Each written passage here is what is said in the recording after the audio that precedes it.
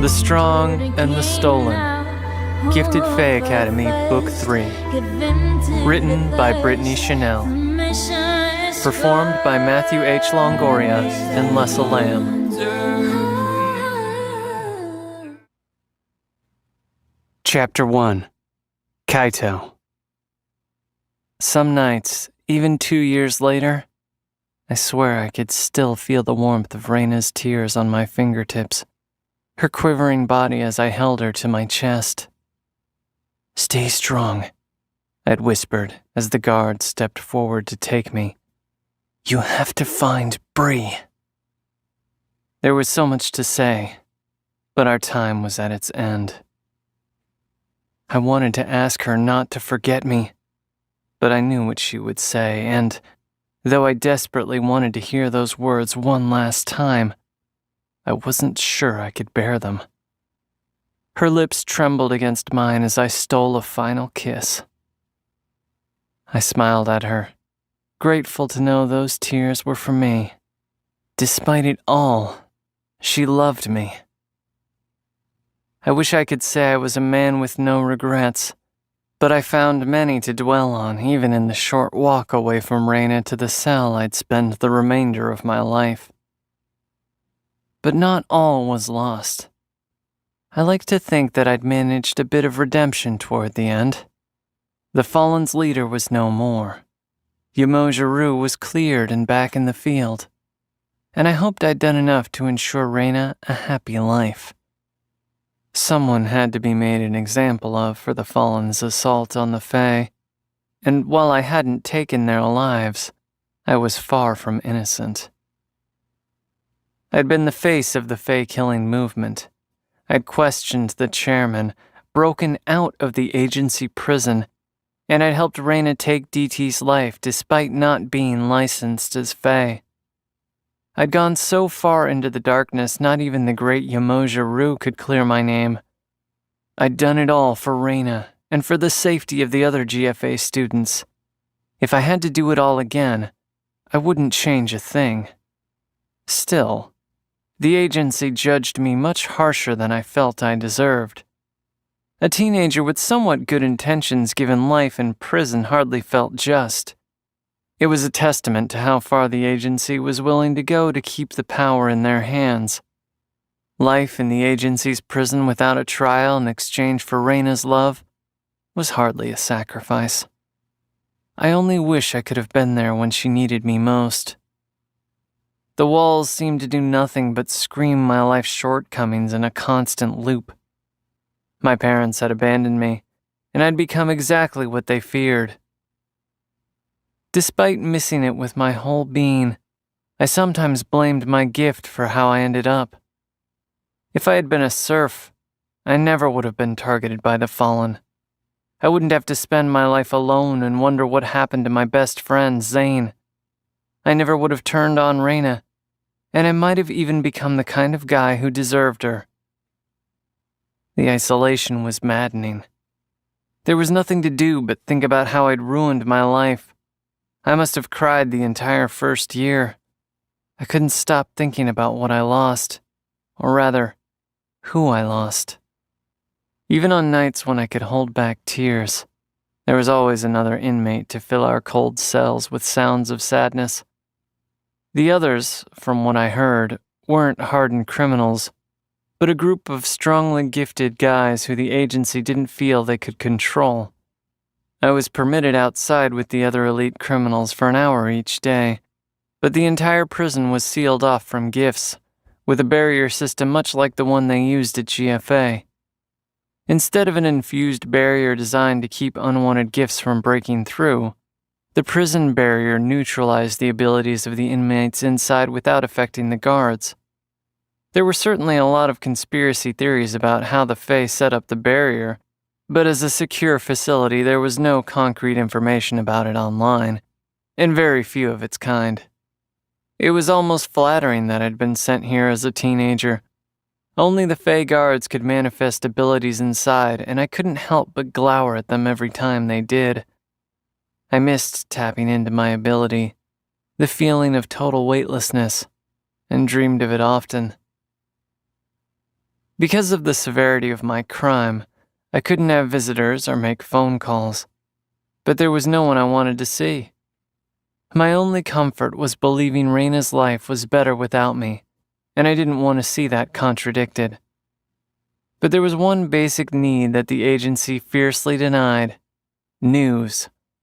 For 3 years, I was left to wonder what had become of Ansatol, the gifted Fae Academy, and Raina.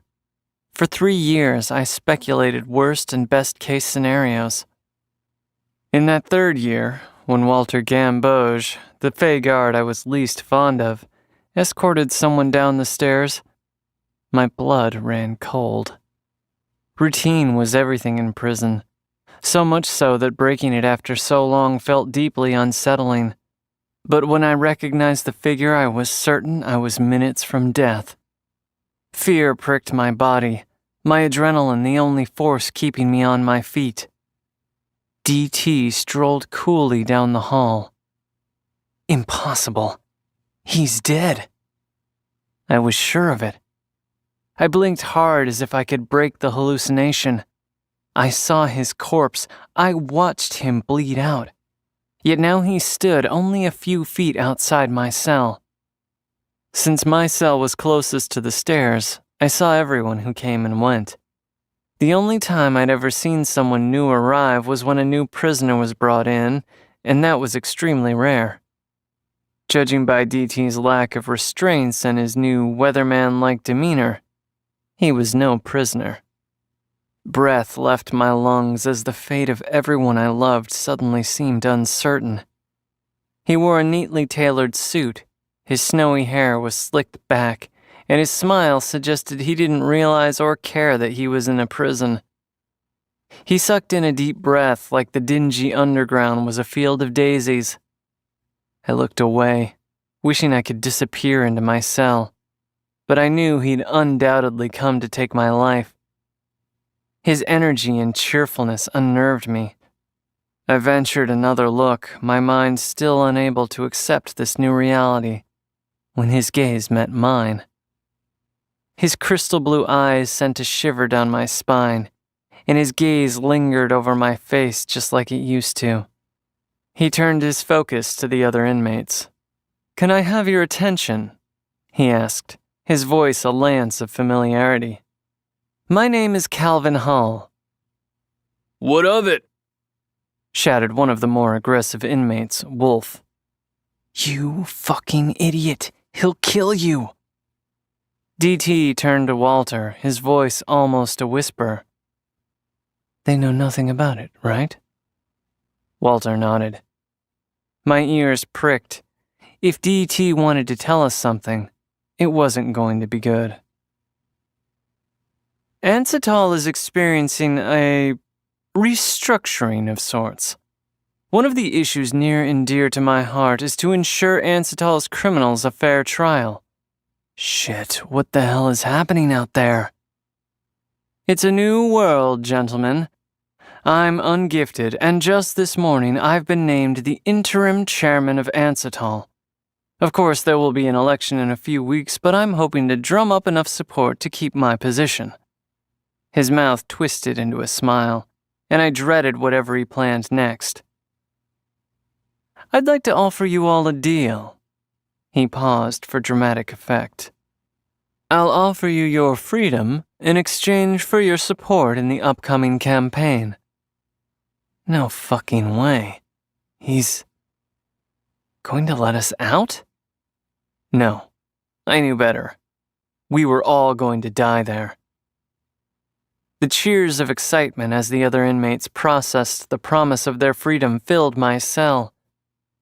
DT's gaze moved to me, his eyebrow raised as he basked in the joy of the other inmates. This sick bastard is toying with us. We'll start at the back and then we can save the best for last. His gaze drilled into me, and I swallowed hard. The other inmates didn't seem to share my horror, but what was scary about a serf politician? I knew DT had money. He'd also made a lot of connections during his time with the Fallen. but I was so caught up in my arrest I didn't realize that he'd never gotten any media coverage for his role. I watched him die, the snake's head cut off from the rest of the fallen, but now that I knew he'd somehow survived, it disturbed me to know there were only a small handful of us who knew him for what he really was. And what was with the Surf Act? Dread pooled in my stomach as DT began speaking to the other inmates, letting them out one by one. I remained frozen, leaned against the back wall like a trapped rat. There was nothing I could do. Whatever he came to do to me was a done deal. I cautiously watched the inmates walk free, listening for a commotion at the top of the stairs, but none came. DT moved closer, one cell at a time. He spoke to each inmate, shook their hand, and let them out. I kept waiting for the monster to show his face. I kept waiting for his death touch to drain the life out of someone, but perhaps he was saving that honor for me. My body went rigid. Yanis, my only friend from the inside, stepped up to the bars outside my cell. Yanis was 21, just a year older than me. He had dark brown skin, kind eyes, and a smile that scored him extra pudding from the cafeteria ladies. He'd used the extra pudding as a way to become somewhat unanimously liked, though most of the inmates still kept to themselves. Seeing him free felt surreal. Yanis flashed his white teeth, his gaze moving toward the staircase every second or two as if he was afraid he'd miss his chance to run. He fought the impulse just long enough to shake his head and say, "This is fucking crazy, man. He's letting us all out." He gave an impatient shrug and hustled toward the stairs. I inched toward the bars, eyeing the unguarded staircase. This was obviously a trap. I watched, still, as several cells down, Wolf shook DT's hand and stepped out to the free hallway beyond. Not wasting a second, he ran by me. He smirked and waved before bolting up the stairs. I had more questions than answers as my mind raced to make sense of what was happening. Okay, he's pretending to be a serf. No one would elect someone with a death touch. As long as there are witnesses around, he can't touch me. My hope drained as one by one the prison cleared. Finally, he stopped outside my cell. I stepped up to the bars, knowing that resisting was futile. Walter leaned in. "Kaito Nakamura." DT's face lit as if my name brought him joy. "Oh? The leader of the fallen?" I snorted. The fucking irony. DT turned to Walter.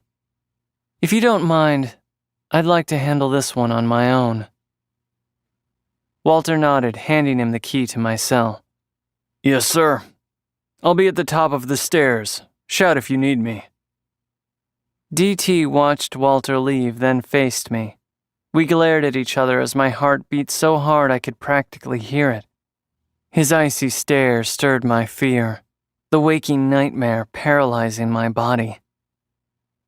"I saw you die," I said. He grinned. "I am death, remember? I should actually thank you for taking the fall." He peeked around at my cell. "This place looks miserable." I clenched my jaw. "I learned two things from you. First, the only way to get power and hold it is to do it legally. And second," his eyes darkened, "you can't trust anyone." "So you're going to kill me then?" He smirked. "Not today." He sighed, drinking me in like a long-lost friend before he caught himself and cleared his throat. "I'd just like to say that I know your mistakes don't define who you are. Everyone deserves a second chance." He grinned and slipped a hand through the bars for me to shake. "Can I count on your vote?" I swallowed a mouthful of fear and shook it. "You can count on me to do what's best for Ansatal." He bit his bottom lip, his eyes glittering, no doubt tickled by the vague threat. He whispered, "Oh, how I've missed this." I tried to drop my hand, but he held it a second too long. He unlocked my cell and I considered attacking him. My gift was locked away, but I could still punch him. My body didn't move, though. Instead, I waited until I could no longer hear his footsteps on the stairs before I felt brave enough to walk out. My mouth dried as I started up the stairs. How was he getting away with this? Letting out convicted criminals to score votes hardly seemed like the work of a sane man. Unwilling to push my luck any farther, I climbed the 4 flights to freedom. There was no ceremony, no battle, and no fuss. Just an open gate, and my freedom returned to me on a Tuesday in mid-March. My apprehension dissolved the instant I stepped out into the sun, even if there was another gate and a barrier between me and freedom. I'd accepted a life behind bars. I never gave any thought to what I might do if I was free. I'd failed to protect Ancetal from DT, but it seemed he was game for a rematch. I had a second chance, and I wasn't going to waste it. Chapter 2. Raina. I was on full alert as I crept through the darkened alley, but the night was unforgivably quiet. Each time a member of my team moved, the scrape of shoes on concrete echoed up the walls like a siren. I could feel Odin on my heels, as ever, eager to be in the field, but the rest of my team had grown wary from years of dead ends and cold trails. This time, for sure. I came to a gray door with a thin chain and padlock. Lifting the padlock as soundlessly as possible, I turned it over in my hands. I wasn't sure if my gift was strong enough to cut it, but if I tried, the noise might spook whoever the hell had Bree locked in there. Before I could look back, Odin stepped around me, taking the padlock as his broad shoulders blocked my view. His body flexed, and a slight click ricocheted up the alley. This is it. I was sure this time. We'd tracked Bree's signal to this exact location. Sensing my fear, Camilla squeezed my wrist from behind in silent support. But I wasn't afraid of a battle inside. I wanted nothing more than to unleash my fury on whoever had stolen my best friend. But that didn't mean I wasn't afraid. What frightened me was the thought that kept me up most nights. The possibility that I'd keep opening doors and not finding her there. My team was on its last legs. I needed this to be it. I turned back, signaling the 4 others with a glance. Then I stepped in front of Odin. My heartbeat drowned out my thoughts as I pushed open the door. I sharpened my free hand into a blade, and despite my best efforts, it glowed a little. Adrenaline surged as I soundlessly slipped inside. I stopped short as the rest of my team filed in and stood beside me, their battle-ready stances released as they had a look around. This can't be real. In an instant, my hopes were stolen from me. The entire building was gutted. I could see clear across the room even as the moonlight was obstructed by dirty windows. Exposed pipe and insulation, but no Bree. My body numbed. "Raina," Odin said. I walked toward the center of the room. "Spread out. We need to check for a hidden door or Raina." I wanted so badly not to take out my frustrations on him, or any of the others for that matter, but my anger was potent, ready to spray out like a shaken soda. "She's not here." I glared at him as my thoughts filed into a point, ready to impale him. "Don't you think I fucking know that? I don't need someone to follow me around stating the obvious. But of the 5 team members along for this mission, Odin was the only one who could even make eye contact with me. We'll reset, look back at the data, and try again tomorrow. I pushed past him, bumping his shoulder and forcing myself to use anger to block out my disappointment. The next morning, I tapped my fingers on the desk as the morning light spilled through the dusty window and warmed the side of my face. I gazed outside at the once perfectly manicured lawn that was now overgrown with weeds. As usual, the classroom was empty. Gifted Fae Academy was no more. Just a shell.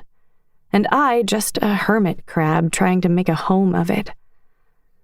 The school was on thin ice after our winter formal was attacked by the Fallen. The royal Worsham family had nearly succeeded in closing the school after their son, Finn, was wounded in the attack.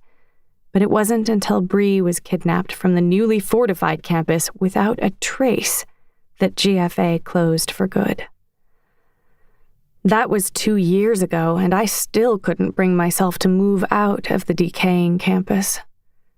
Ymoja had purchased the property with hopes of someday resurrecting it, but no one could have predicted how broken Ansatal would become almost overnight. The cobwebbed corners and padlocked rooms were a constant reminder of that. The memories of my time at the school lingered in its neglected halls and classrooms, and I unmindfully sat in the same seat I had when I was a student, back when being admitted was everything. But losing GFA was nothing compared to losing Bree. My heart tightened, and I willed his name out of my head before it slipped in. He was gone forever, and the open-hearted girl I was, along with him. Now my sole purpose was to recover the one thing I could, Bree. I didn't care about my chances of finding her. I'd never give up until I found out who took her. How could I call myself a defender of this city if I did? I saw movement outside, out of the corner of my eye, and knew I didn't have long before one of my team members found me. Normally, I'd be overjoyed to see them. All 12 had joined my investigation 2 years ago, and, in my mind at least, they were the most admirable Fae I'd ever known. They'd risked their abilities far longer than the seasoned Fae, all to find my lost friend. But on that particular day, I knew they came to give the bad news. They came to say goodbye. They were justified. I failed. All of my leads went cold, and now the city was no longer a safe place for elites. Too many were losing their gifts, and the ungifted didn't want us here. Even the chairman had been evacuated, and I was eagerly waiting for the announcement to see who would replace him.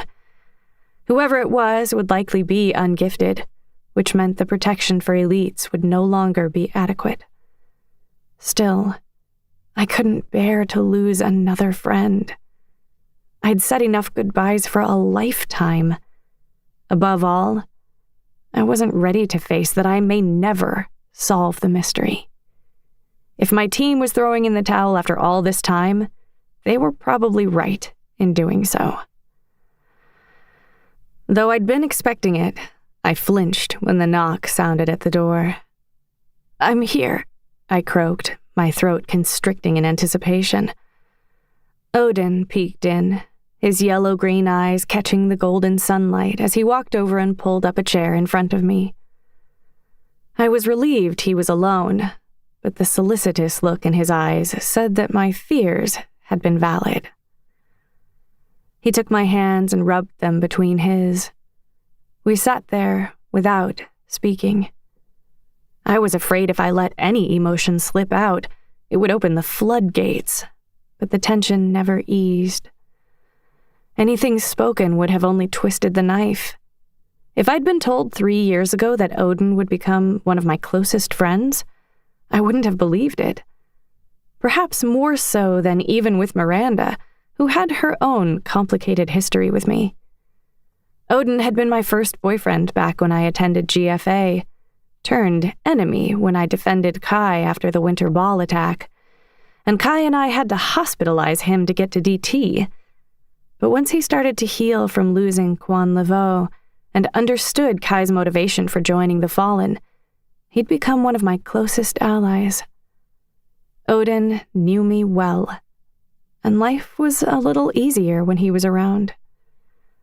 Out of my entire team, he and Miranda were the only two who personally knew Bree. Odin watched me closely, as if trying to read my thoughts. He could read me well enough to know when to step in, or when I needed space. He'd seemed to come to terms with my decision not to date, though that first year the topic came up quite a bit. We'd settled on mutual appreciation and helped each other accomplish our goals.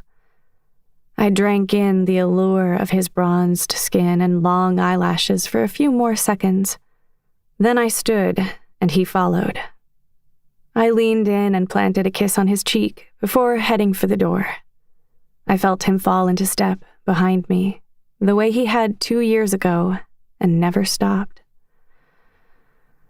When I reached the fishbowl, GFA's former cafeteria, the rest of my team was already gathered. They were spread out across several tables, bags piled on them. Suitcases cluttered the space between the benches, and the nervous energy in the room said they expected a battle. My gaze ran across each of their faces as I waited for the right words to find me, but I halted when I got to Miranda. Her hair was pulled up in her usual ponytail, and she picked at her fingernails with disinterest. But what struck me was her absence of luggage. From where she sat, she didn't appear to have any bags. If she did, they'd likely take up half the cafeteria. Camilla must have drawn the short straw because she stood, her jet black hair glossy and straight. The chairman evacuated. I slipped my hands into my pockets. Yes, I heard. Nobody wants to lose their gifts, and the ungifted don't even want our help anymore, she said. Without protection, it's too much of a risk. It's time, Raina. Of course, I said, willing my voice not to crack. I felt Odin touch the small of my back. I turned and quietly offered him my thanks. I completely understand. I won't ask any of you to risk your abilities any more than you already have. Asher huffed from the table at the left, his fiery red hair falling over his eyes. Where was this speech before I lost my gift? He had freckles that suited his face, and was usually the shortest one in a room, and also the most charismatic. Camilla teased, "Shut up, Ash. You were barely a comm to begin with." The group did a poor job of muffling their laughter. I was grateful for Asher's attempt to lighten the mood. He had taken losing his ability in stride, and I wasn't sure that the rest of us would have done so with the same level of grace. We might not have found her, but you've given me hope. I don't know how to thank you all for your efforts these past few years. I wish I had something to give. Camilla's eyes darkened. Come with us, Raina. Please. It's too dangerous in Ansatal. Bree knew that before any of us. I'm staying, I said automatically, but I couldn't ignore the longing I felt to agree. What would it be like to leave with them and start over? How would it feel to finally let go of GFA and everyone I'd met there? But those thoughts were fleeting and empty, drowned out by the unbreakable need to find out what happened to my friend. Even if all the other elites abandoned the city, even if the city thought they were better off without elites, I couldn't leave. It might have been just a last-ditch effort for the old chairman to keep the elites in power, but my heart echoed the vow I made last year, to protect Ansatal with my dying breath, when I was finally sworn in as Fae.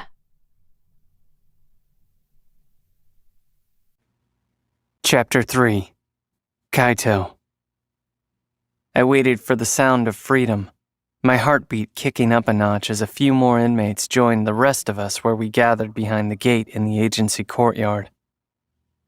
I was stunned by the silence. It was as if each of us held our breath, waiting for our luck to turn sour. Any second now, all hell will break loose. Most of the other 30 or so prisoners watched the gate suspiciously, but I scanned the crowd for DT. My eyes were drawn instead to Wolf as he paced in front of the gate like a predator stalking his next kill. Though I wouldn't consider us closer than acquaintances, I liked that Wolf was easy to read. He spent a ridiculous amount of his imprisonment doing push-ups, but never outwardly seemed to put on any muscle. He was a beanpole of a guy with a permanently greedy glower in his eye. I lamented never asking him what he'd done to be imprisoned, because he looked like he'd be the first to rush through the gates when it opened and I'd miss my chance. The buzzer sounded and the steel gate released, the magical barrier tearing open in its wake. A sudden rush pulsed through my blood as my gift flowed back to me. The intense wave of magical energy was so powerful I had to clamp my jaw shut to avoid yelling. When it passed, the sound around me and the absence of reaction from the other prisoners threw me. I cleared my throat, the extra second buying me enough time for the rush to die down. Did no one else feel their gift rush back? I scanned the courtyard, and, to my surprise, there were no other guards around. What kind of game was DT running? The place was deserted. I followed the other prisoners in a daze, as if in a lucid dream. When I reached the outside of the agency gates, I was surprised to find at least half of the inmates still standing there, looking as aimless as I felt. Before I could do a search for Yanis, he came up beside me. "What now?" he asked, fear evident in the rough timbre of his voice. It was a valid question, one I couldn't answer. "Let's go," I mumbled, and I only paused for a second as I stood on the property line between the prison and the sidewalk. I realized none of us knew what we were about to walk into. All we had were two deeply unsettling pieces of the puzzle. Something had gone horribly wrong in Ansatol, and a madman was vying for the chairman position. As we scattered, the inmates with families or loved ones vanished quickly into the streets. The rest of us lingered a little to come up with a strategy. I need a minute," I said over my shoulder, unwilling to stop putting distance between me and DT. What could I even do here? I was as lost and alone as they were. Not to mention a rush of thoughts clouded my reasoning. Things that a few minutes ago didn't matter.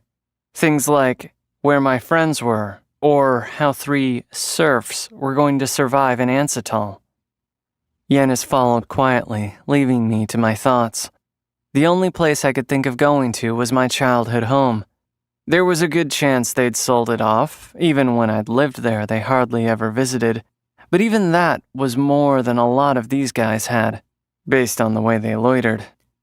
Wolf hurried sheepishly over, his gaze darting between me and Yanis. "Can I tag along with you guys?" he asked. Wolf choosing me and Yanis to tag along with was only slightly less random than a dice roll. We were a little closer to his age, or perhaps he was a little more familiar with us than the rest of the guys. The most likely reason was that we just happened to be standing closest to him when he started to panic.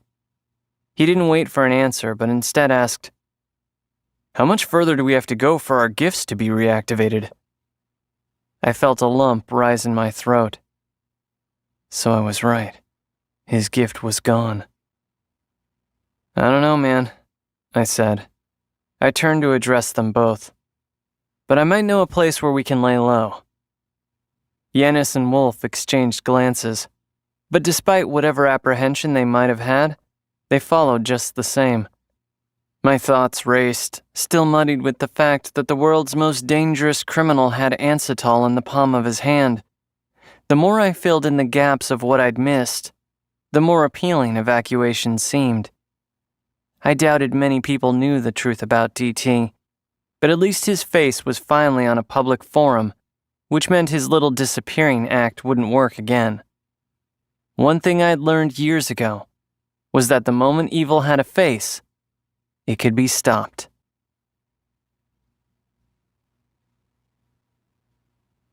Chapter 4. Raina. The cafeteria was so quiet you could hear a pin drop. I scanned the faces of my former teammates and could see them processing my decision with their tortured expressions as they started to preemptively mourn me. I understood their concern, but I wasn't ready to give up on Ansatol just yet. I felt the words lock in my throat, and my conviction held strong as they stared at me. Odin cleared his throat. I'm staying too, Raina. I started this with you, and I want to finish it. I exhaled. I couldn't say I was surprised. Odin had been by my side every step of the way. We'd had our problems, but he never gave up. Still, he'd risked enough. Look, I appreciate you being here to help me find Bree, but I really can't ask you to risk your ability for me. You should go. Luckily, you didn't ask me to. I volunteered. You weren't the only one who took that oath. Odin was Fae through and through. We'd been sworn in together, and we were the last to become Fae before the system collapsed. Before I could protest any further, Miranda interjected, I'm staying too. Miranda's decision hit me like a truck. Where I could have predicted Odin's decision, Miranda was always a wild card. She raised an eyebrow, as if my bewildered expression had been the exact reaction she'd hoped for. Someone has to keep this operation on track. Then Asher spoke. I'm not saying I'm a hero or anything, but I'm also gonna stay. Odin smirked. Bruh. Warmth filled my chest. They'd stuck by me all this time, and even without the protection of the agency and most of the Fae already evacuated, they stood by this mission. There was no way I'd ever be able to pay them back for this. A new burden lowered onto my shoulders. The worst of it was knowing that Asher and Odin had given up on both Bree and Ansatol a long time ago, and were staying solely based on our friendship. I was responsible for them. Asher had already sacrificed his ability for this cause, but Odin had way too much to lose. If he lost his ability, it would be entirely my fault. Miranda was different. Since she had the original vision of Bree's abduction, she'd been single-mindedly searching for her. As much as I didn't want to admit it, I needed her. She was the only person who hadn't given up on Bree, and without her, I wasn't sure I would have hung on to hope this long. Still, I'd expected her to leave with the others when the time came. Or I hoped she would, for her sake. I'd meant my goodbye to be brief, but I needed each of the teammates I'd grown to love to understand that I held no ill will against them, and that I'd appreciated every second I spent with them. There was so much to say, so I took the time to pull each person aside to explain what their partnership had meant.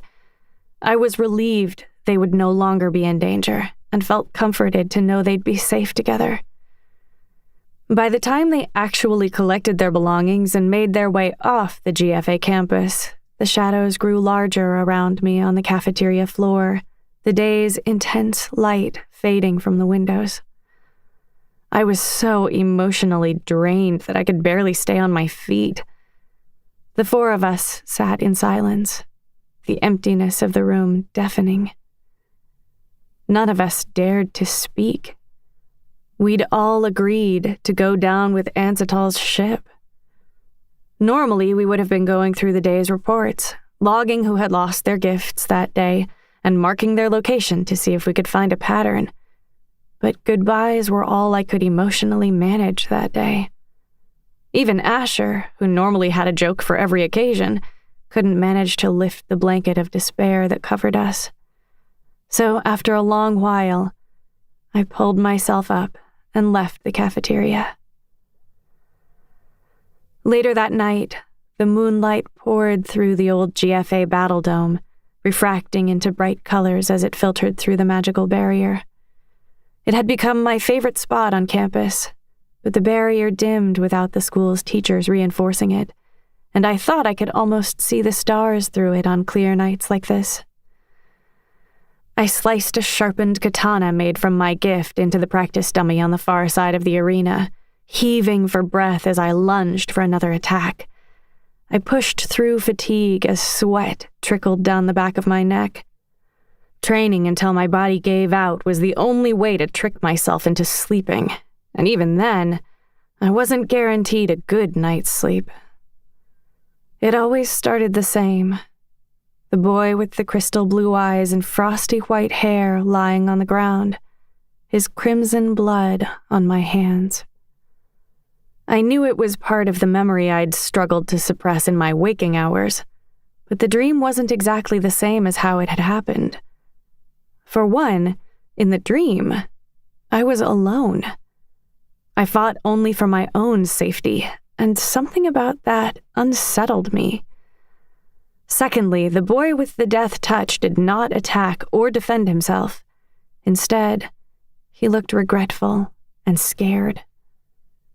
I knew that these differences mattered, and that, in the moment, I'd done my best to protect the guy I loved. But based on the frequency of the image, I never really got over it. I was hung up on one moment in particular. There was a split second where DT paused his assault. I'd taken it as a moment to attack, but that second often lingered in my thoughts. Perhaps there was another way to defeat him. Even all these years later, I hadn't made my peace with it, and I worried that I never would. I knew the world was safer without him, but the state of Ansatol still seemed to degrade after he died, and I couldn't help but feel it was my fault somehow. The arena was far more open than the battle dome I'd used as an underclassman. When Bree first went missing, Ansatol rallied all their efforts to find her, but it was in vain. After a few short weeks without results, the world gave up on her. The Warshams had enough concern and ammunition to finally shut down the school. I don't think Finn wanted to leave, or say goodbye to Odin or the rest of the school's remaining nobles, but he was the first to depart. After that, we all kind of went our separate ways. I thought that was the end of my dreams to become Fae and protect Ansatol. For many students, that was the last of their professional training.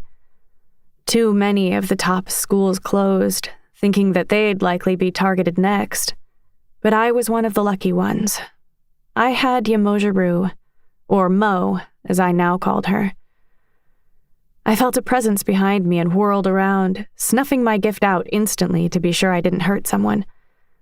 Odin strode in. I lowered my hands, grateful for a reason to take a short break.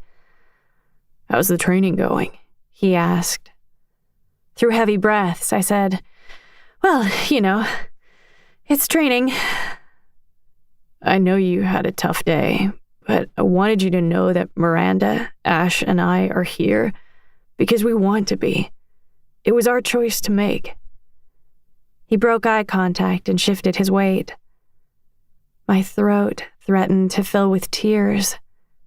And just because we have a smaller team doesn't mean we're not going to find her. Don't give up." I took a step towards him, wanting to hug him, but I stopped short when I realized how sweaty I was. Reading me, he smirked. "Bring it in, Ray." He walked over and started to pull me toward him. "I'm sweaty," I muttered, but he pulled me tightly into his chest. "Like I care."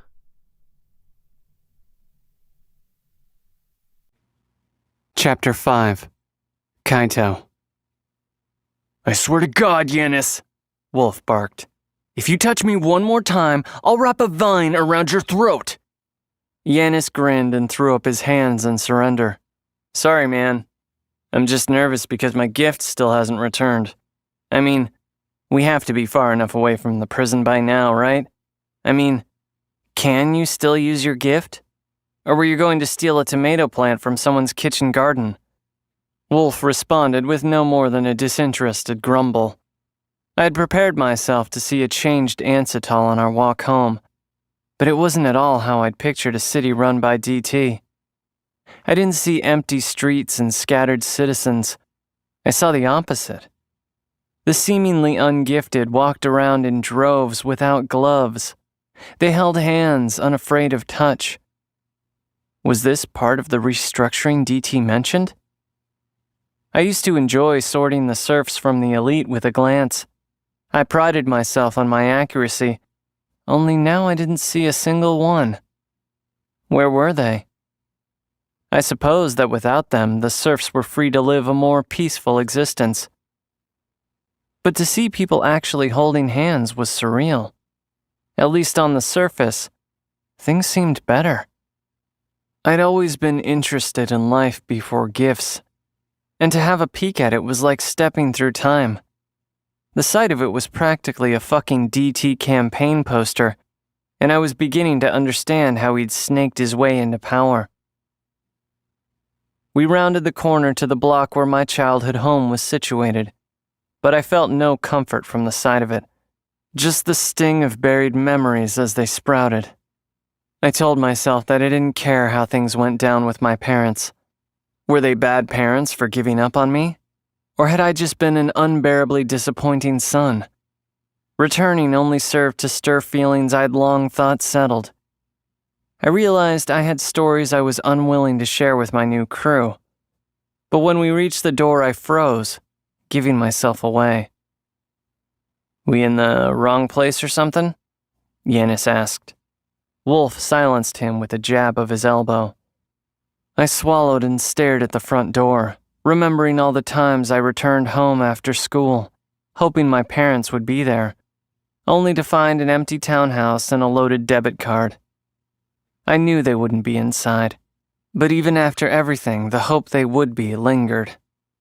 Remembering myself, I hustled to enter the code, hoping it hadn't changed. The door swung open and I stepped into the empty foyer. I slid off my shoes and noticed Wolf and Yanis follow my lead. I flipped a switch and was surprised to see the space fill with light. I started exploring the rooms and was astounded to find them all in excellent condition. It was like no time had passed. I wondered if the electricity and continued use of the cleaning staff meant that my parents still spent time there, or if they'd forgotten to cancel those things in their haste to disappear. You didn't tell us you were rich, man. Nice place. I smirked. Make yourselves at home, I said, suddenly aware that I'd let two convicted strangers into my home. I'd hardly gotten the words out before Yanis threw himself onto the couch and put his feet up on a dusty ottoman. I turned to Wolf to see what he'd do first. His whole demeanor shifted, the harshness of his expression slipping into excitement. It was as if he thought our release was just a dream, and he'd only just realized it was real. His eyes widened. Can I take a hot shower? Yeah, man. Let me show you the way. I pulled out some fresh towels and sent him into one of the guest bathrooms to get situated, but nearly sprinted back to the living room when I heard the TV echoing around the vaulted ceilings. There was no need to think about what I wanted to do first with my freedom. Yanis beat me to it. I took a seat beside him on the couch and watched a somber reporter address the public. Last year's mass evacuation of elites and commons has led to a staggering drop in our city's crime rate. What's the deal with this evacuation, man? I asked, hoping he'd gotten a little more information when I was sorting Wolf out. He shook his head. I popped up and headed for my bedroom. I snatched my laptop from the desk along with the charger and returned to the living room. This time I took a seat on the armchair to keep my search out of Yanis's view. I flipped open my laptop, my pulse rising as I anticipated my first search. The password bar popped up and I smiled as I typed. R-E-I-N-A. Let me know if you find something, Yanis said. They're not really saying what happened. But I could hardly hear him as this time I typed Raina's full name into a search engine. My screen flooded with images of her. It felt like the first snow of the year, or pulling my favorite book off the shelf for a reread. My heart warmed as I scanned her face. 2 years and she still knocked the wind out of me. She looked just as I remembered, only more refined, grown into her features and bloomed into the woman she'd wanted to be. It took everything in me not to burst into tears when I read the headline.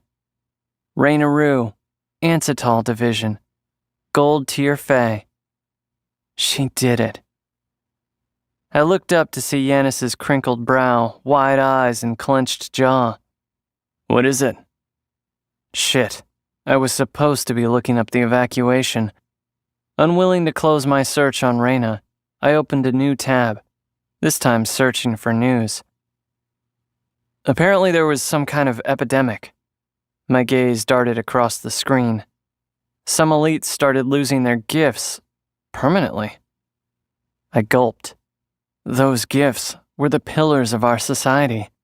It didn't surprise me that an opportunist like DT used whatever this was to gain power.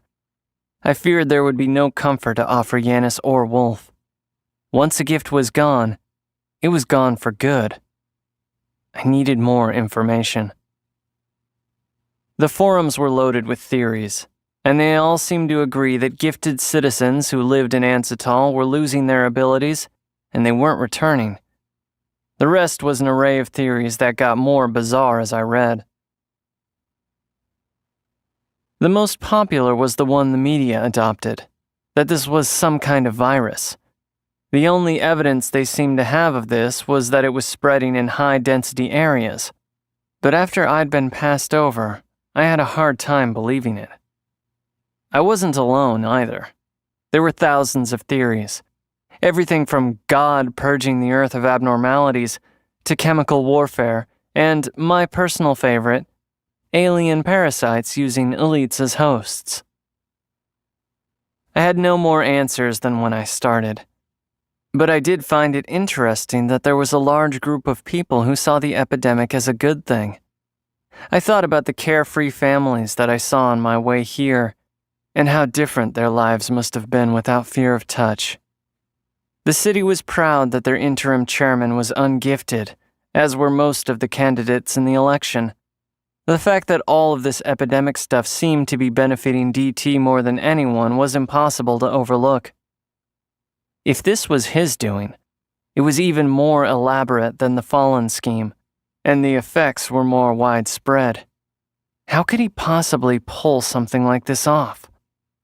As much as I could see the appeal in the changes for some citizens, Ansatol without Fae would be easily targeted and controlled. Plus, I didn't like the idea of losing my gift, especially as it had only recently been returned to me. I trembled to think of how lucky I was not to have lost it already. Guilt tore through me as I realized I was the last of us to possess a gift, a fact I would hide until I found a way to break it to them. I searched Calvin Hall next. The news he'd been nominated as interim chairman until the elections concluded had only been up for a few hours. I searched his opposition. The only one who seemed to have much support was a woman named Rachel. I searched conspiracies on DT but came up short. No one had made the connection. I pulled up a picture and glared at it. Something about his eyes freaked me out. There was once a time that we were almost friendly. We bonded over things that most people couldn't understand. Now those similarities haunted me. It was true that we were both capable of cruelty, but I hated that he considered us the same. After an exhaustive search, I was convinced that I'd been right to doubt the epidemic was natural. I couldn't prove it yet, but the epidemic was not something that happened to Ansatol. It was someone.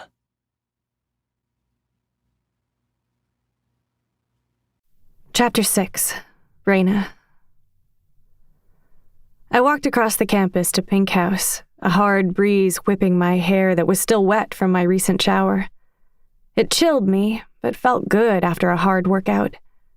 No matter how many times I saw Pink House with light pouring out of only Miranda's room, I could never quite get used to the unsettling look of it.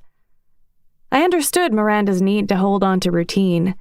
She could have chosen anywhere on campus to make a home. Asher had chosen a classroom to convert to an apartment, and Odin one of the conference rooms in the front of the building. But Miranda stayed in her tiny dorm room as if she wasn't ready to let go of her time as a student. I could hear the music playing through the door and heard her scramble to shut it off before swinging the door open. "I've been expecting you," she said as she spun and led me into the room.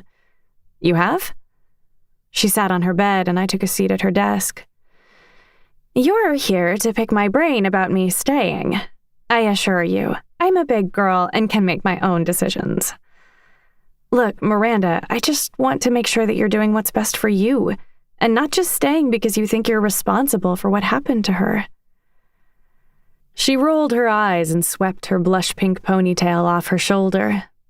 "I know you're scared. The council is gone, but there are still people fighting. Your mom is still here fighting." I nodded. "They need us more than ever, you know? They're vulnerable." She eyed me, her ocean blue eyes glinting in the warm light. "I think maybe you need them too. What is a fae without people to protect?" My gaze dropped to my hands. She wasn't wrong. I'd fought so hard to become fae, to try and fix the system, and just after I was sworn in, that system collapsed. Did that mean my job was done? Miranda picked up a magazine from the corner of her desk, leaned back into a pile of pillows, and flipped through. "How are you holding up, with everyone leaving and stuff?" I swallowed hard. "I'm glad that they'll be out of harm's way. I appreciate all they've done to help us." I looked up to see Miranda's lips pursed and one eyebrow raised. "The cameras aren't rolling. You can say how you feel." I swallowed a lump in my throat. "I'm sad." Miranda's expression was notably displeased, so I continued. "I'm frustrated." I stood and started to pace. All of our leads on Bree were dead ends, and honestly, I'm stunned by how quickly everyone just gave up. And I'm not just talking about the team. I mean, I know nobody wants to lose their gifts. I get that. I know that statistically, our odds of finding Bree are pretty fucking bleak.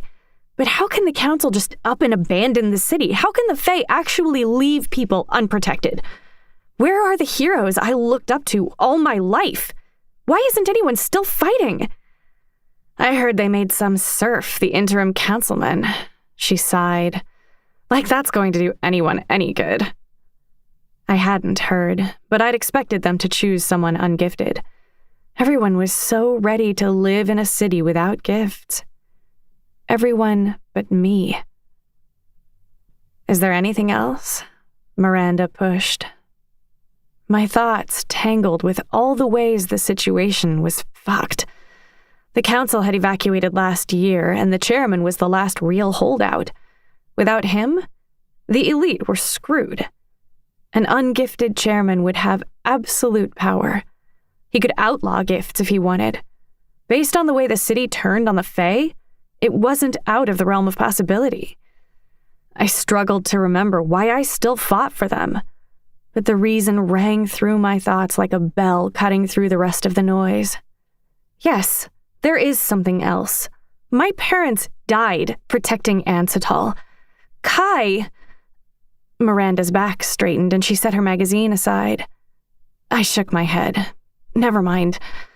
No, Raina, let it out. It's time. I felt my throat constrict. I don't know what to say about it. It's all fucking unfair.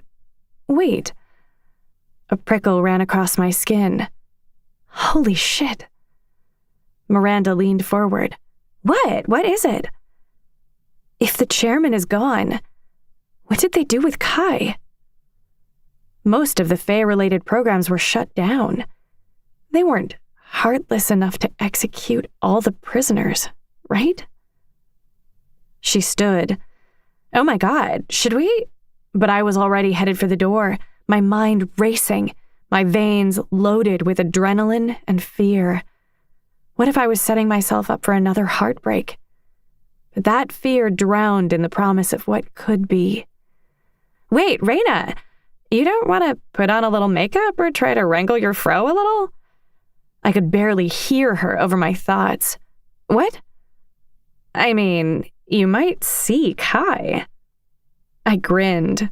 You coming, crazy? I wouldn't fucking miss this for the world. As we hurried out into the night, I felt Miranda's fingers brush across my wrist. Out of the corner of my eye, I saw her excitement dim, but she didn't stop me, nor did she share the vision that she stole from our future. Ever since Bree's case went cold, she'd been more reluctant to share her visions and preferred instead to let things play out. But the sudden change in her temperament, even with her best efforts to hide it, had told me everything I needed to know. I would not see Kaito tonight. It was more likely that I would never see him again, a fact I'd fought to come to terms with.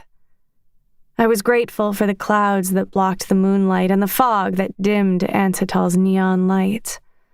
The darkness hid the silent tears that fell as I realized I'd made a horrible mistake. For a few minutes, I'd allowed a parasite back into my body, one that had nearly destroyed me years ago. A parasite called hope.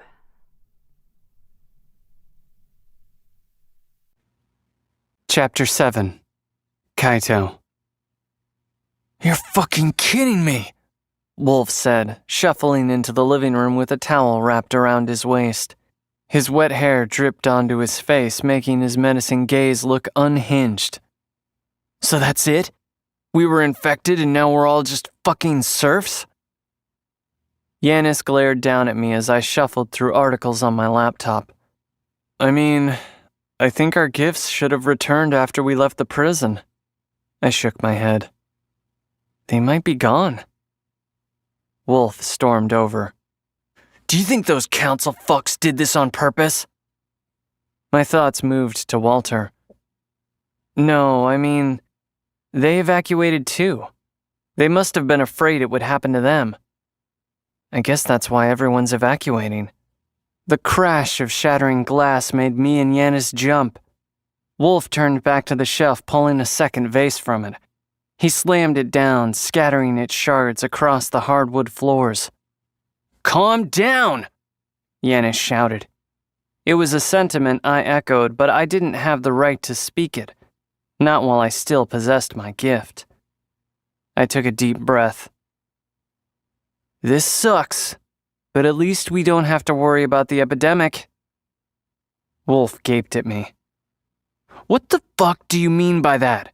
We're fucking broken!" We don't have to evacuate. Without a gift, the epidemic can't really hurt us." His voice broke. "What are we going to do now?" My words caught in my throat, but Yanis filled the silence, giving his best attempt to lighten the mood. "We can do a hell of a lot more than we could in prison. I'm not happy about this either, Wolf, but, we got girls out here." Wolf's shoulders sagged a little and relief washed through the room. Yanis exhaled loudly, eyeing the shattered glass. "Where can I get a broom?" I gestured to the closet in the corner, and he hurried over to sort out Wolf's mess. Wolf took a couple deep breaths, each relieving the bright color from his face until he said, "Speaking of girls, these total babes came to the door a few minutes ago. I invited them in, but they were bitches or whatever. It's like they were mad I was naked. Like, Whatever, you came here to my house at booty call hour. Your house? Yanis said with a smirk. I smiled, bringing my attention back to my laptop. Bruh, Yanis said as he swept. What are you even talking about? Is this a real story or something that happened in your head?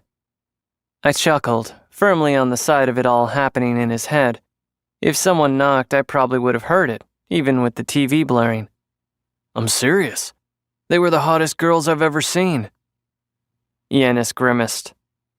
Are you going to help me clean this? Wolf shrugged. How long were you in? Yanis asked. Wolf's gaze dropped to the floor. 8 long years. I tried to focus on my search, but Yanis said, I'm sure any girl would seem hot to you at this point. No, man, really. One had these, curves in the right places. Her hair was all wild and shit. You know, like she likes to get down. My type, you know? And the other was a pinkish blonde, with legs for days. I looked up from my laptop. Was there really someone here? Wolf turned to me as if he'd forgotten I was in the room. Yeah, they knocked when I was walking by. What did they want?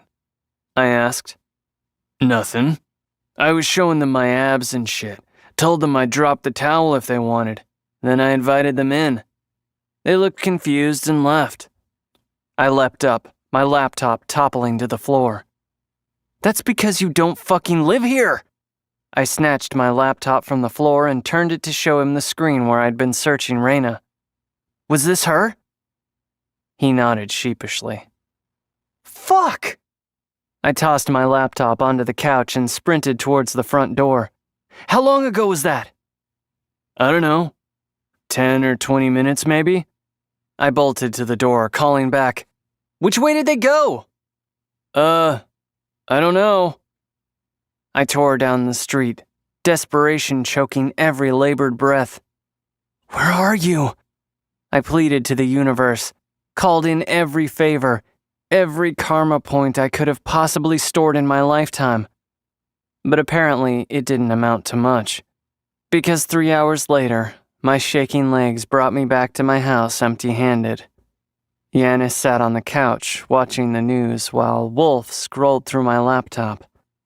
I slumped onto the couch beside them. She's gone. Bro, you owe us a story on this one.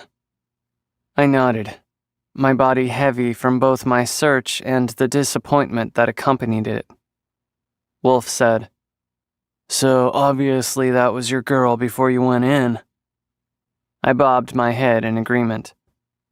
Yanis grinned. I see you. Dating celebrities and shit. Don't be a dick, Wolf said. But you're a serf now and a felon. She's a gold-tier fae. I leaned forward and sunk my face into my hands. Plus, there's this guy, Wolf said, pointing at the screen. I didn't need to look to know what picture he was referring to. I'd seen it in my search, and it seared into me. It was one taken on the day Raina was sworn in.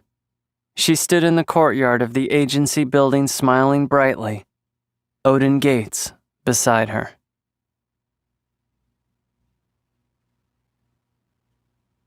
Chapter 8. Raina. My limbs were heavy as I plopped into my bed for the night. It seemed like in one short day, everything I'd built over the last 3 years had fallen apart. My team was disbanded, the council, chairman, and Faye had officially evacuated, leaving Ansatol unprotected and in the hands of some serf. The worst, though, was that for the first time in years, I'd allowed myself to backslide into sadness over Kai. I didn't know what I was expecting to find when Miranda and I arrived at the agency. It was eerily vacant, the prison abandoned, and any trace of Kai or anyone else wiped away. As if that wasn't enough to kill my hope, I'd insisted on checking his childhood home, Who even was the naked guy who answered the door? Somehow knowing Kai was gone was worse. I was not ready or willing to take on another case. It had been a while since I'd felt so defeated, and when it all seemed too much, I knew it was time to visit Mo.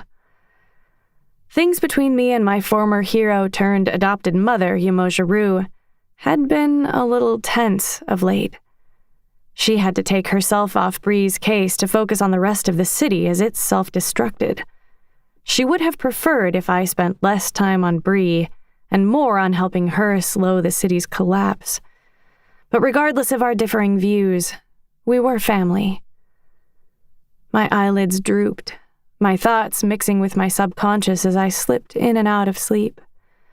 My attention orbited Kai, and I tried in vain to draw him into my dreams for a visit. But after years of trying to move on, I could hardly picture his face. Bree's face, however, was clear in my mind. I often dreamed about her offbeat personality and the memories we shared during our time at GFA. I missed the feeling of those days. I missed the possibilities and the hopes I had for my future, which all seemed to be replaced with fear. The vibrant moments that used to make up my life dwindled down to nothing more than tiny wisps of light, like stars that flickered through the wide expanse of darkness. More often than anything else, I dreamed of Miranda's vision. I made her describe it so often and with so much detail, I sometimes forgot that I wasn't in the room when Bree was taken. She'd even shown it to me once or twice. Those red eyes haunted me the moment I drifted off. My thoughts cycled through the only words that could ease me. Tomorrow will be better. I knew it. I awoke feeling refreshed. Even if I couldn't remember, it was as if my dreams had brought back a piece of myself. The day teemed with potential, and if things hadn't been going well, I was due for a win. Bree was waiting for me to find her, and I'd never give up until I did. I slipped on my boots and had a look in the mirror before I bolted out the door toward the fishbowl. I felt strong, like the universe was pushing me toward something. The morning splashed a golden glow across the campus. The air was filled with the chirps and whistles of spring, and I knew that despite everything, it would be okay. Odin waved from inside the empty cafeteria. A weight landed on my shoulders, nearly knocking me off balance, as Asher grabbed me from behind. "Morning, boss," he said. "You ready to find the girl today?" I shoved him back playfully. "Sure am." He raised an eyebrow, gesturing to the vibrant pattern on his shirt. "You think she'll like this look on me?" I shrugged. "You'll have to ask her about it when we get there." We reached the cafeteria and joined Odin. Miranda didn't usually join us this early, so I went right for the table with my maps. It was weird to have such a smaller team, but it also meant there were fewer people at risk, and that weight seemed like the greater one. Odin straightened. "You look better," he said, his green eyes a golden yellow in the sun's rays. "I feel better." I spread the city map across the table, the colored zones covered in notes from previous shifts. Asher moved to the corner of the room and turned on the TV, flipping through the channels. He paused a little longer on a cartoon before Odin urged him to change it to the news. I steeled my nerves as we watched, conditioned for bad news. The woman on screen had sandy brown hair with strands of silver running through. Her eyes were focused and serious behind her glasses, while her gentle smile made her seem approachable. What Ansatol really needs is an experienced leader. She addressed the cameras directly, folding her hands on the podium in front of her. Asher snorted. "Oh boy." Odin shushed him. The woman continued. "Since the remaining population is ungifted, we should have someone ungifted to represent our interests. I, like most of the people left in Ansatol, was not born lucky. I've been poor, so I understand what this city needs. The epidemic has hit the reset button. This is a chance for a fresh start, a chance to level the playing field. I've been in leadership roles for many ungifted organizations and have more experience than some of my younger opponents. That's why you should vote Rachel Black for your new chairman." My gaze moved to Odin. "And what do you make of her?" He sucked in a breath through his nose. "She seems okay. I kind of like the idea of not having a gifted chairman. What do you think?" Before I could answer, my phone buzzed in my pocket. The number was unfamiliar, but I answered it anyway, my nerves churning. What if it was Bree? "Hello?" an unfamiliar voice said. "Is this Raina Rue?" I tried to hide my disappointment. "Yes, may I ask who's calling?" "This is Dr. Patel from Willow East Hospital. Yamoja Rue has had an incident. We need you to come down here immediately."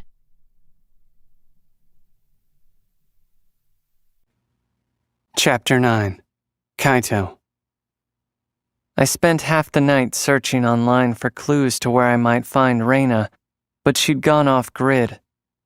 The media was concerned with nothing but the epidemic and the election for the new chairman. It seemed like some cruel trick of the universe that Reina was right here and I missed her. The fact that she came to my house at all had me reeling. Did it mean that after all this time she still thought of me? Had she gone to the prison first? Would she stop by again? Of course she wouldn't. Not after Wolf threatened to flash her. Why did I let him stay again? Wolf took every opportunity to remind me how different things were now. I wasn't sure why it was so important to him, but as I scoured the internet for clues, he never went more than a few minutes without reminding me that I was no longer a prodigy with the world at my fingertips. He relished the chance to point out that I was now ungifted. I didn't correct him, but it was true that in the 3 years I'd spent away I hadn't trained my gift, while people like Reina and Odin went on to become Fae. But none of that mattered if Reina came to my house looking for me. I needed to find her. I awoke with a crash as my laptop hit the floor beside my bed. I rubbed the sleep from my eyes and retrieved it before checking it for damage. A knock sounded at my door. Yanis poked his head into my room. "You okay in here?" "Yeah, sorry. My laptop." I yawned. He nodded. "Did you find her?" I shook my head. "Not yet. I will." He walked into the room, pretending to browse the bookshelf near the door. Hoping to avoid any further conversation, I opened my laptop and began my search where I left off. But Yanis didn't seem to take the hint. "You know, I think Wolf has been too harsh about the girl and stuff." I sucked in air through my nose, feeling the tension of whatever was coming. "I don't need a pep talk. I just need to find her." He picked a book off the shelf and pretended to thumb through it. And even though I was focused on my search, I could feel his gaze on my face. "Yeah, I know, man. It's just, I don't want you to get your hopes up. She's a gold tier Fae and you're..." When I didn't interject, he closed the book and slid it back in its place. "I just don't want to see you get hurt." I glared at him, but softened when I realized that I had also viewed everything through that lens once upon a time. I'd made a sport out of reminding Reina of her place. I clung to the comfort of knowing exactly where my place was in society. I knew what I deserved and never strived for anything out of bounds, except Reina. Oddly enough, it was my fall from elite status that showed me what kind of man I wanted to be, and unlike my parents, Reina thought that was the kind of man worth loving. "Sit," I said, gesturing to the chair next to my desk with a sigh. She wasn't like an ex-girlfriend or whatever you and Wolf think. It was... I rubbed my hands over my face. Different. I know things change. This whole goddamn city has gone to shit. I have no delusions that Raina still feels the same way about me. What I do know is that she came here. She needs me. In whatever capacity, I'm going to be there for her. He blinked at me, his face deadly serious. We had lunch together for 2 years, and I never knew you were such a softie. He stood and let out a long exhale. You aim high, man, and I'll give you that. I looked down at my hands, heat rushing to my face. You have no idea. He stopped when he got to the door. Can I ask why you never mentioned her?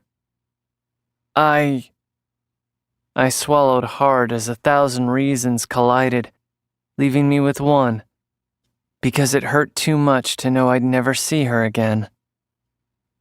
But I couldn't give my answer before he said, I get it. Yanis! Kai! Wolf called from downstairs. Yanis shook his head. He's an idiot. I'm serious, get down here!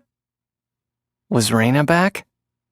Yanis's wide smile said he might have had the same thought. I leaped out of bed and we sprinted downstairs, tripping over each other as we raced to Wolf. My hopes dimmed as we turned the corner to find Wolf stretched out half naked on the couch. I'm serious, he said, offended by our obvious disappointment. He pointed to the screen. I walked over, fully intending to smack him on my way by, when the screen came into view.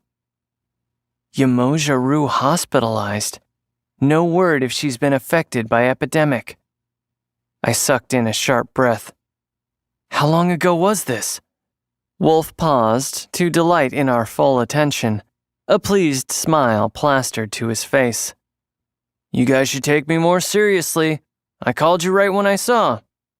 Do you think she'll be there? Definitely. My pulse felt deadly fast as I sprinted up the stairs for the quickest shower of my life, threw on a collared shirt, and pleaded with myself to calm down, to no avail. I took the stairs back down too quickly and stumbled, my gift activated for a fraction of a second, and I got my feet under me, but clumsily enough that neither Yanis or Wolf seemed suspicious. Wolf grinned. Aw, he got pretty. Yanis asked, You want us to stay here? Wolf scoffed. Like hell I'm staying here. No fucking way I missed this train wreck. Bro, I said, keep it up and you'll be paying rent. It took 30 minutes to reach the hospital and my legs were jelly by the time we made it. I was shaking so badly that I leaned on my gift with each step, risking discovery. There was a large crowd gathered out front, and this time the sight was strange enough for Yanis to mention the change. Once again, the citizens were no longer wearing long sleeves and gloves. The bulk of them were obvious Yamoja Rue fans, carrying posters and flowers.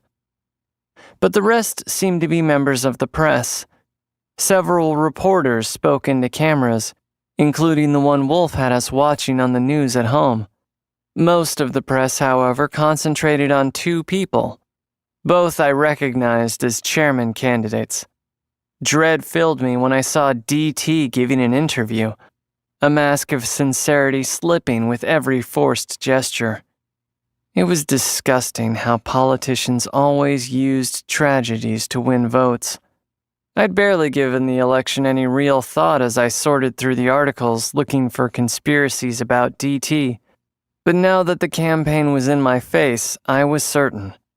Despite new circumstances, the spirit of this election would be like all the others. With so many people outside, security was tight.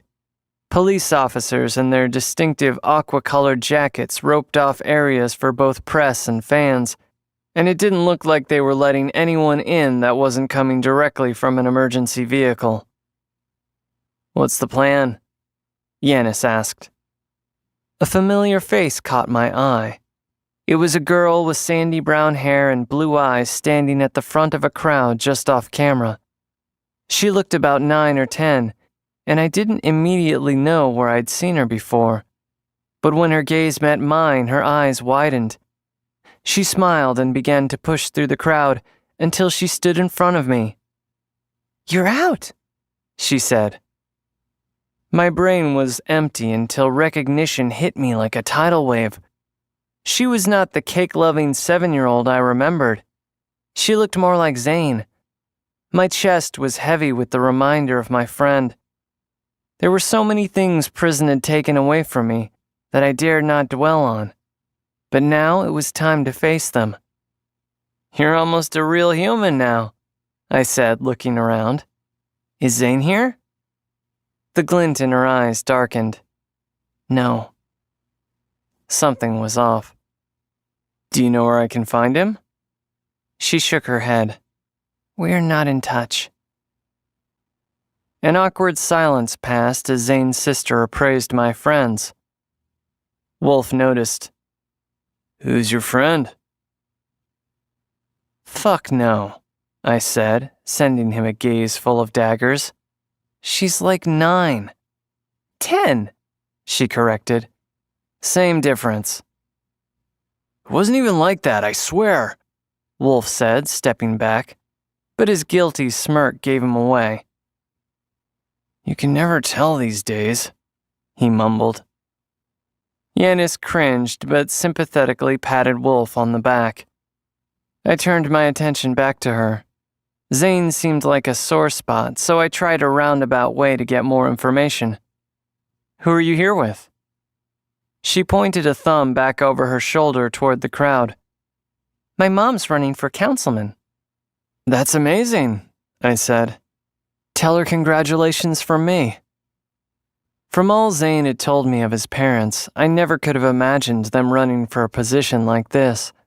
I supposed they had some money from the payout they received from the fallen, but it was hard to get used to the idea of ungifted people in power. To think she had no idea she was running against the man responsible for helping her. No wonder Zane bailed. His family was everything to him before I went away. "Calvin's running for councilman too, did you see?" she said, pointing to DT. I moved my head in affirmation. We'd shielded her from a lot of what DT did, but she had to pick on some of the connections between him and the fallen. Either she couldn't remember the details, or she was playing dumb. Either way, she was safer if she stayed in the dark. "I have to get going." "Wait," she said. "How can I call you?" I shrugged. "I don't really have a phone or anything." She dug through her purse and a crumpled receipt fell to the ground before she pulled out a marker. She grabbed my wrist and I was stunned by the brazen gesture. She'd already gotten used to this new world. I remembered her amazing gift and wondered if she'd lost it in the so-called epidemic. It didn't seem like the kind of question you could ask. She wrote her phone number on my arm and smiled, before pushing back through the crowd and taking her place beside the woman who must have been her mother. I turned to Yanis. "I'm gonna do a perimeter sweep to see if there's another way in." My real plan was to find an open window and fly in, but I wasn't ready to have a conversation about my gift in this epidemic just yet. "Both of you stay here so I can find you. If I'm not back in half an hour, I'll meet you at home."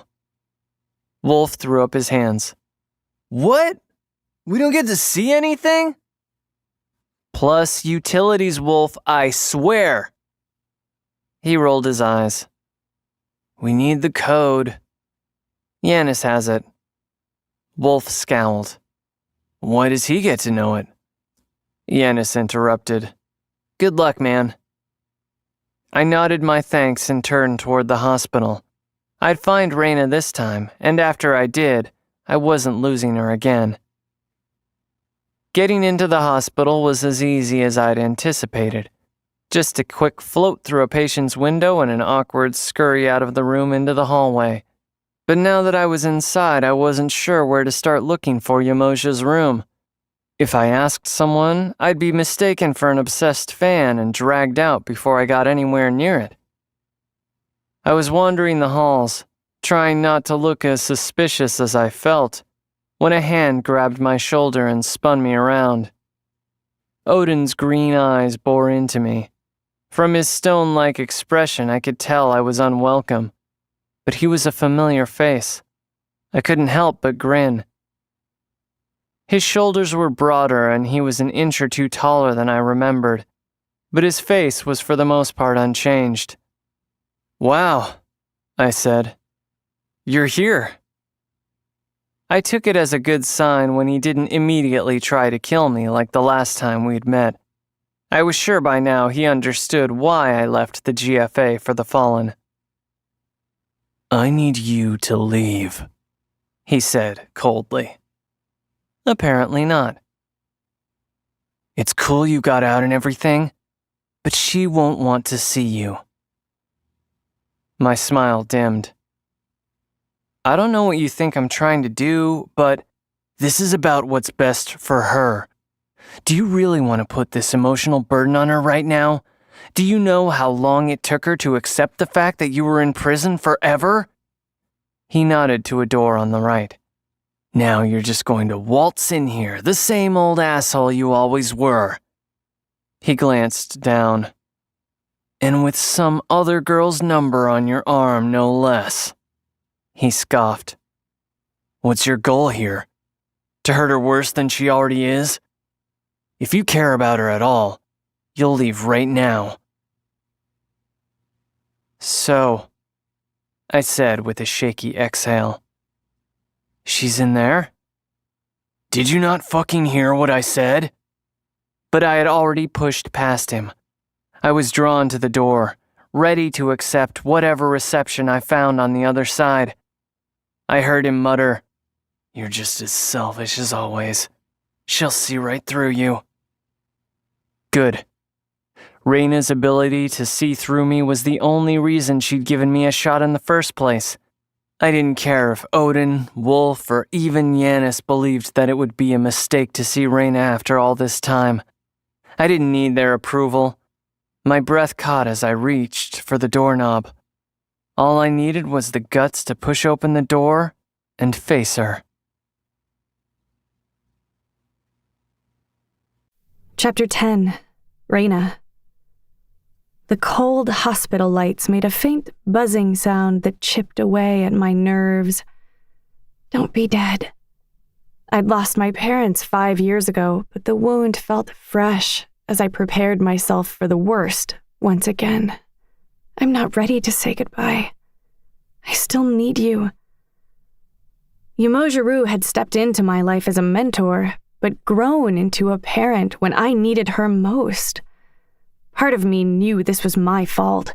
It was my job to make sure she was safe. She had gotten older. I knew she was slowing down and said nothing.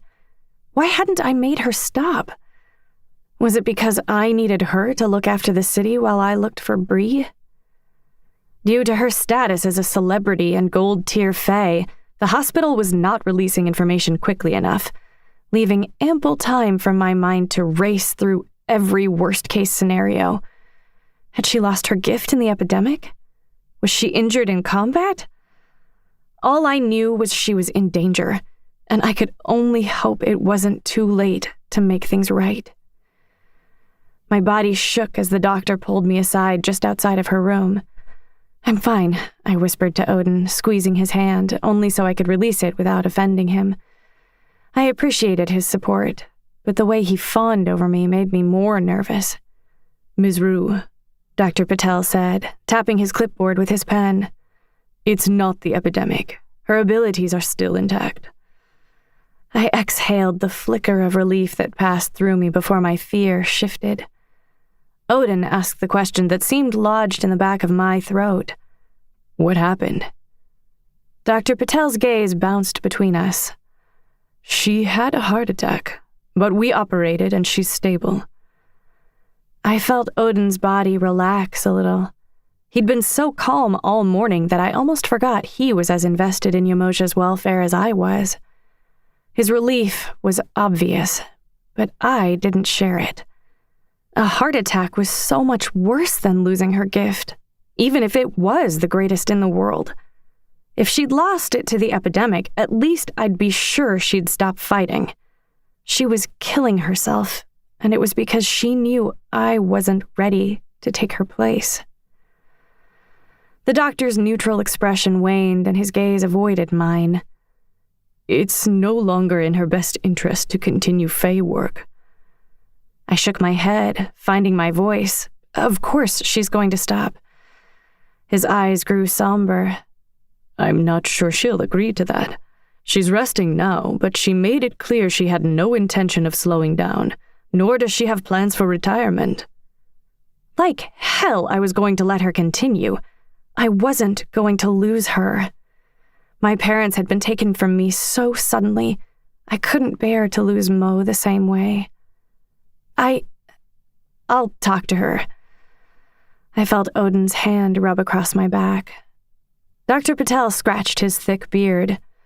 She should be out for a few more hours. I nodded. Can I see her anyway?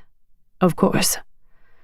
I turned to Odin, but I didn't need to tell him I needed time alone with her. He had already stepped away from the door.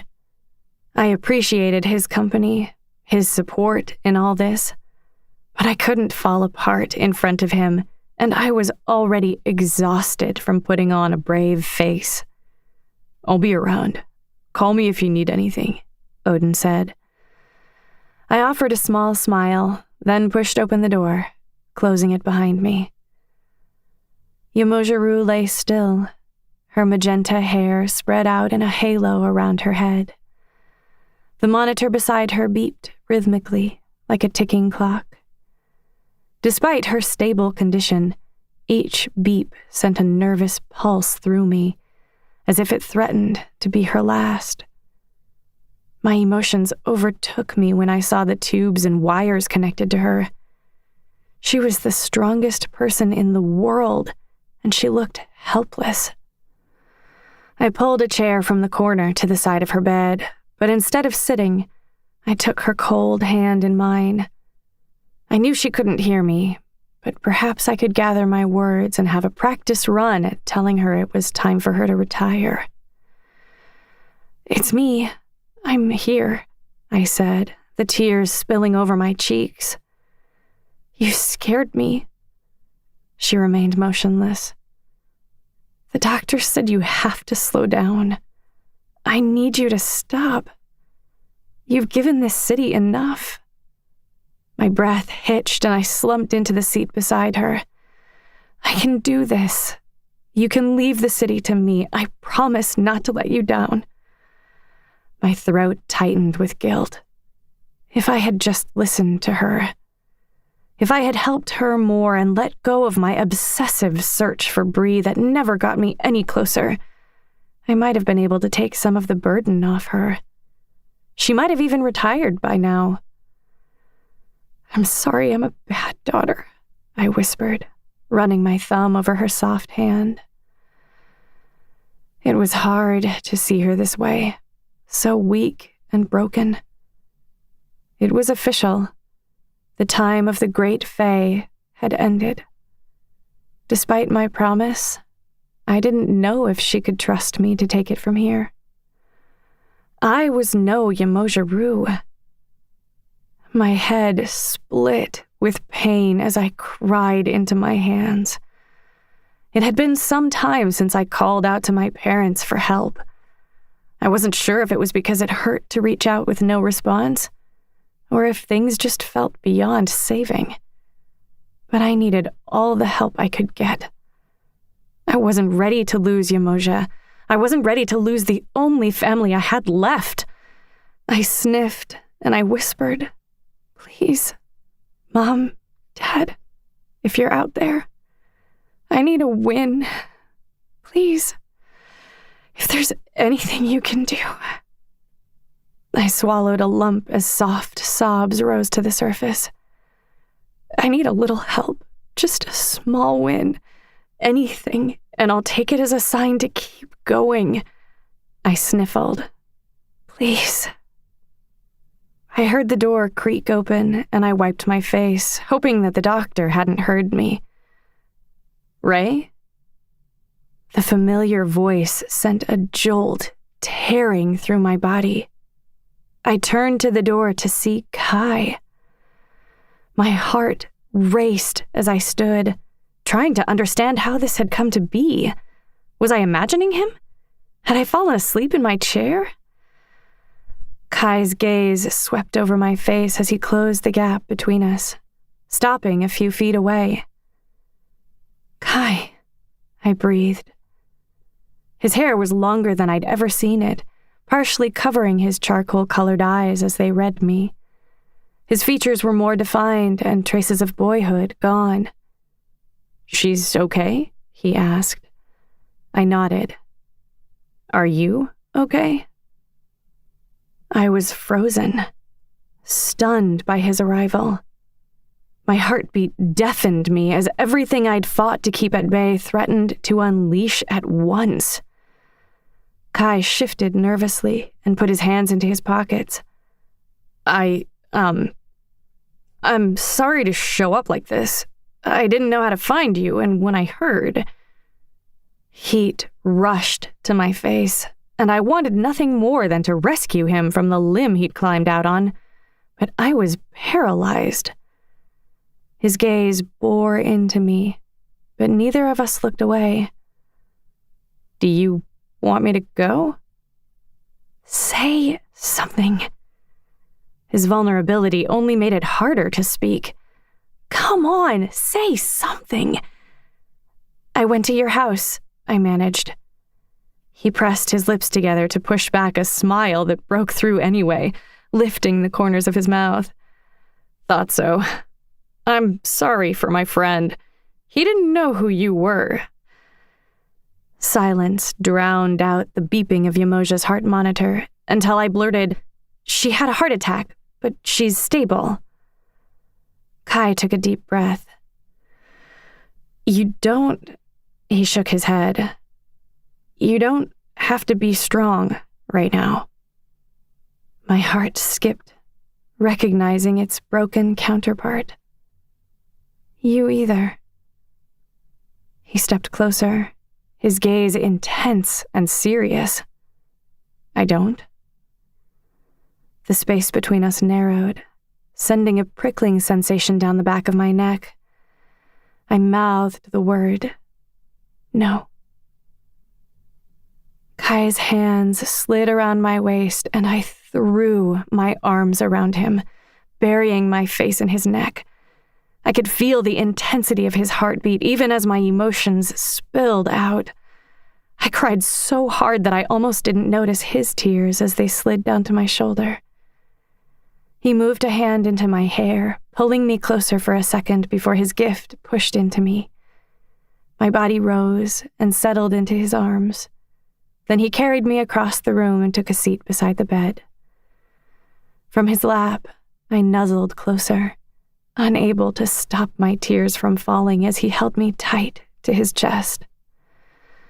I couldn't help but think that my parents had something to do with Kai's arrival, which could only mean one thing.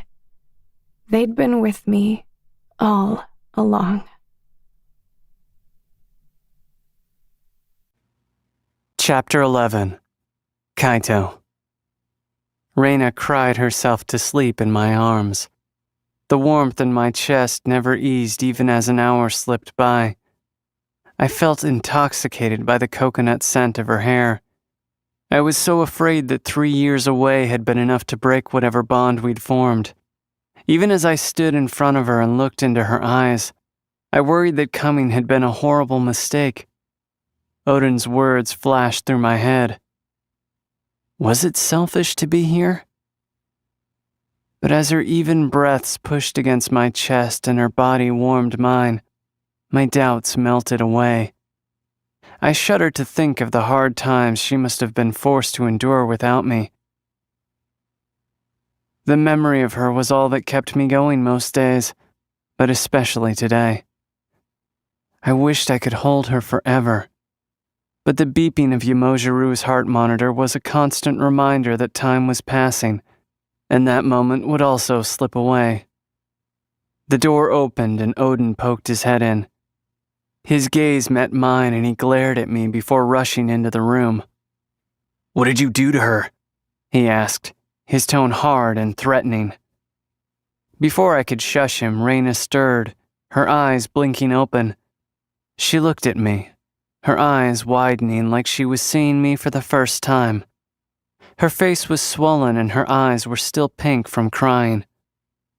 I smiled at her, but Odin cleared his throat, drawing her attention. "Oh," she said, hopping off my lap. I eased her landing, and she shot me a thankful glance before turning her attention to Odin. "Kai's here." His expression was neutral, but his fists were balled. "Yes, I see."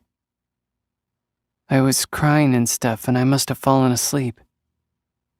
His gaze shifted to me for a second, but he spoke to her. "You don't need to explain. I just wish you told me you needed me. I would have come right—" "I know," she said. Odin moved to the foot of Yamosha's bed. "She's still not awake?" "Not yet," I said, but Odin didn't seem eager to acknowledge me. When he did, I regretted speaking up. "How was prison?" I felt the back of my neck flush. Raina stepped between us. "Nice, Odin. Really? This is how you're going to handle this? Not even going to wait until my mom is out of the hospital?" His gaze dropped to the floor. I'll wait outside." He left and Raina turned to me. "You should—" "Yeah," I said, heading for the door. "But—" I spun. "Stay close, okay? We should—" She reached up and touched the owl charm on her necklace, and my pulse stuttered as I tripped on memories. I clenched my jaw, drinking in this new version of her. She had grown into a beautiful woman, one I didn't know well anymore. But I could still see the magnetic force that drew us together had remained unbroken. We would once again get a chance to face off against a world determined to keep us apart. She may have had her doubts, but I was sure this time we'd win. I didn't want to leave her for a second, but she needed time and support. Her life had changed and I didn't know if she had room for me in it. But I knew I had to try. I could see the rise and fall of her uneven breaths as I closed the distance between us. I slid my hands to the back of her neck and unhooked the chain. I held her gaze as I put it on, bringing the owl charm to rest against my chest. I had stolen Raina's necklace once before and, in doing so, she'd uncovered how I felt about her. I had a feeling this time she already knew. I wasn't going anywhere. I paused for a moment, giving her a chance to protest, but she stayed silent. "So you're still with me?" I nodded my understanding, a smile teasing my lips as I turned away. As I stepped out into the hallway, Odin shot me a victorious smirk. "She kicked you out too?" I softened and simply waved at him. Odin had been there for Raina all this time. Regardless of our turbulent history, I owed him a lot. He was loyal to a fault, and I wondered if, however unlikely, there was a future for us as friends.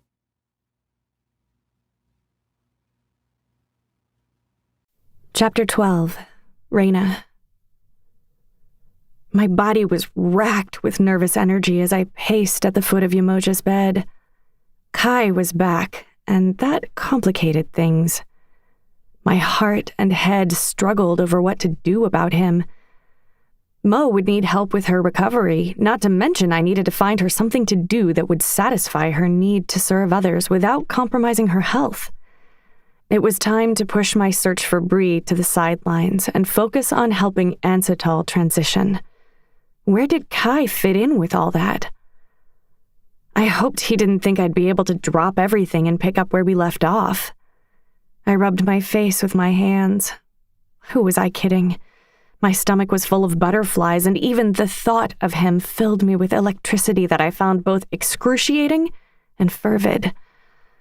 I'd made my peace with him being gone years ago and closed myself off to romance.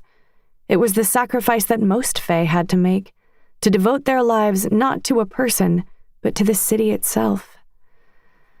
When I took that oath, I accepted a life following the footsteps of my mentor. The other Fae could flee and the council along with them, but my job wasn't finished. The city's fate rested in my hands, and saving it was no longer some far-off goal. It was the culmination of my life's work. Why did I feel afraid? I put my hand on my chest as if the gesture could steady my heartbeat. Kai is back. And I knew what came next. The greatest love I'd ever known, shortly followed by the greatest sorrow. If there was one thing I'd learned, it was that with him, one always accompanied the other. I wasn't sure I could bear it. Not again. That's a lot of fear, honey. I spun to see Umoja smiling softly. I rushed to her side and took her hand in mine, my relief surging. Hi, Mo. How are you feeling? That's a little better, but not much. A bit of color returned to her face, but the light didn't reach her eyes. I wondered if my fear was strong enough to wake her. It seemed too soon for her to be using her gift, even in a small way. You should be resting, I urged. I'm fine, I promise. I'm sorry I worried you. I brought my hand to her cheek. Worried? Nah, I knew you'd pull through. She snorted. The only person with more fear than you right now is that boy in the hallway. Her eyebrows rose. I turned away, hoping to hide my burning cheeks. Yeah, Kai's out. Oh? It's not like that. She flashed a bright smile that almost made her look well again. Then she looked up at the ceiling. Nobody's buying that one, Raina. Not even you. Is that why you gave him your necklace? My hand rose to where the owl used to rest. How'd you know about that? You just told me. I smirked. That's it. I'm telling the doctor that you faked the whole heart attack thing.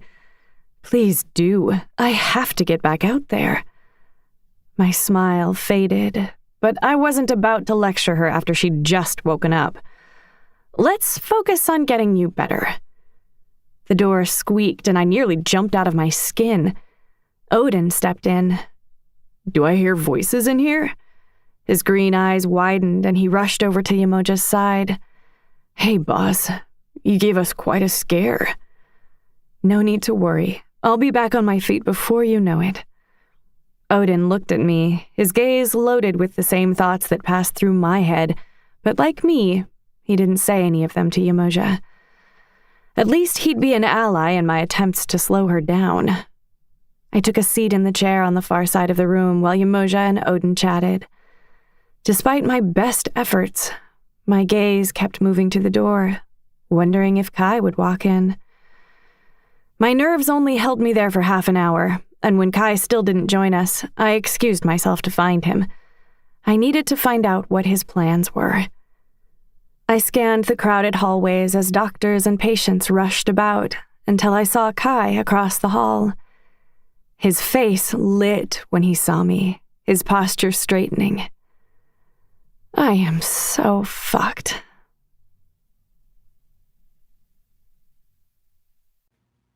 Chapter 13. Kaito. I bit back a smile as I ran back to my townhouse, but I stopped to catch my breath before I went inside. The sound of the closing door brought Yanis and Wolf to meet me. The glint of sadness in their worried expressions spoke volumes about what they thought my chances were. I planned to push past them and milk their curiosity for every second I could, but Wolf's gaze moved right to Raina's necklace. No fucking way. What? Yanis asked, his gaze darting between us.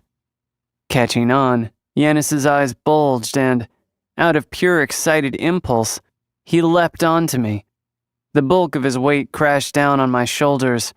Forgetting myself, I used my gift to slow his descent. Shit.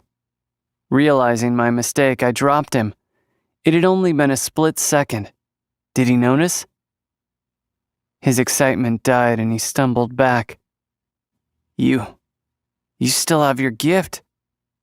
How is that possible? Wolf's neutral expression darkened. Seriously? I dropped my head. I'm sorry I didn't say anything. It just didn't seem fair. That's because it wasn't. Wolf stalked out of the room and my gaze moved to Yanis. I'm sorry, man. He patted me on the back. Maybe give Wolf a little time. Yeah, all right. His face brightened. So what happened with Rainaroo? I put my hands into my pockets and let out a slow exhale. I'm not gonna lie, I didn't think you had a shot. I shrugged. I'm not even sure I do. What are you talking about? She gave you her necklace. I've only been searching her online for like 20 minutes, and even I know that's her thing. We wandered into the living room. Wolf was sitting at the piano in the corner, pretending not to listen. Well, I tousled my hair. She didn't really give it to me. I kinda took it. Yanis laughed. And we're back to jail. I sunk into the couch, my brain replaying the afternoon. Yanis sat beside me as if he expected me to continue with the story, but there wasn't much to tell.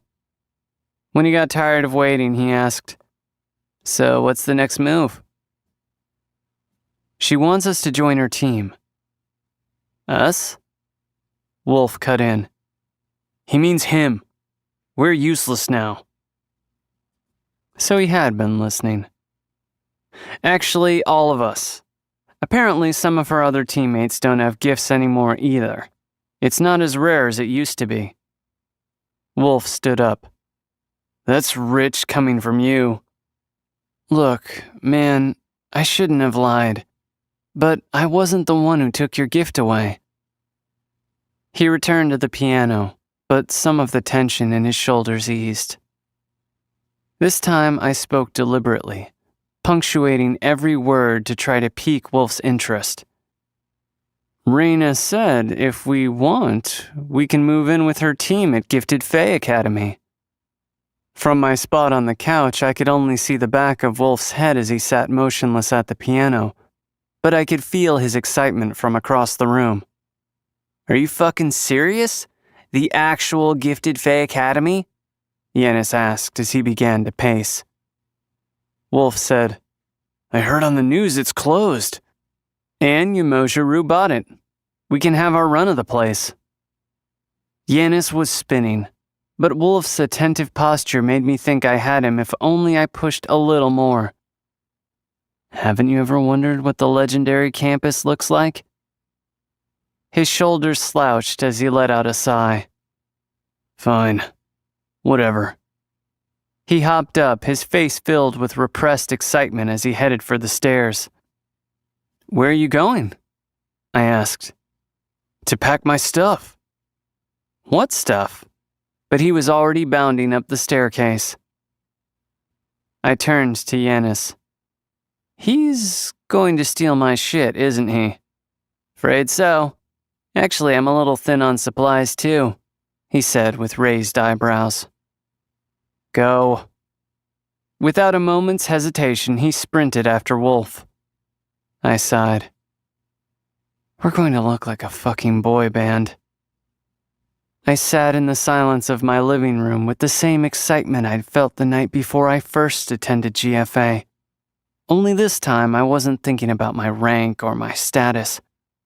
I no longer cared about winning the approval of my parents. Gifted Fae Academy had only one dream left for me. Raina.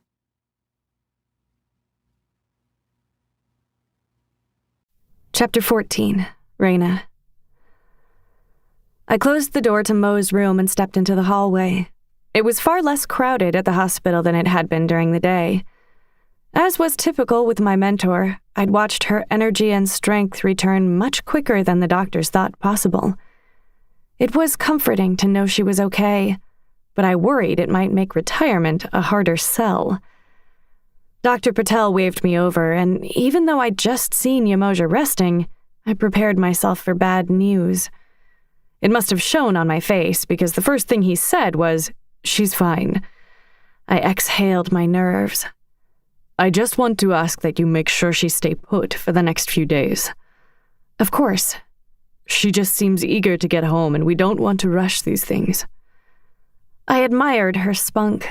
It was one of the many reasons she was my favorite fae, but it was obvious she still needed time to recover, especially since she would most likely try and jump back into crime-fighting mode. "I'll make sure she stays." He nodded, but I wasn't sure I'd convinced him. I headed into the waiting room to meet up with Odin, but before I even turned the corner, I heard the click of high heels on the linoleum. Miranda stood next to a magazine rack at the back of the room, flipping through them before making her selection. As usual, she looked like she had walked off a runway, a stark contrast to the doctors and nurses in scrubs and the rest of us who all seemed to be in emotional survival mode. There were a few scattered people seated in the waiting room, but I didn't see Odin. I figured Miranda must have sent him home for a good night's rest and taken his place. It was strange to think Miranda and I had been at odds when we were students, when the version of her I knew now was packed with qualities I admired. Her brutal honesty, for one, her persistence and sense of justice, and, above all, her unbreakable loyalty. She didn't have to be here, especially since hospitals were a sensitive place for her. Miranda was many things: opinionated, confident, and glamorous, not to mention she'd become extremely powerful. But it wasn't until we found ourselves on the same side, both searching for Bree, that she'd shared her past with me. She'd spent her childhood in hospitals and was a cancer survivor. I'd always known she was strong, but the clues to what made her that way had eluded me for my entire first year at GFA. I was lucky to finally be on the same side as someone so formidable. "Oh God, you look like hell," Miranda said when she noticed me. I smiled. Feel like it, too. It had been a long day, and I felt more than a little sticky. She took an empty seat and waved me over. "How's Mo?" she asked casually. "Well, she's doing a little better. She seemed to not to be a bitch, but I really don't care. Tell me what happened with Kai." I rolled my eyes. Yeah, he came here." She nudged me. And what?" Miranda's soft features dripped with irritation. I played with the upholstered seat beneath me before saying, "It's bad timing, you know? Mo needs us to take over. We're not even going to have time to find Bree." She looked down at her perfectly manicured hands. I decided in that moment that was what I loved about her most. For the last 3 years, she was the only person who truly felt how I did about finding Bree. I felt the battle raging inside her, but she straightened and flashed an easy smile. "We'll still find her," she said. I looked into her eyes. Truth. Miranda had never admitted to having a vision of us finding Bree, but I'd suspected for some time that she had at one point. Each time she said we'd find her, I felt the truth in her words. We sat in silence, my exhaustion getting the better of me. The drowsiness had almost won when Miranda spoke again. "Can you at least tell me how he looked?" I closed my eyes and leaned my head against the wall. "He's fucking hotter than I remember." She laughed. "Dibs." I lurched forward, glaring at her. She grinned. "You know, since you'll be too busy and all." "You're the worst." She tossed her silky ponytail over her shoulder. You love me. The question is, do you still love Kai? My chest warmed and I leaned my head back against the wall. Miranda studied me for a second before she apparently saw what she was looking for.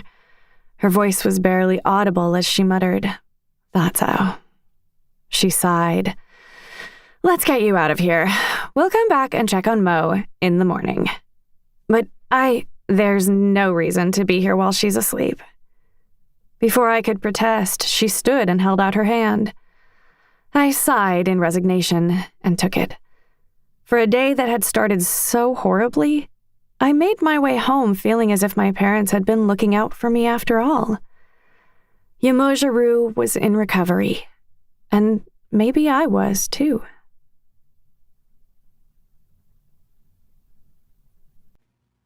Chapter 15. Kaito. For the time being, my debit card was still working. I'd tested it out on ordering food for the guys before we left my house. But in the back of my mind, I worried it might alert my parents that I was out. I didn't expect them to rush home, but they might cut off my account. Still, until then, I figured it couldn't hurt to make life a little easier. On our way to GFA, we stopped at an electronics store to pick up some cell phones. It was the perfect alarm system. When the service dropped, it meant my parents were onto me. Until then, I could come and go as I pleased from my childhood home and use my card until I found another way to get by. I felt responsible for Yanis and Wolf. They'd chosen to follow me and I didn't want to let them down. I didn't have a plan beyond that day and hoped by some miracle we all got along with Reina's team. Yanis was sure to make friends quickly, but Wolf took a little longer to warm up. I never considered that it might be me who struggled to belong until the gate to GFA opened and Miranda stood on the other side. "Oh, Miranda," I said, trying to morph my wince into a smile. Surprisingly, it was Wolf who rescued me. "Remember me? Or do you need me to take my shirt off?" Miranda's judgmental gaze swept over us, landing on Wolf. "Firstly, ew." I spit out a laugh. Wolf dropped his shirt back over his stomach and crossed his arms as Miranda shifted her attention to Yanis. "Please tell me you're not a weirdo too." Yanis shrugged. "Hi, I'm Yanis." She paused and then nodded approvingly. 1 for 3. I scoffed. What did I do? But she ignored me. "Alrighty guys, follow me and I'll give you the tour." Wolf was a little dejected as we walked the empty campus, but he couldn't mask his excited glow as we explored. I was certain by the end that GFA had also been a dream for him. Yanis hardly seemed to notice the campus as he chatted with Miranda. He was an excellent conversationalist, and I appreciated having him around as a buffer for awkward pauses that would have been the bulk of any conversation between me and Miranda. When our tour concluded and we headed toward the fishbowl, where I had eaten lunch as a student before everything went to shit, it dawned on me that I might have been judging Miranda based on a version of her that was long gone. She looked like the old Miranda, but the way she made an effort to include all of us in her conversation and to puff up Wolf's bruised ego after she'd adequately crushed it showed me how much she had changed. A guy with red hair waited for us in the cafeteria. I hadn't seen anyone else during our tour, so either the rest of Reina's team was out in the field, at the hospital with Odin and Reina, or that guy was the final member. If this was all Reina had left, and the rest of the Fae had been driven out of Ansatol, it seemed likely that DT would get his way. Miranda took the lead. The tables weren't spread out like they had been at school. They were pushed together into large islands, each littered with maps and charts. I wasn't sure if they were tracking the epidemic or if they were still looking for Bree. But since I hadn't seen her during my tour, I figured it was the latter. I knew better than to ask. so I nearly choked when Yanis did. Looks like you guys have been busy. What are you looking for? Miranda turned to me, her stilted expression confirming my theory. Of course Raina hadn't given up. If this team hadn't found her yet, the odds weren't good. After someone went missing, the odds of finding them were next to nothing after a week. By now, the trail had to be completely cold. I'm Asher, the red guy said. I'm a surf now. Miranda spun. Way to just blurt that out? What do you expect them to say? Yanis jumped right in. I'm Yanis. Lost my gift too. So did my buddy Wolf here. The whole room turns to me. I still have mine. Miranda sighed. Okay, now that we have this awkwardness out of the way, do you guys want to choose a dorm room or something? Wolf ran his fingers over a map that was almost completely covered in scribbles. He shifted his attention to the rest of the cafeteria, taking in the remnants of the legendary campus. Can I ask why Yamojuru bought this place? I guess she hoped that the epidemic would pass and things would go back to the way they were, but she shrugged off the rest. So, Blue House? We nodded. She offered a Cheshire grin. Kai, are you going to be staying with Raina because her room is... What? I asked as heat crawled up my neck to my cheeks. No. Asher's head snapped from me to Miranda. Wait, what's going on? Miranda seemed a little too delighted by my discomfort. So much for the new her. She tilted her head. This is Ray's old boyfriend. I exhaled loudly and headed for the door. I could still hear Asher when he said, "Oh man, Odin's going to be so pissed."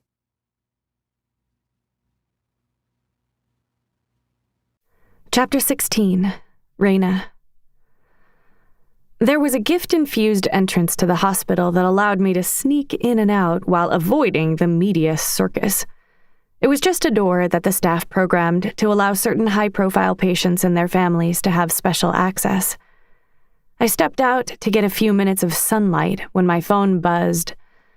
Miranda, the guys are all settled in. What should I do with them? Me. I'm coming back for dinner tonight. Maybe we can eat as a team, get to know each other. Can you throw something together? Miranda. Hells yeah, like a party? Me. Like a dinner. My gaze shot up as a white-haired man stepped into my personal space. My stomach dropped as I recognized the impossible.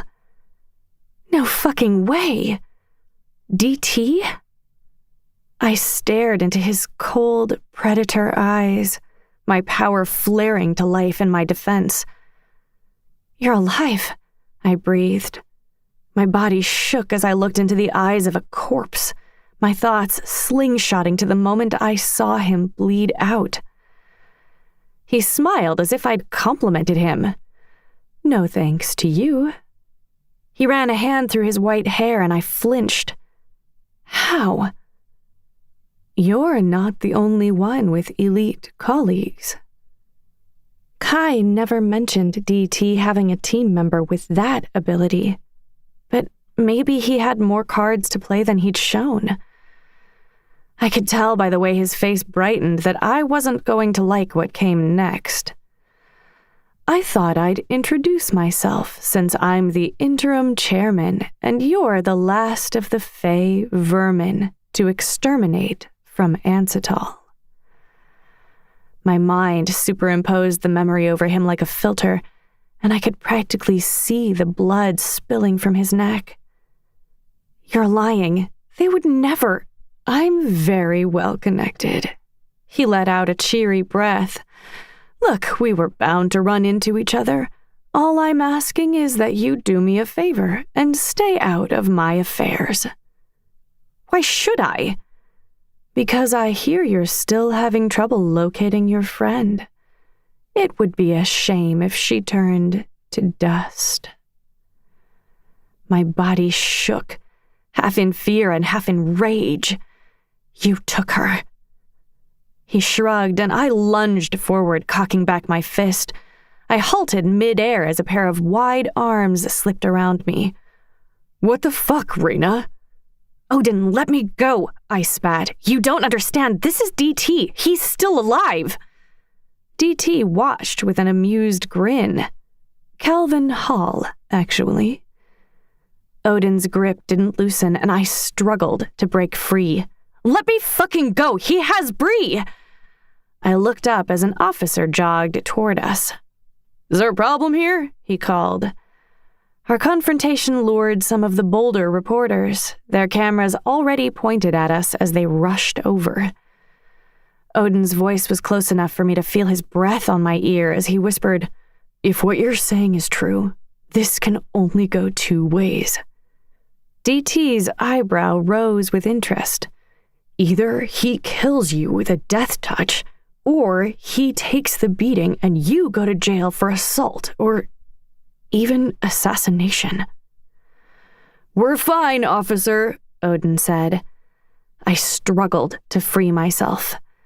He whispered, Fight another day, once we have Bree back safe. DT began to walk away, back toward the media circus.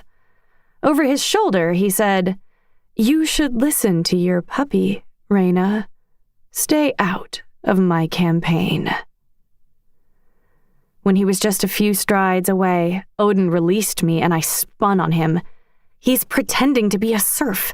He'd expose himself if he used it in public, and I'd gladly go to jail forever to know Ancetal is safe from him.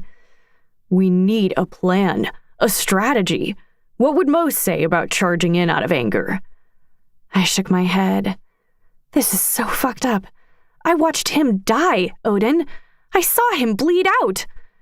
We'll figure it out, I promise. But this time, I wouldn't swallow my hatred. DT's gaze met mine, and he smiled like he knew exactly what was coming.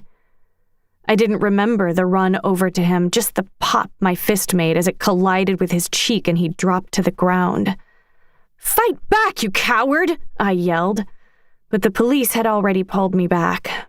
Odin jumped to my aid as cameras flashed over DT, who took a moment to flounder helplessly before getting to his feet. Everyone paused, their attention split between me and DT. DT smiled. It was just a misunderstanding. Everything's fine. You're not pressing charges? The officer asked. With lips pursed and a shiner starting to drip blood, DT shook his head. Odin pulled me away. A reporter's voice cut through the air. Mr. Hall, is Raina Rue lashing out at you because of the pro-ungifted movement? Do you think the Fae should be removed from Ancetal? I looked back, and DT winked at me. Odin's grip tightened until it hurt, and he practically dragged me back into the hospital. My head was spinning. He was a monster, and now he had the public in the palm of his hand. I just made that so much worse, but fuck, it felt good to punch him. He had Bree, and I hoped she'd see the mark I'd made and know I was still coming for her. Odin was so angry he couldn't speak, but I had too much on my mind to worry about him. In truth, I should have been paying closer attention to the election. Whichever candidate was chosen would be in charge of the police force and the Fae. But I'd checked out a while back when I heard that all the candidates were ungifted. I never thought that DT could possibly be alive, let alone the agency's first choice for interim chairman. There were hardly any Fae left, and it seemed like the management of Fae wasn't considered an aspect of the chairman's role. That explained why he was faking being ungifted. I paced in the hallway, and finally Odin spoke. That was pretty fucking stupid. I'm sorry, but he took Bree. You're lucky you're not in jail or that he didn't kill you. There will be consequences for what you just did. Right. This is going to be a battle, so you should really think about whether or not you still want to be here. Because that passive let him walk all over us nonsense isn't going to get it done. He turned his face away, but still glared at me from the edges of his vision. That's not even what I meant, but maybe I do need to talk about things. I stared at the floor, my eyes moving to a discolored square of linoleum. I'm not going back to campus. The ice in his tone wasn't lost on me. I nodded. I deserved his indignation, but things had shifted a lot in just a few hours, and it felt like the time to have the conversation I'd been avoiding. It used to feel like all our conversations led there, a place where he'd force me to reject his feelings and remind him that all I had to offer was friendship. We'd talked about it so many times that I couldn't stomach it again, but I never explicitly let him go. I had thought we were getting past it, as it had been almost a year since our last go-round, but with Kai back, I sensed Odin was going to force my hand. I knew I owed it to him to talk it out, once and for all, but I couldn't show up for that conversation with Mo lying in a hospital bed a handful of yards from where we stood. I crossed my arms almost protectively in front of myself, shifting my body and gaze toward the door of Mo's room. So, you don't have anything to say about that? Odin broke the silence, indignation clear in his tone. Right at this exact moment, no. My priority right now has to be Mo. I would think that you, more than most, might want that too. Odin closed his eyes and took a deep breath, like he was calling on the last of his patience and strength to see him through all this. Fine, he said, reopening his eyes. He held my gaze for a moment longer than I was really comfortable with, before he turned and walked away. I detached myself from the events of the afternoon for the sake of my sanity, and luckily, Mo was uncharacteristically chatty. Before I knew it, my phone was blowing up with threats from Miranda, telling me that if I was late for the team dinner, she'd make sure I wouldn't leave the hospital again. I kissed Mo goodbye and hurried on my way, just as the sky turned a dusty blue. Even across the campus, I could tell that Miranda had outdone herself. I could see the flicker of candles as they turned the fishbowl into a lavish banquet hall that glowed like it was draped with Christmas lights. Before I could reach it, I saw Miranda standing outside Pink House, dressed for a red carpet event. Wow, you look amazing. I know, she said, ushering me into the dorm. We're not going to eat? Her eyebrows rose. Oh, we decided on more of a black tie theme, and your grungy 10 years at the hospital look is throwing off the aesthetic. I can just head to my apartment and deny me the joys of making you over? I turned on her. Miranda Rose Calix, what are you up to? She feigned offense.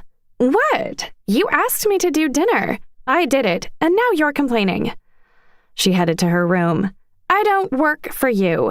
I just thought it would be nice to, okay, I'm sorry, beautify me. She grimaced. Shower first. You have 5 minutes. By the time Miranda pinned my last curl, I was certain she was up to something. She'd put me into a stunning teal dress with a layered skirt and a bodice that pushed my boobs up practically to my throat. She'd done my makeup for me, pulled my hair into an updo, and completed the look with a choker and a pair of heels. I enjoyed the process. I hadn't gotten a chance to see Miranda so in her element. I even thought she did a great job picking a look for me that felt more like my style than hers. I hadn't seen myself that dressed up since the winter ball, which brought forward memories of Kwan's blood smeared across the floor and a glass shard scraping my forehead. It wasn't a particularly pleasant memory, nor an easy one to forget.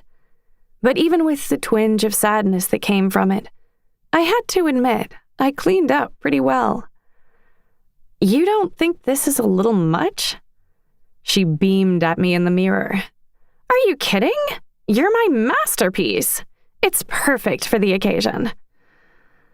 I would have protested had she not been equally dolled up, but I at least wanted to know what she was up to. And this isn't about Kai? I pushed.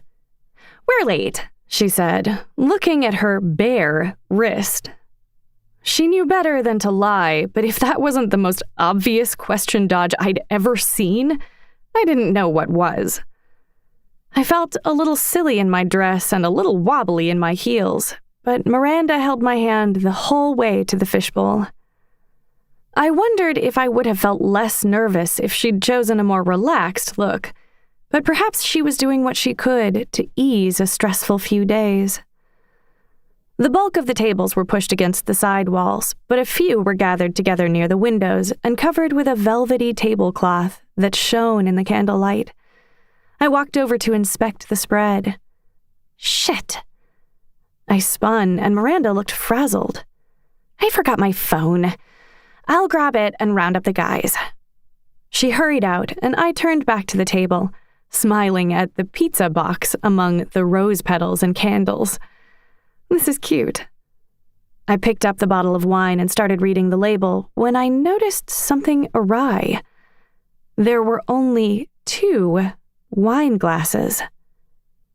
I riddled out Miranda's plan a second too late because as I turned to run and find her, Kai stepped into the doorway.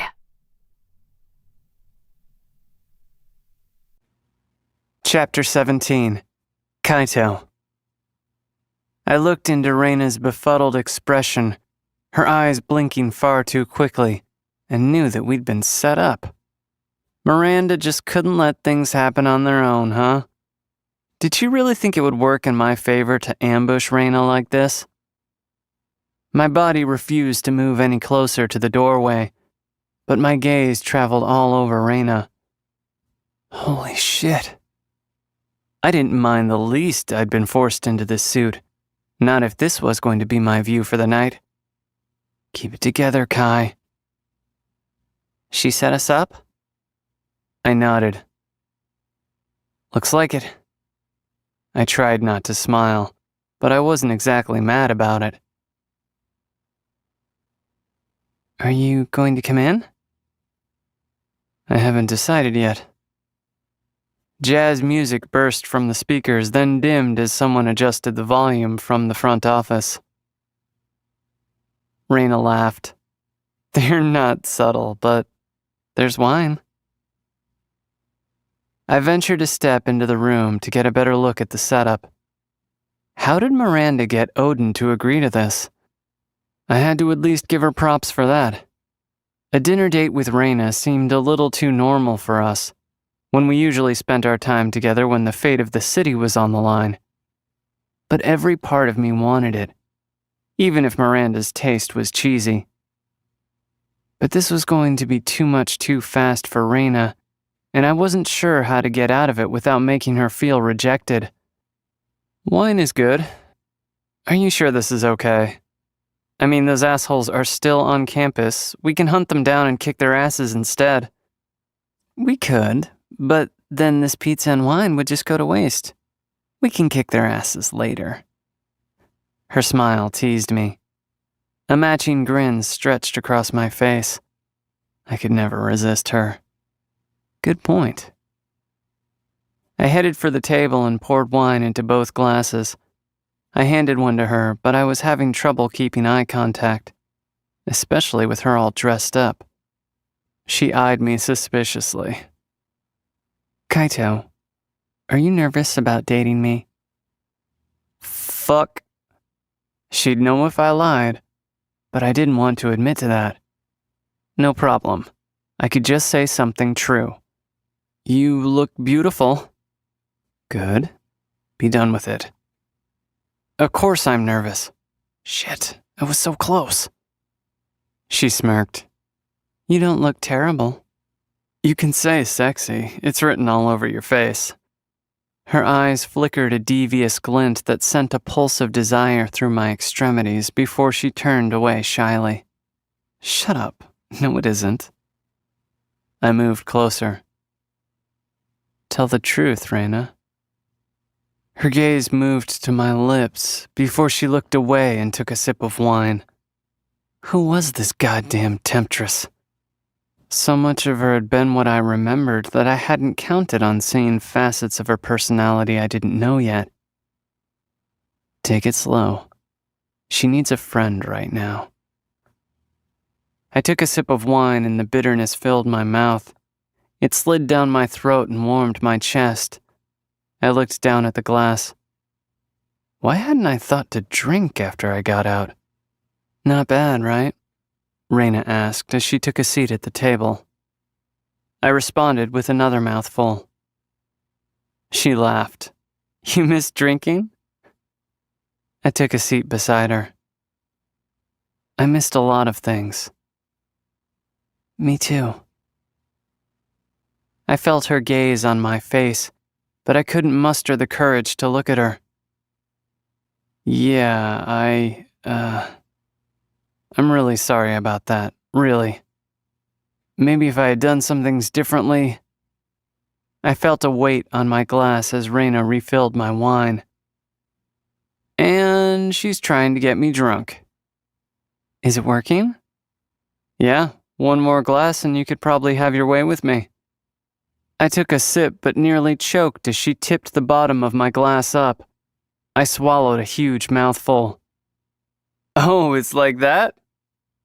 I stood and pretended to push the contents of the table to the floor. The jazz song dragged to its natural end and a soft piano followed, mixing with Raina's laugh. The sound made me want to touch her. I knew she was messing with me, relishing the power of knowing I wanted her. I'd put all my cards on the table and I was still waiting to see hers. I shook my head as if I could shake off her attractiveness before I moved to sit across from her. Say it. I leaned forward. Why did you agree to go along with this? Her eyelashes fluttered as she took another sip of wine. I could see the words forming. It's okay. I can take it. I mean, obviously this thing between us is still here. But She shook her head. DT's alive. I know. I saw him. Do you have a plan yet? She shook her head. No. But I have a responsibility to this city. It's my job to protect everyone. You're afraid I'll get in the way. She finished her wine.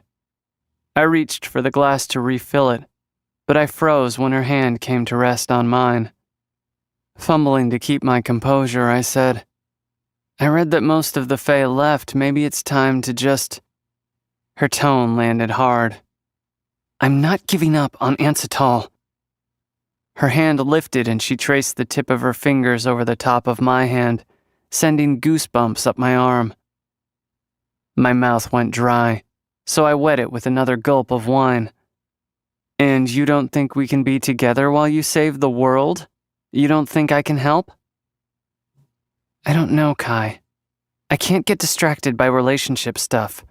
There's too much on the line. Well, I'm not going to try and convince you to be with me, but I need you to know I won't stand in the way of your goals. I'll be around as a teammate or a friend. Though my words were meant to comfort, the way her mouth tensed said they'd done the opposite. I didn't want to give up, but if all she wanted was a friend, that's what I had to be. Don't be sad, Raina. I knew this wasn't going to be easy. She put her hand to her forehead and wouldn't meet my gaze. Don't be sad, Raina. I needed to do something. The future we'll handle tomorrow. We still have tonight. She lifted her face and smiled, but I noticed a teardrop caught in her eyelash. You better make the most of it then. She was right. If tonight was all we had left romantically. I refilled our wine glasses. I planned to. Do tell. She leaned forward and put her chin on her curled hands. First, we're going to eat this pizza. Then I'm going to ask you to dance. Her eyes widened. You dance? I winked. Then I'll walk you to your dorm and kiss you goodbye. She smirked. Oh, there's going to be a kiss? You seem pretty sure of that. Definitely.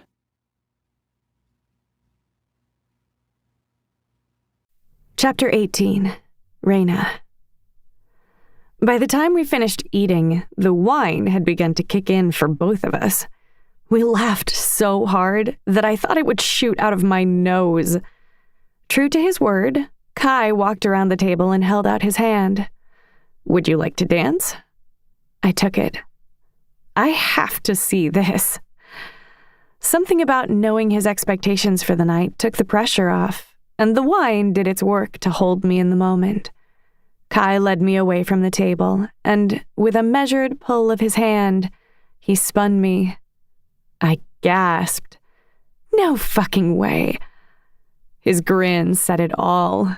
He pulled me to him, but when our bodies came together, my breath caught. Our smiles vanished. An inferno of intensity burned through me as his gaze landed heavily on my face. The rise and fall of his chest against mine beckoned me to pull him closer. We held each other, swaying softly, too afraid to let go. I slipped my fingers up into his hair as he rubbed his hands down my back. My thoughts moved to the night in the alleyway when Kai had pushed me to orgasm, and the need arose like an ache between my legs. I could practically see the same memory playing behind Kai's dark eyes, and then, in a flash, it was gone. His arms fell to his side, and he stepped back as he blew out his breath like a silent whistle. I think I'd better walk you back. No, I don't want this night to end. Take me right here.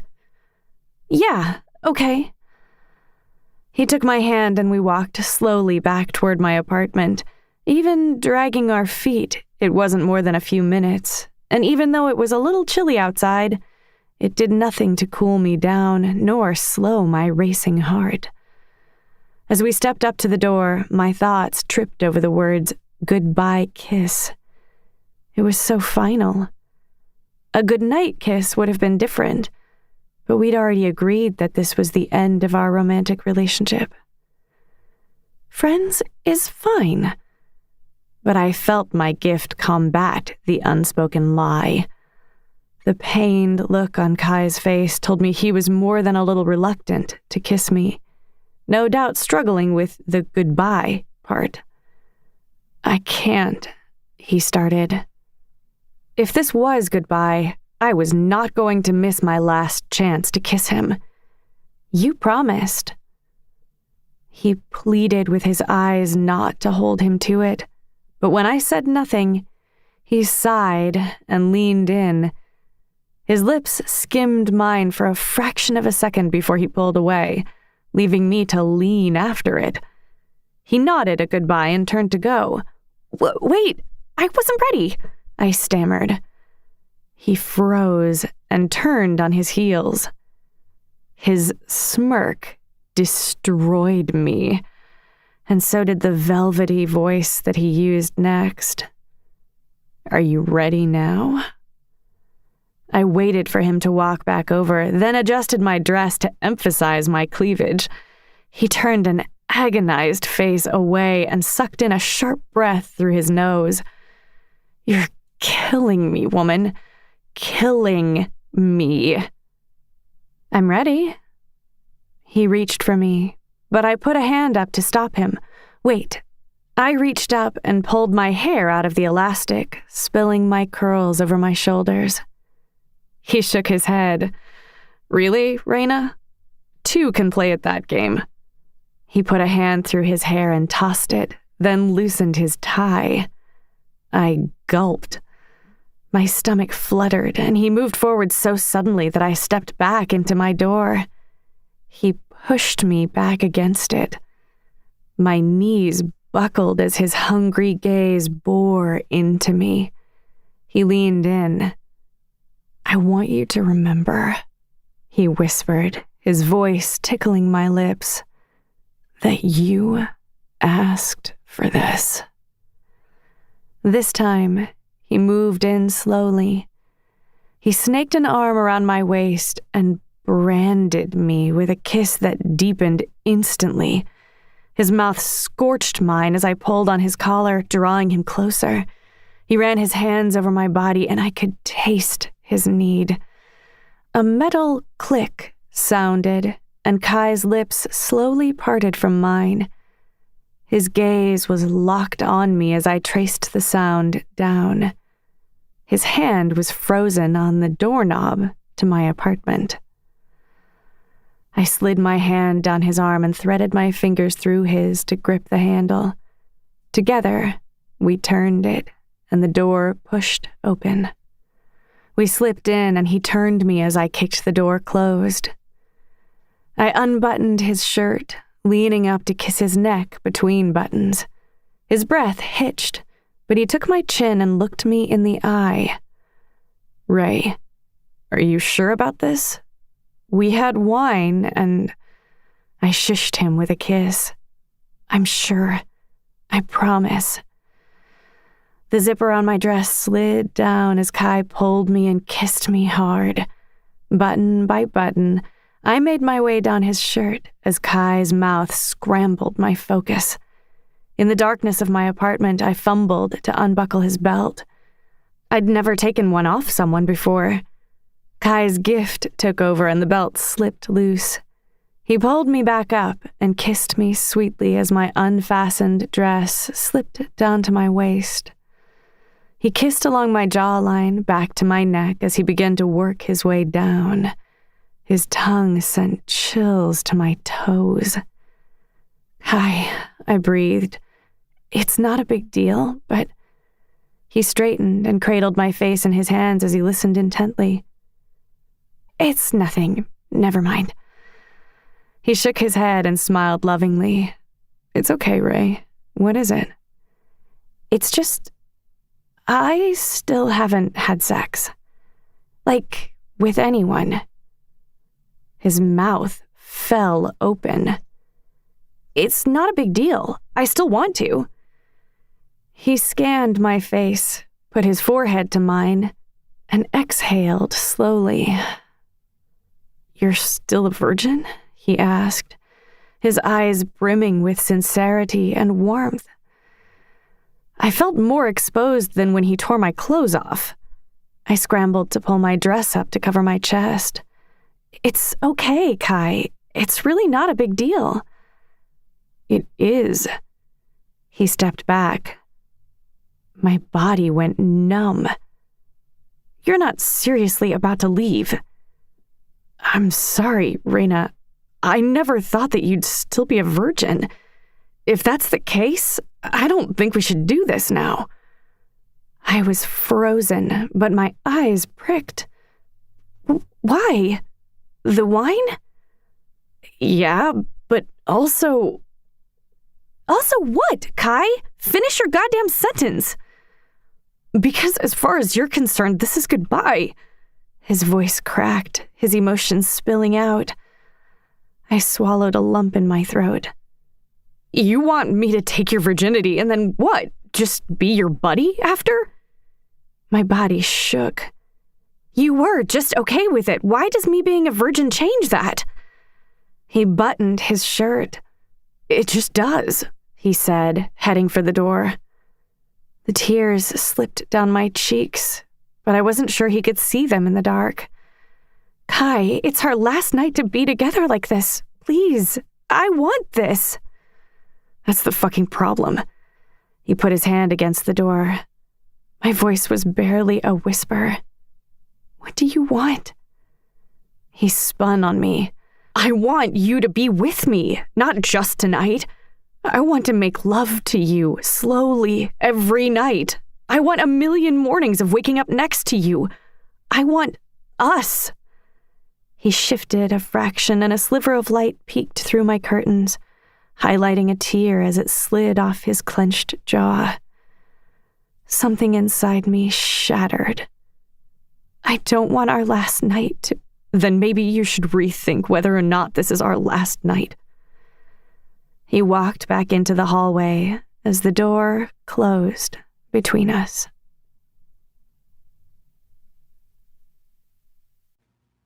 Chapter 19. Kaito. I marched through the hallway, heat filling my face. I heard footsteps behind me and prepared myself for another battle with Reina. I nearly leapt out of my skin when I turned to see Wolf with a cheesy grin. Bruh, I wasn't trying to eavesdrop or anything, but did you just get that girl to beg you for sex? Not the time. You're a legend, man. I'm serious.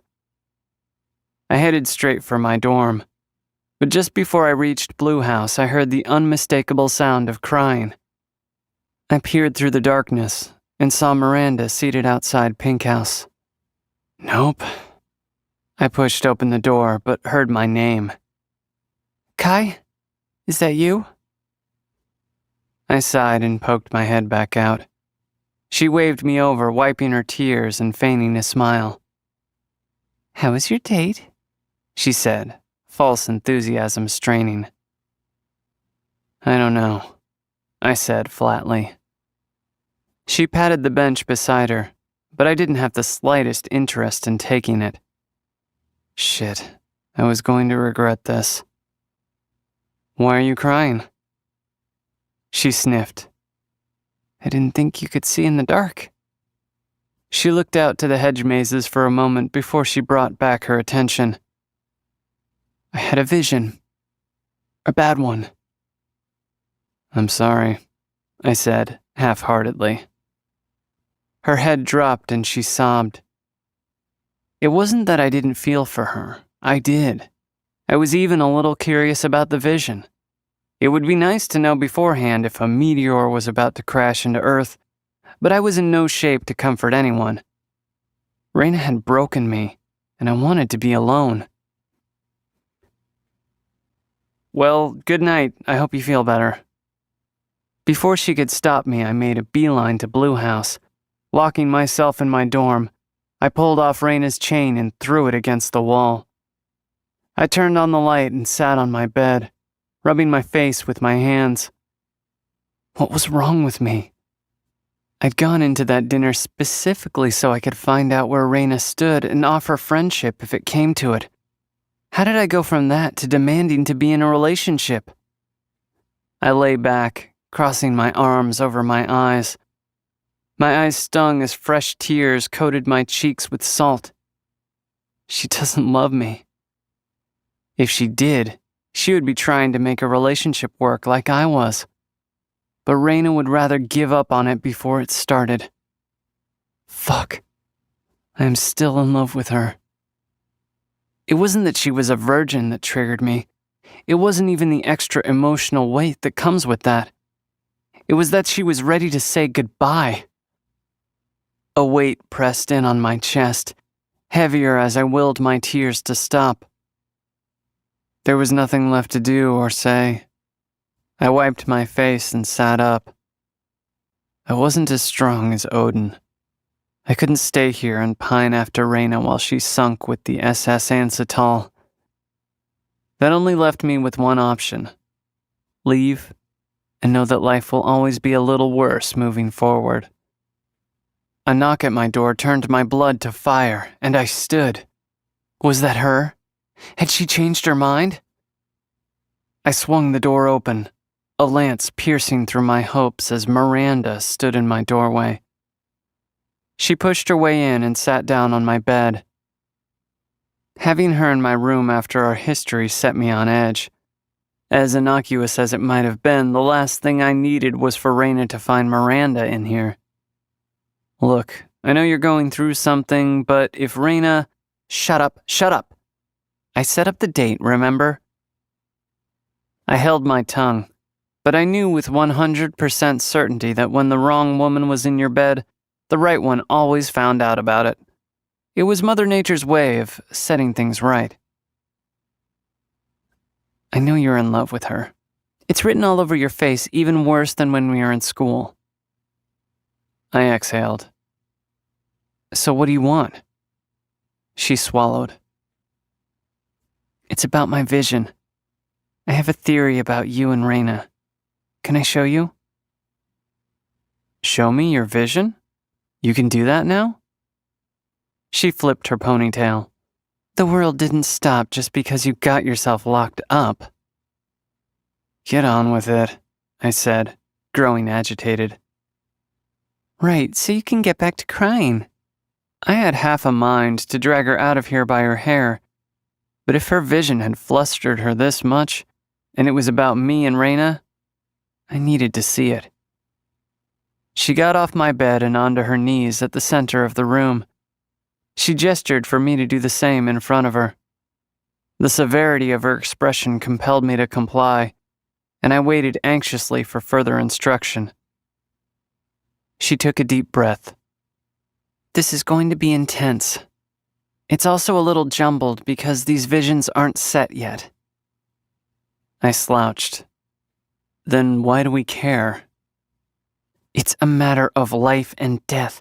But Kai, no matter how painful this is to see, don't let go until I say. The hardness of her eyes was an injection of nervous energy straight to my veins. My worst fear came into my head first. Raina's death.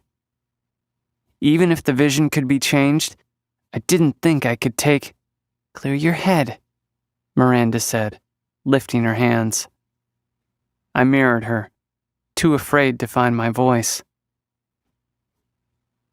This is very important.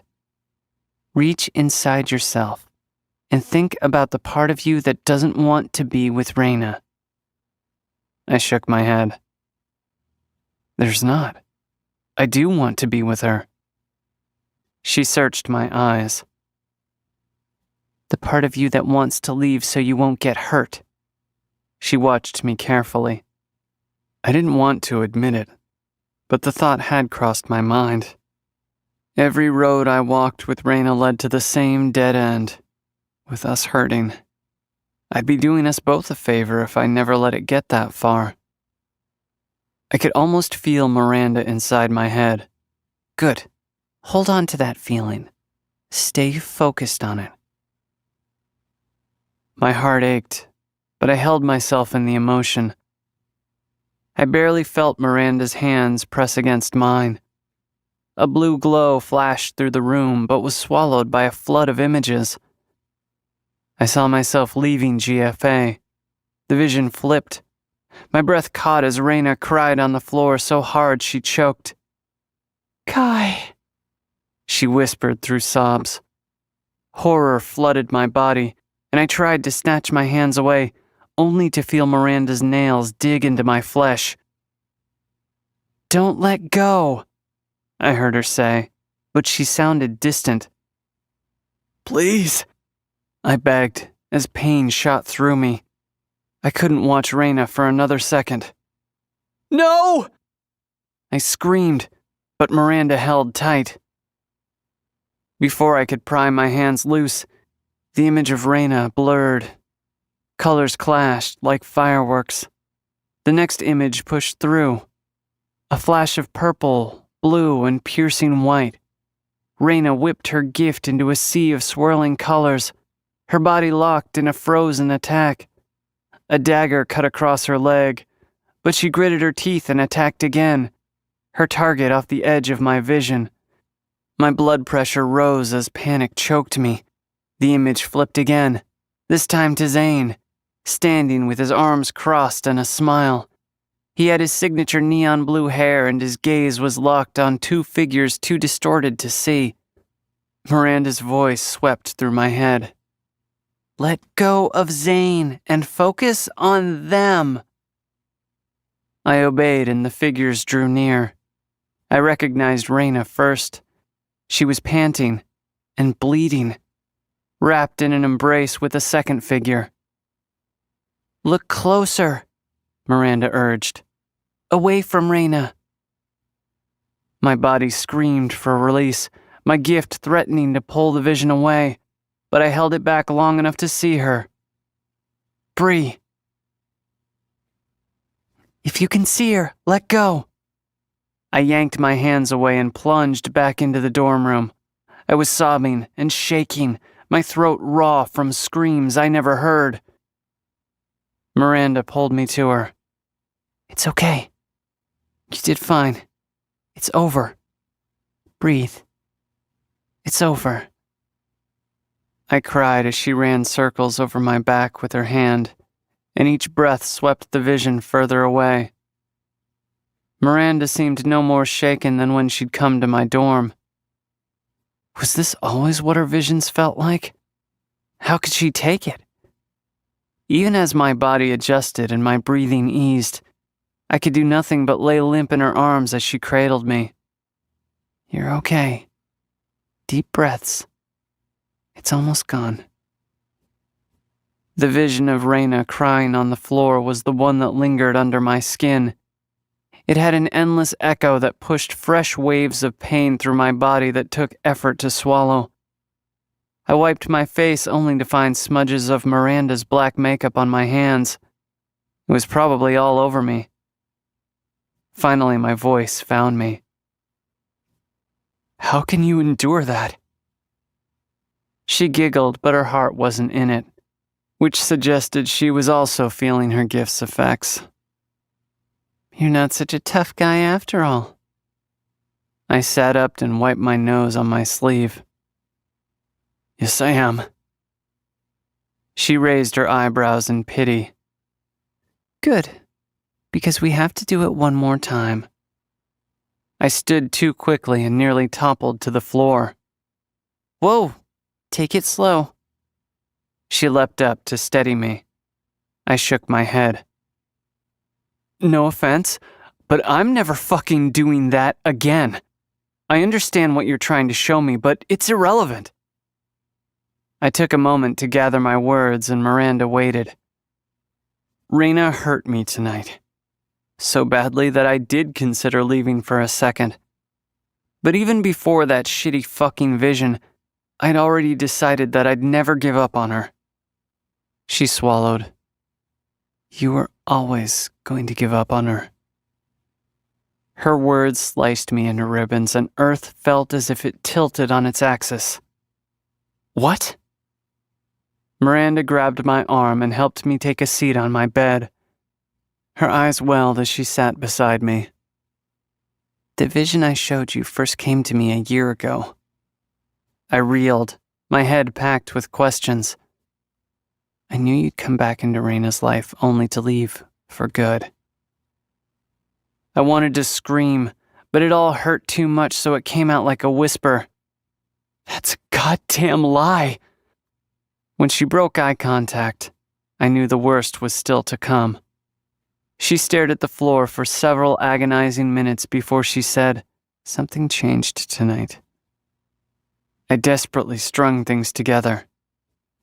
"The second vision? That's good, right? It can't be worse than..." She stood, causing me to trail off as she moved to the center of the room and knelt. "No, I won't." She dropped her hands to her thighs. "Fine. You don't have to see it. You can just trust me." "Okay, let's do that." She nodded. "Leave Raina and never come back." "Are you fucking insane?" She gestured to the floor in front of her. I seethed but still knelt, my body involuntarily pulling away. I held my fists to my chest, too afraid to touch her. "This is going to be worse than the last one?" "This time, focus on how much you love Raina." Fear had full control of me. "How bad is it, Miranda?" She held my gaze, but her silence spoke volumes. My head screamed at me not to ask, but my voice rang out. Is she going to die? Worse. I shook, unable to muster the courage to touch Miranda's hands. My voice broke. There's nothing worse. Yes, there is. She held her hands up, and I felt the tears begin to fall before I even reached for them. Chapter 20. Raina. As I slipped into a hoodie and pajama bottoms and headed back onto campus, I told myself I just needed air. I wasn't going anywhere in particular. My gift wrestled the lie the whole way to Blue House. That asshole. Wasn't it my choice how or when I lost my virginity? He knew how I felt about him. But I couldn't just derail my life, my calling, to be somebody's girlfriend. And fuck virginity. I should have had sex with Kai years ago. Every year I didn't lose it, it turned into a bigger deal. I wasn't fooling anyone, least of all myself. I had loved Kaido since I met him, and when he went away to prison... what was it with that guy? I gave up relationships altogether because I couldn't be with him. Was it so wrong for me to want to express my love for him in that way one time before I had to fulfill my oath to this city? He'd had sex with Miranda and God knows who else, and he couldn't find it in him to make love to me once? I wasn't sure what my plan was. Barge in and demand sex? Yell at him? Seriously, where was I going with this?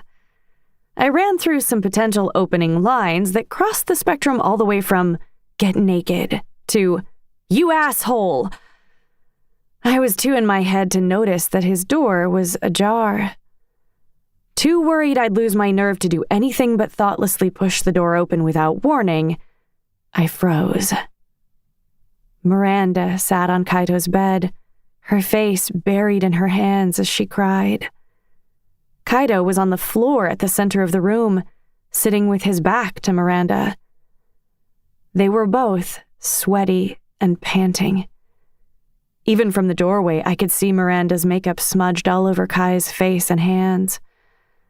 The immediate thought should have been that I'd just missed a romantic interlude, but several things prevented that theory from growing legs. I trusted both Miranda and Kai, and the energy in the room was too morbid for a funeral. Miranda looked up, but couldn't catch her breath to explain. She nodded towards Kai. I walked around him to get a view of his face. His eyes were wide, but vacant. What happened? I asked, reaching for his face, but he pulled away. I turned to Miranda. Her hand shook as she covered her mouth. Unable to bear the suspense of it, I pushed my gift recklessly into Kai. He spoke, but didn't look at me. I saw what happens. My eyes flicked up to Miranda. A vision? Fear filled me. What was it? Ray, he breathed. You looked so beautiful in your wedding dress that I swear my heart stopped. I tore my gift back, but Kai kept on of his own volition. In front of all our friends, we became husband and wife. Kai started to shake, tears brimming his eyes. Our life together was full.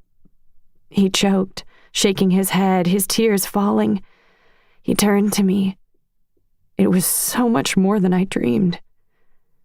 Pain pulsed from his body and filled the room.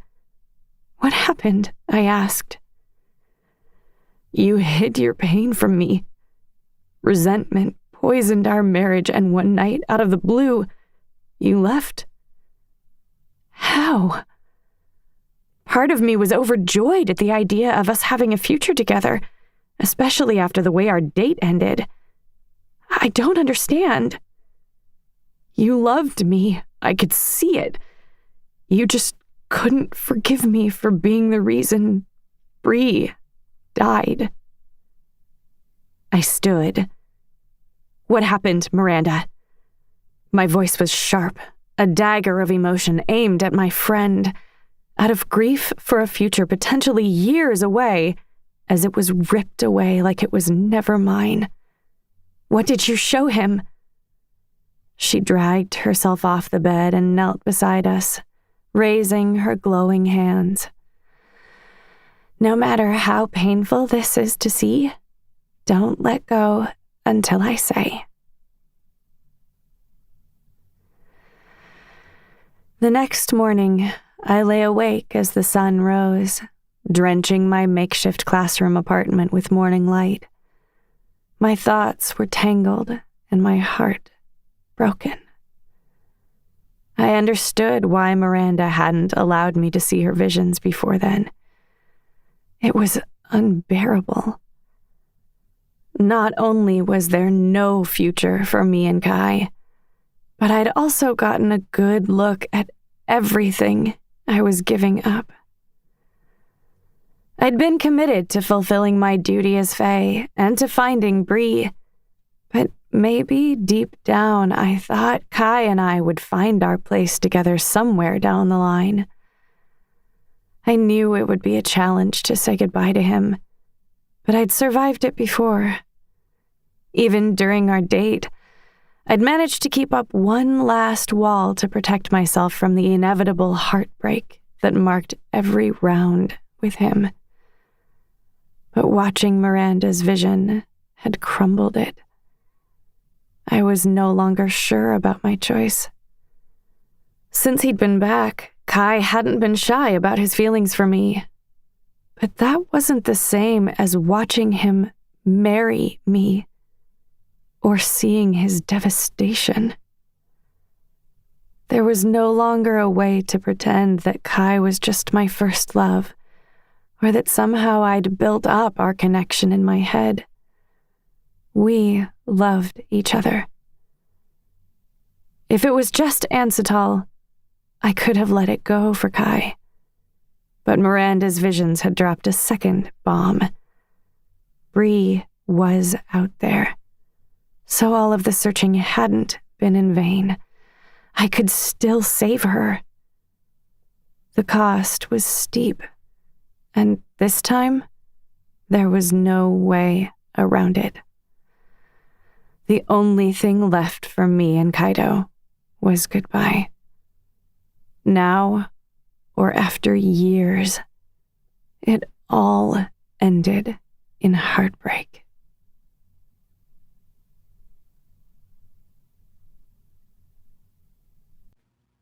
Chapter 21. Kaito. After a long, restless night, I knew exactly where I stood. There was no way in hell I could accept that I had no future with Reina. I just didn't know how to change it. The decision part was easy. I had to leave her. Letting her love for me die slowly wasn't an option. I finally understood what Reina was trying to tell me. She had to find Bree. She needed to settle things with Yamojiru and Ansatol. I would be in the way, and she'd resent me for it. But I wasn't a quitter. Reina was my dream, and, now that I'd seen our life together, I knew more than ever what I wanted. Protecting Reina's dream was the most important thing, and that meant I'd have to ask a little more of Miranda. I picked up Reina's owl charm from the corner of the room where I had tossed it and strung it over my head before I strutted out of my dorm straight for Miranda's. I knocked with no regard for the fact that the sun was barely rising and we'd all retreated to our rooms only 3 hours before. Every second I hung around was a risk to Bree's life. I listened at the door for signs of life but heard nothing. I knocked again, this time letting adrenaline seep into it. I heard a thump, and shortly after Miranda pulled the door open. Her eyes were barely open, her hair on end like she'd been struck with electricity. She didn't seem surprised to see me. She merely turned and shuffled back into her dorm room. I followed, not bothering with pleasantries I desperately owed. What does me leaving have to do with Raina finding Bree? Why can't I stay and help her? She collapsed onto her bed. I don't know, Kai. Maybe you leaving hurt her so much that Bree was all she had left to believe in. So, no matter what, I have to hurt her? She sat up. I know, it sucks, but if you love her, you'll do this. I have another plan, but I need to know it won't affect Bree. Miranda groaned but moved to the center of her dorm room. She knelt on the pink rug and held out her hands. It's better if I don't know the details. Focus on your plan. The last thing I wanted was to suffer another one of Miranda's visions, but I needed to be sure. I knelt in front of her and put my hands against hers. This time I knew what to expect, so the emotional onslaught didn't land as heavily. The images flashed forward, identical to the first round that Miranda showed me, with one exception. This time, when Raina cried on the floor of her apartment, I didn't try to pull my hands away. I focused on her necklace. As expected, the charm had changed. I held my breath waiting to see if the end of the vision had been altered, but it wasn't. Bree was still alive. I kept my hand on Miranda's, hoping this time the vision would show what came next, but it didn't. After several stale minutes, Miranda pulled her hands away and the vision blinked out of my eyes. I'm sorry, Kai, she said. It didn't change anything. You're wrong. Miranda must not have noticed the change in Raina's necklace, and I needed to keep it that way. Raina needed to believe I was leaving forever, and for that, Miranda did too. Hope flooded me as my plan came together, but I didn't show a shred of it on my face. Thank you, Miranda, I said, standing and helping her to her feet. I have to let her go. She nodded, but surprised me when tears welled in her eyes. Tears for me? For Raina? Miranda was so exhausted she was barely on her feet. Just from looking at her uncharacteristically lethargic movements, I could tell it was more than lack of sleep. She was drained from overusing her gift, and she hadn't even complained. All this time she'd looked after Ray, keeping her on her path that led to Bree. She'd even set up that date for me and Raina, knowing that a brutal goodbye was the only way to stay the course. How many burdens did she carry alone? You know, I was wrong about you, I said with a smile. And I you, she sniffed. Goodbye, Kai. Have a happy life. Take care of Ray, and give Bree a big hug when you see her. I left, knowing Raina would be in good hands.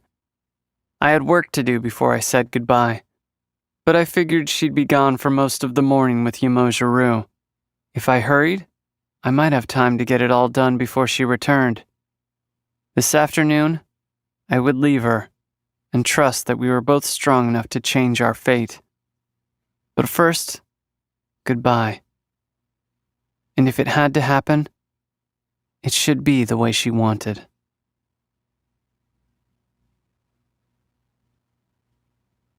Chapter 22. Raina.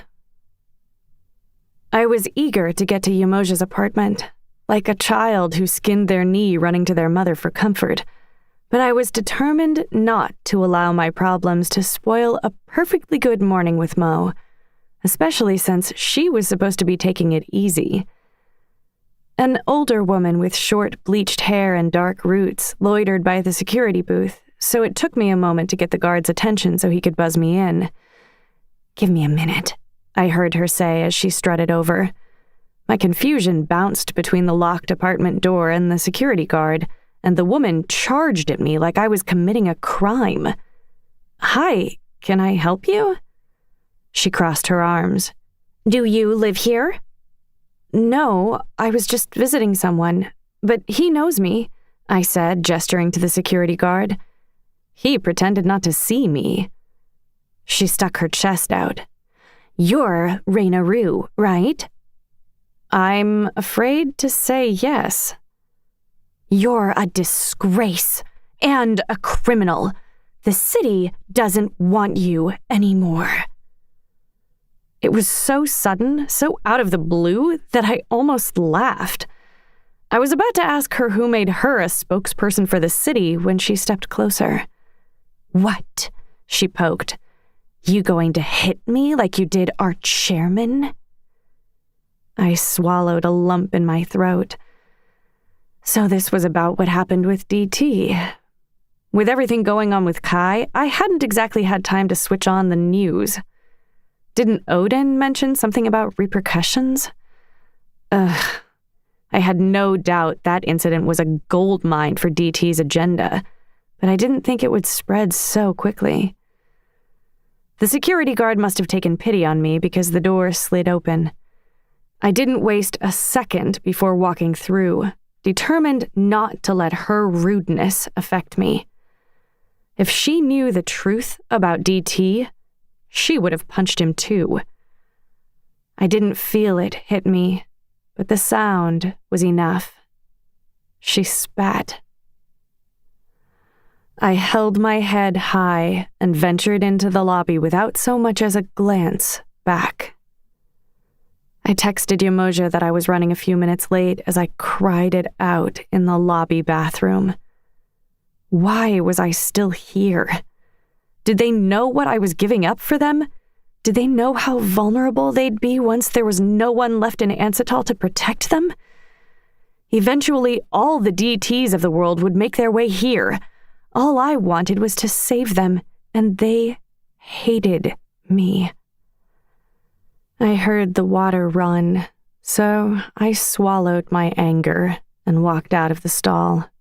A little girl no older than 7 stood on her tiptoes and washed her hands. I swiped at my cheeks, hoping she hadn't heard me crying. The little girl stared at me in the mirror. Then she turned off the faucet and pulled 2 paper towels from the dispenser. She handed me one and said, "It's okay." Without another word, she went on her way. A simple and kind gesture that was too kind to be anything other than my parents, lending a helping hand. I thought of the orphans from my old home. They were the most vulnerable, the most in need, and it was they who would suffer most from DT's plan once other cities moved to exploit Ansatol's weakness. Yamoja once told me that Faye stepped up when everything fell apart. And even if my title was given in desperation and from merit, I still had time to turn things around. I needed to be strong because that's what the city needed from me. And I was willing to bet that's what Yamoja Rue needed too. I'm getting the feeling there are 2 broken hearts in this apartment, Yamoja said as I handed her a cup of tea. Now that she'd been discharged and settled back into her home, she was more at ease, but also more observant. I'd consciously made an effort not to show any of my unease, but she either knew me too well or was on her guard since Kai was in town, because one way or another, she was on to me. I loved that my gift allowed me to detect the truth, but Yamoja had picked up a thing or two since we started training together. She always made me feel like an open book, a trait I both loved and hated. "What? No, I'm fine," I said with a forced grin. I sat beside her on the couch. She took a sip, her eyebrows raising above the cup. I'm just happy you're home. I was thinking that maybe I'd move back in for a little while." Her expression hardened. I'm not helpless. "I know, I just miss you." "That might be true, but something's wrong.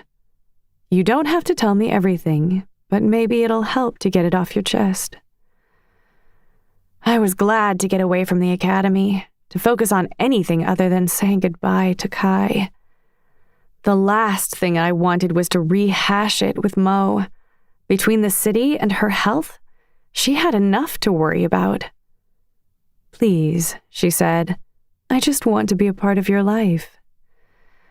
I touched her hands. I know. I just don't want to worry you." "This is about Kai, isn't it? Spill. He's always been so hot and cold. If that boy doesn't just make up his—" "That's not it." Her magenta eyebrows knitted together. "He's just hot now." Tea nearly shot out of my nose when I looked up at her. Her lips were pursed, her eyes loaded with sass, as if to ask, "How hot are we talking?" "So, what's stopping you?" Was there any way to spin this so it wouldn't sound as horrible as it was? "Miranda had a vision that I found Bree." Her smile waned. "You mean she's still alive?" "Only if me and Kai end things." Without a moment's hesitation, Yamoja scrambled for her phone. What are you doing?" She ignored me, holding the phone far too close to her face and typing into it. A minute or two later, she looked up. "Done." "What did you do?" "Only you can make a decision like that. But either way, we're going to need ice cream." "You really think there's a choice?" Her gentle gaze was a blanket in an otherwise frigid world. "Honey, I've been making those choices my whole life. That's the job, really. I always saved the day at the expense of my own happiness, and sometimes I wonder if that was the right way to live." She set her tea down on the coffee table and sighed, staring out the window. "Especially now. The city moved on so quickly, away from Faye, away from me." Her gaze swept the room. "And all I have left is this empty apartment." "You have me," I said. The warmth in her demeanor returned. "Well, I'm never going to have grandkids at this rate." I sighed. "Trust me, there's no chance of that." "Well, I'll just have to live forever then." "Deal." The conversation came to a natural pause, and it felt like the perfect time to bring up some of my concerns. "Mo, I think it's best if you take things easy for a while. Let me handle things." She sat up straight. "You mean like, retire?" The word held the threat of a blade's edge. I winced. "You know I can't. I made an oath. Even if the city won't acknowledge it, they still need me. I need you too. I need you to be healthy." She shook her head. "What do you expect me to do? Stay here and do nothing?" "I don't know, Mo. Maybe you can pursue some of your other interests. Maybe it's time for you to put yourself back out there and date. It's not too late for—" "Stop this. I'm fine. I'll be as good as new in a few days." I looked down into my tea and sighed. "What? Say it." I shook my head. "Say it," she urged. I mustered my courage. I didn't want to hurt her, only protect her. I didn't even want her to retire, if I was honest. I wasn't sure I could do her proud, but she wasn't the only one who had picked up a trick or two from training. Where she'd learned to detect truth, I'd learned to detect fear. "You're afraid. That's understandable, but I don't think it's a good enough reason not to try it." She turned her face away, and it hurt to look at her. I was grasping at straws, but there was one other alternative that I hadn't tried. "What about running for chairman? You'd still help the city, but it wouldn't be as strenuous on your body." Her ears pricked up, but she didn't look at me. You could rally whatever Fae are left in Ansatol and do some good. She eyed me, but I saw a bit of interest flicker on the edge of her irises. She leaned back, adjusting a couch cushion. Now I need ice cream too. I wasn't sure if it was her vision starting to go south, or if she was struggling with the delivery app, but instead of 2 ice cream cartons, the delivery man brought 21. We had a good laugh and gave the mountain of creamy goodness our best try. When we were stuffed and sticky, we both felt a little better. There was a safety in Yamoja's presence that I felt nowhere else.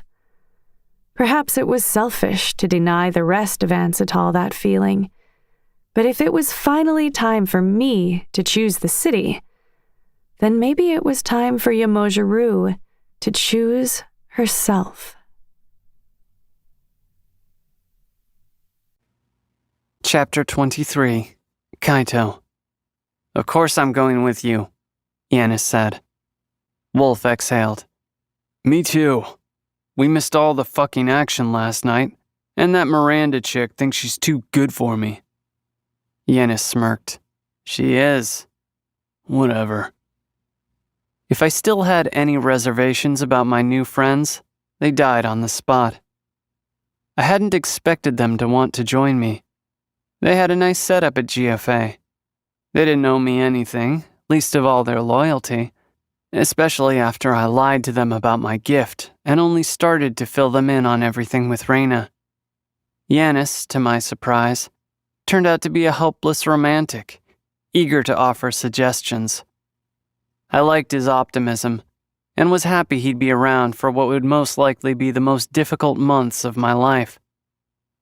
Wolf just seemed suited for trouble.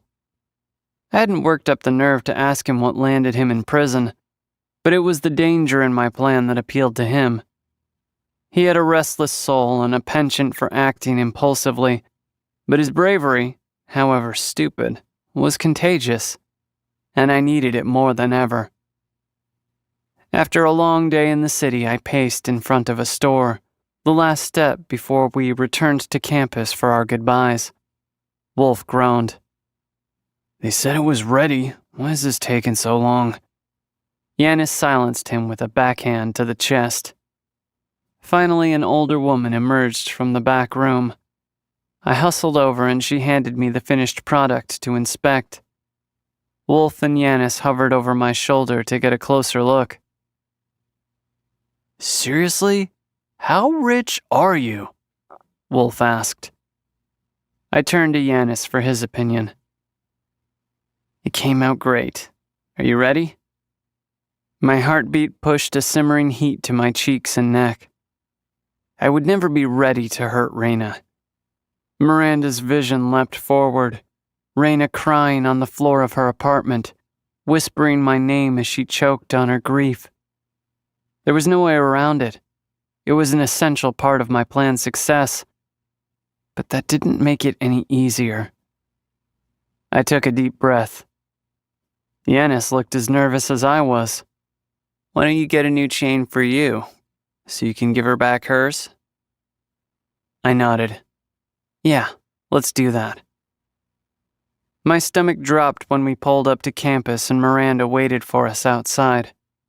Did something get thrown off? She rushed to me. Reyna's back. She's in her apartment. I searched her eyes. Did anything change? Are we still okay? A bright red flashed across her cheeks, like sunset peeking through a cloudy day. I looked over my shoulder at Wolf and Yanis, then pulled Miranda out of earshot. She looked more nervous to speak to me than when she'd come to my dorm room. You're scaring me. Your plan hasn't changed, but I saw... What, Miranda? Look, this is super awkward, so I'm just going to say it and you and I will never speak of this again, okay? I gulped. It's romantic and stuff that you're going to take her virginity and everything before you go, but just so you know, there won't be any lifelong consequences if you guys aren't safe or whatever. I froze. What the fuck? Did Miranda have a vision of me and Raina having sex? As if she could read my expression, she said, "Relax, I skipped over it, but I mean, you could have warned me. I had to see if you were going to mess up the timeline. Luckily, it's still the same, with you leaving and Bree saved." "Firstly, you're a huge creep," I said. "You know that." She rolled her eyes. "Secondly, it was a complete invasion of privacy, way over my boundaries. It was fucked up, and I needed her to know it. But also, as a bro, she'd kind of done me a solid by giving me the heads up. She'd even risked the embarrassment of the confession to do it." Thanks. I did not want to dwell on the implications of what I'd seen of her gift just in the last few hours alone. Shit. Levitation was lame by comparison. "Wait," I said, turning back to her. "Can I see?" She scoffed. "No, you perv, because then I'll have to see." Right. Wolf popped his head over Miranda's shoulder. "I couldn't help but overhear. Do you have any dirty visions of me and you?" Miranda's gaze flicked to Yanis for a fraction of a second before she replied, "Not a one." Interesting. I wondered if there was something going on there. I sighed. "Well, this is so weird now." Wolf grinned. "Yep, you better get to it.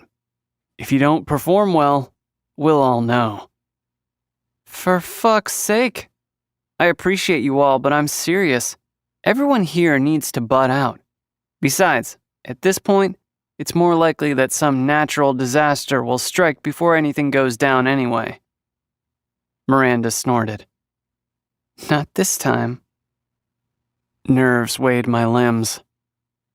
Was this actually happening? We all spun as the scuff of footsteps behind us drew our attention.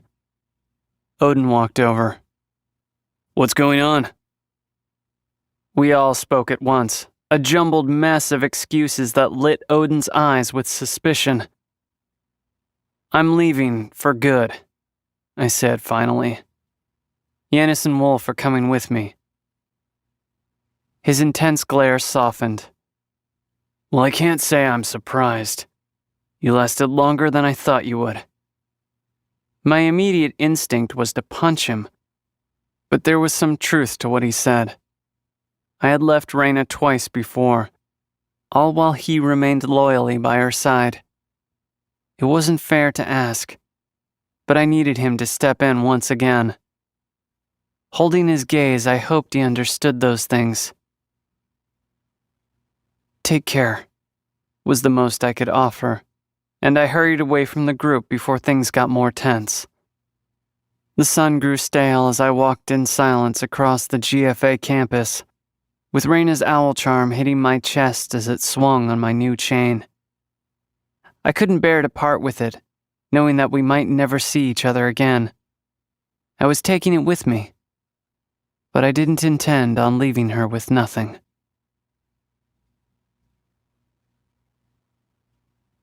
Chapter 24, Raina. Knowing Kai was waiting for my decision only made it worse. I'd rehearsed 100 ways to tell him, but none felt right. How could I possibly explain to him how much I wanted to choose him? No matter what excuse I gave, he was going to walk out of here thinking I didn't love him. But delaying the decision only risked Bree's life. A knock sounded at my door, causing my skin to prick as if I'd been stabbed with 1,000,000 needles. I rushed over and opened it. Kai stood in the frame, his black eyes lingering as his gaze met mine. I drank him in one feature at a time. The way his top lip bowed and the bottom one was swollen and alluring, his dark hair as it fell over his eyes, and the pointed way his dark eyes pierced my will to leave him. It had been us against the world since we'd met. Why wouldn't the universe cooperate? He watched me carefully. Was this it? The end of love? The end of the wild and boundless energy that bolted through my veins? I exhaled, but my breath skipped. "Are you okay?" he asked. I motioned him in and he shut the door behind him. He walked around the room, this time with the lights on. He took a look around. "Stay with me," echoed in my mind, as much a part of me as my own heartbeat. "I'm just about ready to go," he said. "I got my stuff packed. Giannis and Wolf are coming along." I should have known he'd choose to go. Of course he wouldn't let me make that kind of sacrifice for him. It should have filled me with relief because I wouldn't have to be the one to say no, but it didn't. With him standing in front of me, it was all too real. Suddenly, those few happy years we'd get if he stayed seemed worth every sacrifice. "So you've made a decision, just like that?" To my dismay, he smiled. Frustrated tears pricked the corners of my eyes. "Why are you smiling? This isn't funny, Kai. I'm dying." He swallowed. "I'm dying too. I just think it's sweet that you even considered it." "Of course I did. Didn't you?" "No, not for a second. It's like trading your dream for mine." His dream? Us being together? Did he think this was making it easier to say goodbye? His teeth scraped over his bottom lip, drawing my attention to it. What I wouldn't give for one last kiss.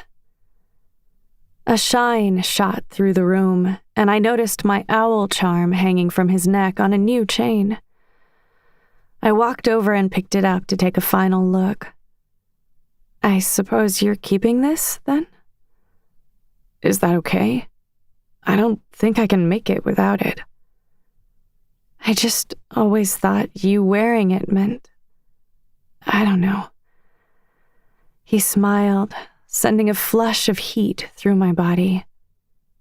"It means that my heart belongs to you, even if this is goodbye." He sat down on my bed as my thoughts tried to break the surface, only to be tossed under by each new emotional wave. The word goodbye triggered me, the same way it had for him the night before. "I never expected you to give up." The second I said it, I knew it was unfair. Shit, what was wrong with me? I could see in his tortured expression that I'd hurt him. Then I felt the smallest hint of a lie on his tongue, but he never spoke it. Desperate to ease the hurt, I sat down on his lap, wrapping my arms around him. I'm sorry," I whispered as I peppered his solemn face with gentle kisses. "I just don't want to say goodbye. I know we have to, but Kai, that vision of our life together didn't make me want to stop being with you. I'm so in love with you." He caught my jaw and drew my mouth to his, stopping just before we touched. So close I could almost taste him. He whispered against my lips, "Then we better make the most of it." I froze when his meaning sunk in. Butterflies and nerves doing the tango inside my chest and stomach. It was strange to think I'd proposed the same thing the night before.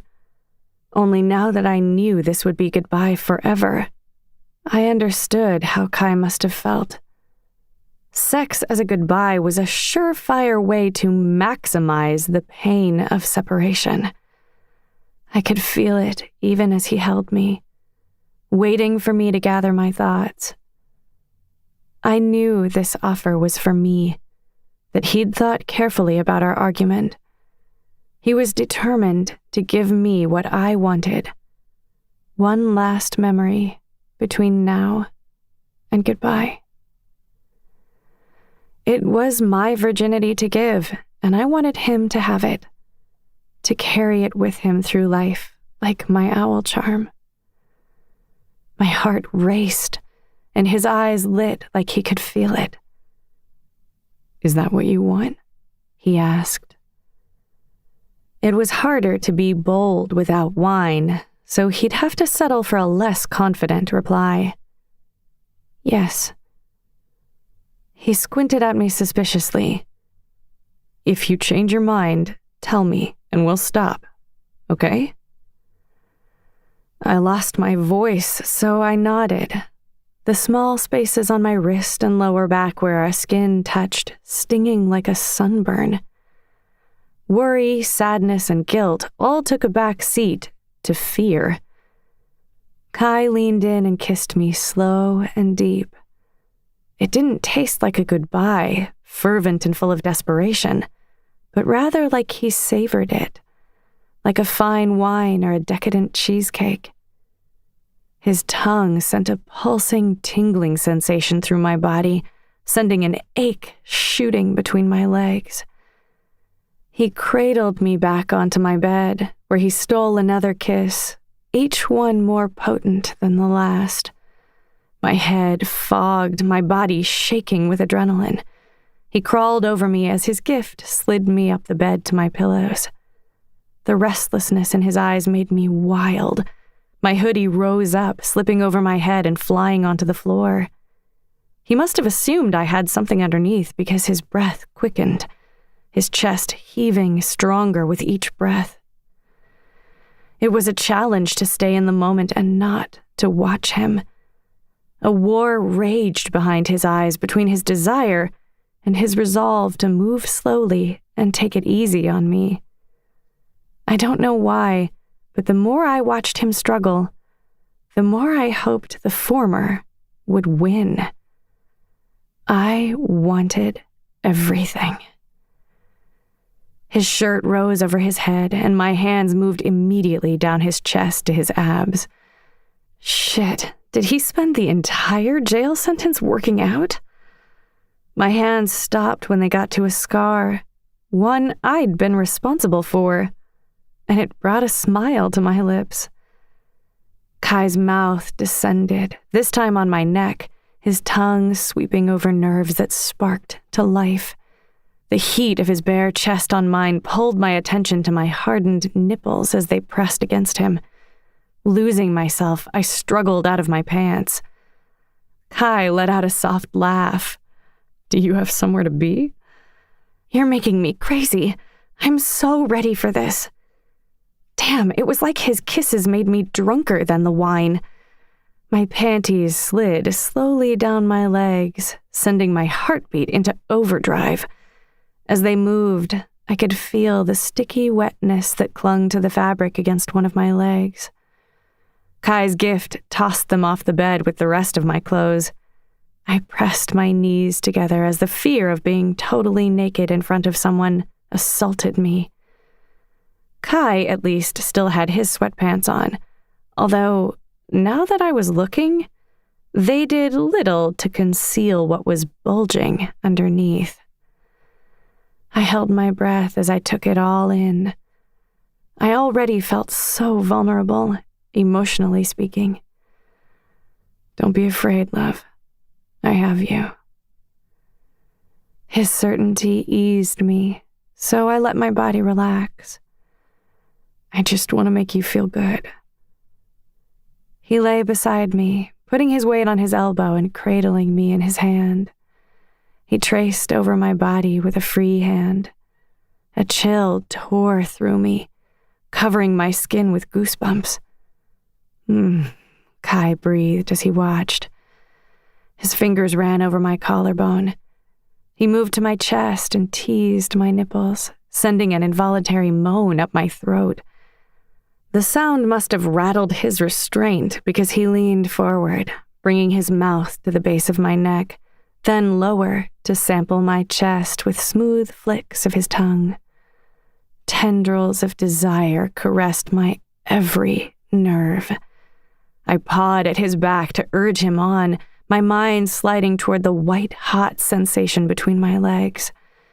He lifted his head to study me as his hand moved lower.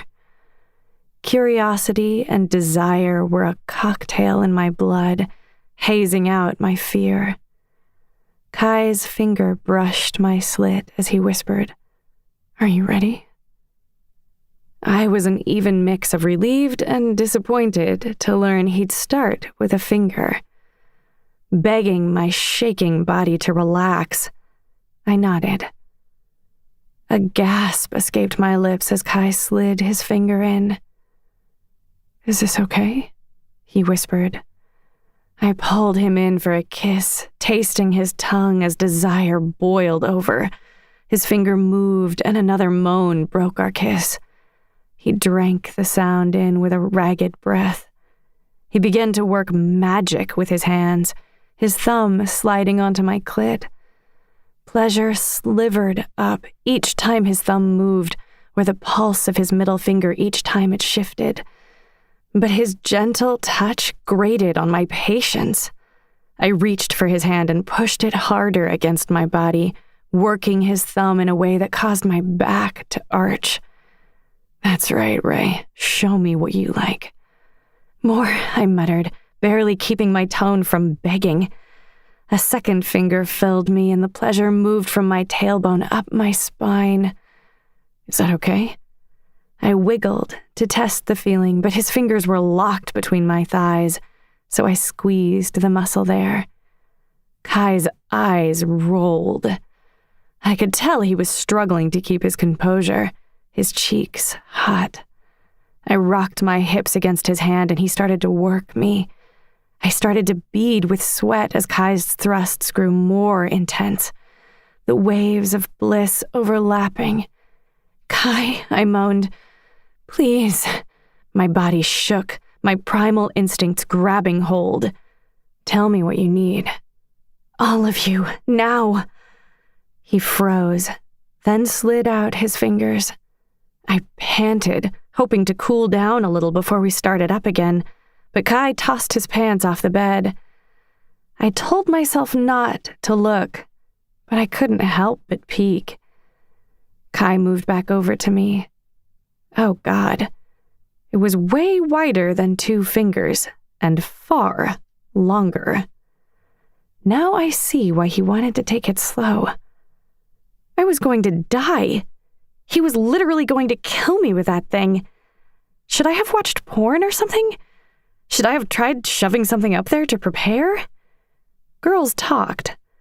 They all seemed to agree this would hurt. What did I get myself into? My thoughts raced. I'm too scared.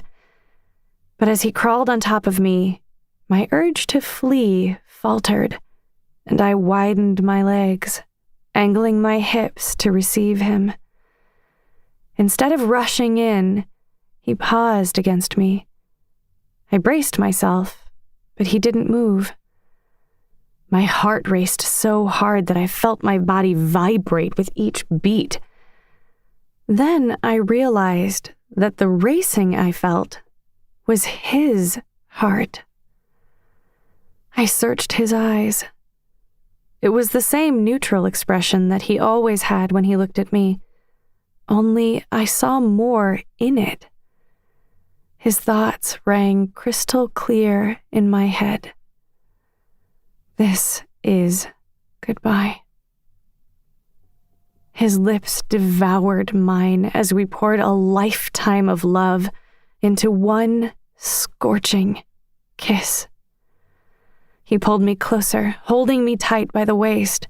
I grabbed a fistful of his hair as I clasped my arms around him, as if trying to absorb him into myself. Love me, Kaito. Don't forget me. Don't ever let go.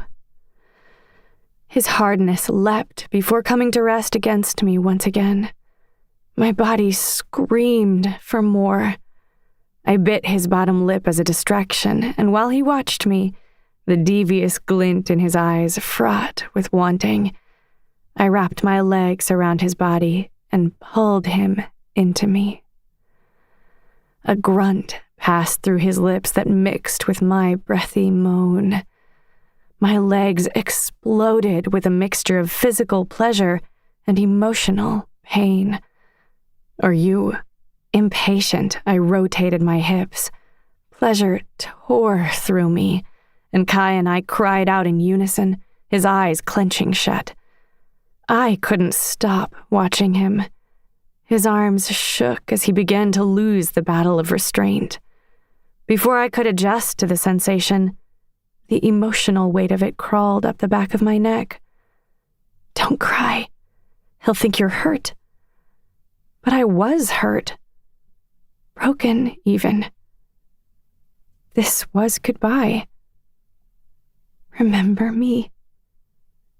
I rocked my hips, the pain and fullness drowned out by a fresh wave of white bliss.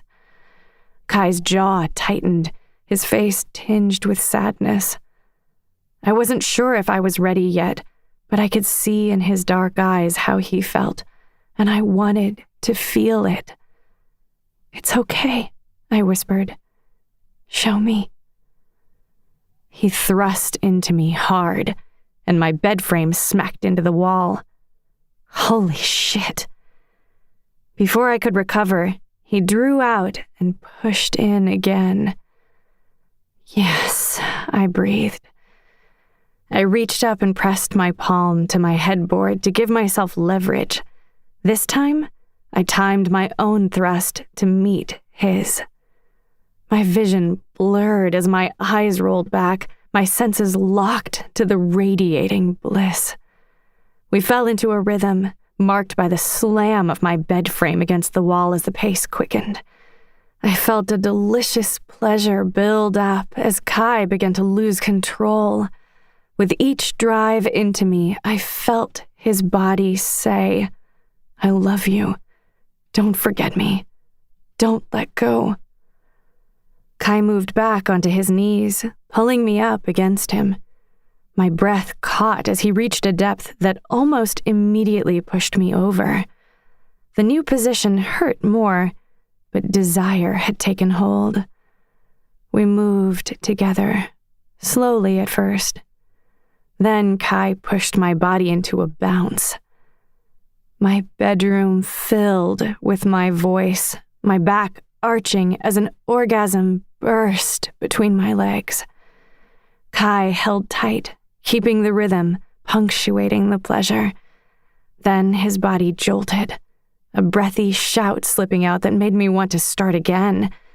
He pulled me tightly to him, and through the waves of spasms, I could feel him release. Our breaths heaved as we stayed meshed together. He slowly released me, sliding out of my body and easing me back onto the bed. I couldn't tell if he was using his gift or his strength, but his gaze never left me as he lay beside me, his arm draped over my waist. My body shook so badly, and I could no longer tell if it was due to the physical or emotional impact of the ordeal. Concern settled into his features, as if he'd realized that he'd been swept up and had forgotten to go easy. As my body relaxed, I could feel the soreness settle into place. Stay calm. But the tears began to fall against my will. Stop it, Raina. You'll ruin it. But it was no use. I covered my face with my hands. Did I hurt you? Kai asked, his arms wrapping around me. My body felt euphoric, but tears still fell. I didn't want him to worry. It was so amazing, I said through sobs. Laughter broke through my tears, the mixture spilling out. Why am I crying? Kai rubbed my back as the heaviness settled into my chest. This is so embarrassing. Why can't I get a grip? I shook, trying to rally enough to check Kai's reaction, but it was no use. With my guard completely lowered, my gift pushed the truth out. "You're leaving," I cried. "You were right. That changed everything." I buried my face in his chest. Why was he so quiet? Did I freak him out? Was he going to make a break for it? But the words kept coming. I'm not going to survive losing you. I'm going to regret my choice. Please, Kai. I don't care. Please don't leave. Please. I sniffled. "Don't leave. I can't." I froze as a sound broke through my sadness, paralyzing me. Pressed against his trembling chest, I finally realized that Kai was crying too. Each word I spoke, an ocean of salt on his wounded heart. Regret broiled my every nerve. How could I say such selfish things? Love was a sunset, slipping away so quickly that I could watch it surrender to the horizon in a few relentless minutes. The night that followed was sure to be a starless one. Not the smallest sliver of moonlight to see me through. In those last moments, my gift would not allow me to ease Kai's pain with a lie. I wished, for the first time, that I'd never unlocked it, or that the epidemic could sweep it away. But since I could not comfort him, we cried together, letting our emotions steal our consciousness as we fell to sleep in each other's arms. I blamed myself and those frantic words I'd inadvertently cut him with. When I woke in the darkest part of the night, he was already gone, the bed cold beside me. I sat up quickly, Kai's absence shattering the last fragment of my heart. Forgetting he'd taken it, I reached for my owl charm. My stomach dropped when I felt it. He hadn't taken it? Did that mean I no longer had his heart? Stunned, my thoughts were interrupted as my finger slipped through the dainty metallic object. It was not the familiar owl shape that I knew so well. I swallowed as I slowly looked down, squinting through the darkness. My blood ran ice cold as I held it between my fingers and angled it to my eyes. I scrambled for the phone on my nightstand and fumbled for the light, beaming it on the ring. The band was made up of 2 studded white gold owls that framed a pear-cut diamond that glittered. What did it mean? Was it a proposal? Some kind of promise for the future? But that hope drained away when I got to the 3rd probability. He'd left it as a reminder of the life we gave up, the choice we didn't make. I needed to know for sure, so I stood with every intention of tracking him down. I'd throw on my oversized hoodie, some sneakers maybe, and track his ass down. It would not end like this. I could not live with this choice, not without knowing. I threw on my hoodie and adjusted the necklace to hang on the outside. I slipped on my shoes and creased in the heels with no time to put them on right. I reached for the door, but froze when I remembered Bree. Her chilling screams as her life blinked out in Miranda's vision. My hand dropped from the doorknob and I stumbled back. I collapsed into a pile on my floor. I had to let him go. I choked on my pain, his name barely a whisper on my lips as the rest of my hope surrendered. Kai, I whispered again through tears. Love may be over, but it's not dead. Even though I'd never see him again, Each memory was vividly etched into me. I could still feel him on my body and taste him on my lips. I clutched the ring against my chest. He'd taken my charm with him, but left me with a lifetime of love to dream about. My strength broke. I didn't have enough time with him. No amount would have been enough, but at least I know that it was real. Otherwise, it wouldn't hurt this badly. I couldn't move beyond the rise and fall of my chest as I gasped for air. Goodbye.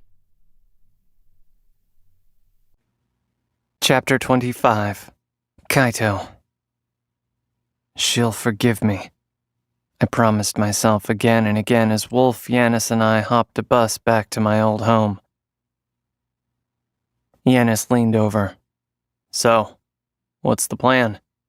Yanis asked, pulling my attention back to our group. Across the aisle, Wolf slumped against the window with disinterest. We're going to hunt down Zane. He's involved in this somehow. If we find him, he'll lead us to Bree. Yanis bobbed his head. And this Zane person is a friend or foe? I leaned back in my seat. We'll see. Wolf let out a groan. Ugh. Why are we not talking about you getting it on with that Faye girl? Yanis chuckled. Getting it on? Seriously, how old are you? Wolf leaned across the aisle. You could at least not blush like that when I bring it up. I turned my face to the window. And now you're smiling. Look, I can see it. She was totally great, wasn't she? I bit back my smile and tried to shake it off. I'm smiling because you're an idiot. Actually, man, Yanis said, I think he might have you on this one. I crossed my arms over my chest and leaned my head back, determined not to let my mind drift back to my most recent memories. The bus slowed, and out the window I could see a crowd of people gathered outside a stadium. At first I thought it odd that an athletic event would be held when the government had just collapsed, but then the bus pulled close enough for me to read some of the posters. This was no game. It was a political rally for Calvin Hall. I remembered running into Zane's sister the other day, but Rachel Black wouldn't be brazen enough to attend a rally for her opposition. Still, it wouldn't be hard to find someone public. Wendy may not have known where Zane was, but her gift could be useful in tracking people down. At least we had somewhere to start. It was odd how easily the three of us settled back into my parents' old place, like the GFA had been some kind of holiday. I headed straight to my room to be alone. I wasn't feeling particularly chatty, and I had a ton of research to do before morning. I researched Zane first, hoping I could bypass the campaign trail altogether and leave his sister out of it. But as expected, all trace of online presence vanished around the time I went in. An hour after I'd settled in, I heard a knock at my door. Yanis poked his head in. Bruh, you have a lot of books. Is that your thing? Kind of. He took the response as an invitation in and sat down at the edge of my bed. Can I ask you something? His tone made me uncomfortable enough to shift in my seat. Where was this going? Yeah, sure. What would you do if you didn't have a gift? The question struck me. Yanis hadn't seemed too bothered by losing his gift. Wolf complained constantly about it, but not Yanis. I felt for him. Since puberty, I'd drawn the bulk of my self-worth from my gift, and I shuddered to think who I'd be without it. I took a deep breath as I flipped through my memory. You know, I was really late getting my gift, and for a while I didn't think I'd ever get one. Part of me wished I wouldn't. That way I could disappoint my parents one last time and be done with it. He smiled that pudding-winning smile. I used to be able to melt things with a touch, he said, shaking his head. Got mixed up with some bad people, you know. Melted a bank vault and wound up underground at the agency. I just think, though, how long do you plan on letting us be here? And what happens to serfs like me and Wolf when this is over? Look, man, I'm glad you and Wolf are here. I consider you friends. I took a pen off my desk and threw it at him. No matter what happens, we'll figure it out. His head bobbed. All right. You know, you never did answer my question. What would you do if you lost your gift? I leaned back in my chair, looked up at the ceiling, and sighed. I'd be a librarian. Bullshit. I smirked. I'm serious. I could read all day, every day. I mean, the massive bookshelf should have been a giveaway, but it still feels a little random. I nodded. Just think about what you like to spend your day doing, and the rest will sort itself out. It dawned on me as I said it that Yanis might have been trying to prepare me for what might come next, the loss of my gift. The urge to flee with the rest of the elite amplified, but the gifted giving in to those fears was what caused this mess to begin with, leaving no one to fight for it but Reyna and her friends. No. This time I had a chance to be on the right side, Reyna's side. It seemed like everything I had to lose was what I might finally earn if we somehow succeeded. My friends, my gift, my life, and even my love. It was worth the gamble.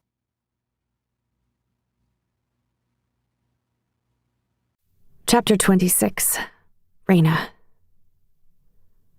The next few hours ran together. I could practically feel Kai getting further away with each painful tick of the clock. I let myself melt to nothing as I took a long, hot shower, determined to let it out all at once. Once I joined the others, I would not allow myself to be weak again. I dreaded the look on Miranda's face next time she saw me, the pity in Asher's eyes. And God, I hoped that I wouldn't see something smug in Odin's. Instead of sulking, I spent a little extra time on my makeup. I put on my favorite workout leggings and tank combo, tied my hair up in a high ponytail, and smiled at myself in the mirror until it felt real. When I headed to the cafeteria, I was grateful that the remnants of our little event had been wiped away, and the tables returned to where we usually kept them. Asher and Odin sat up straight when I walked in. Hey guys, how are you? Ash stood. We're good. Are you okay? Odin's attention was on his phone, and I had no doubt Miranda would shortly follow whatever message he'd just sent her. I'm good, I said, unnerved by his concern. Asher always made light of everything, and this new dynamic said that everyone knew what was going on. The last thing I wanted was to talk about it.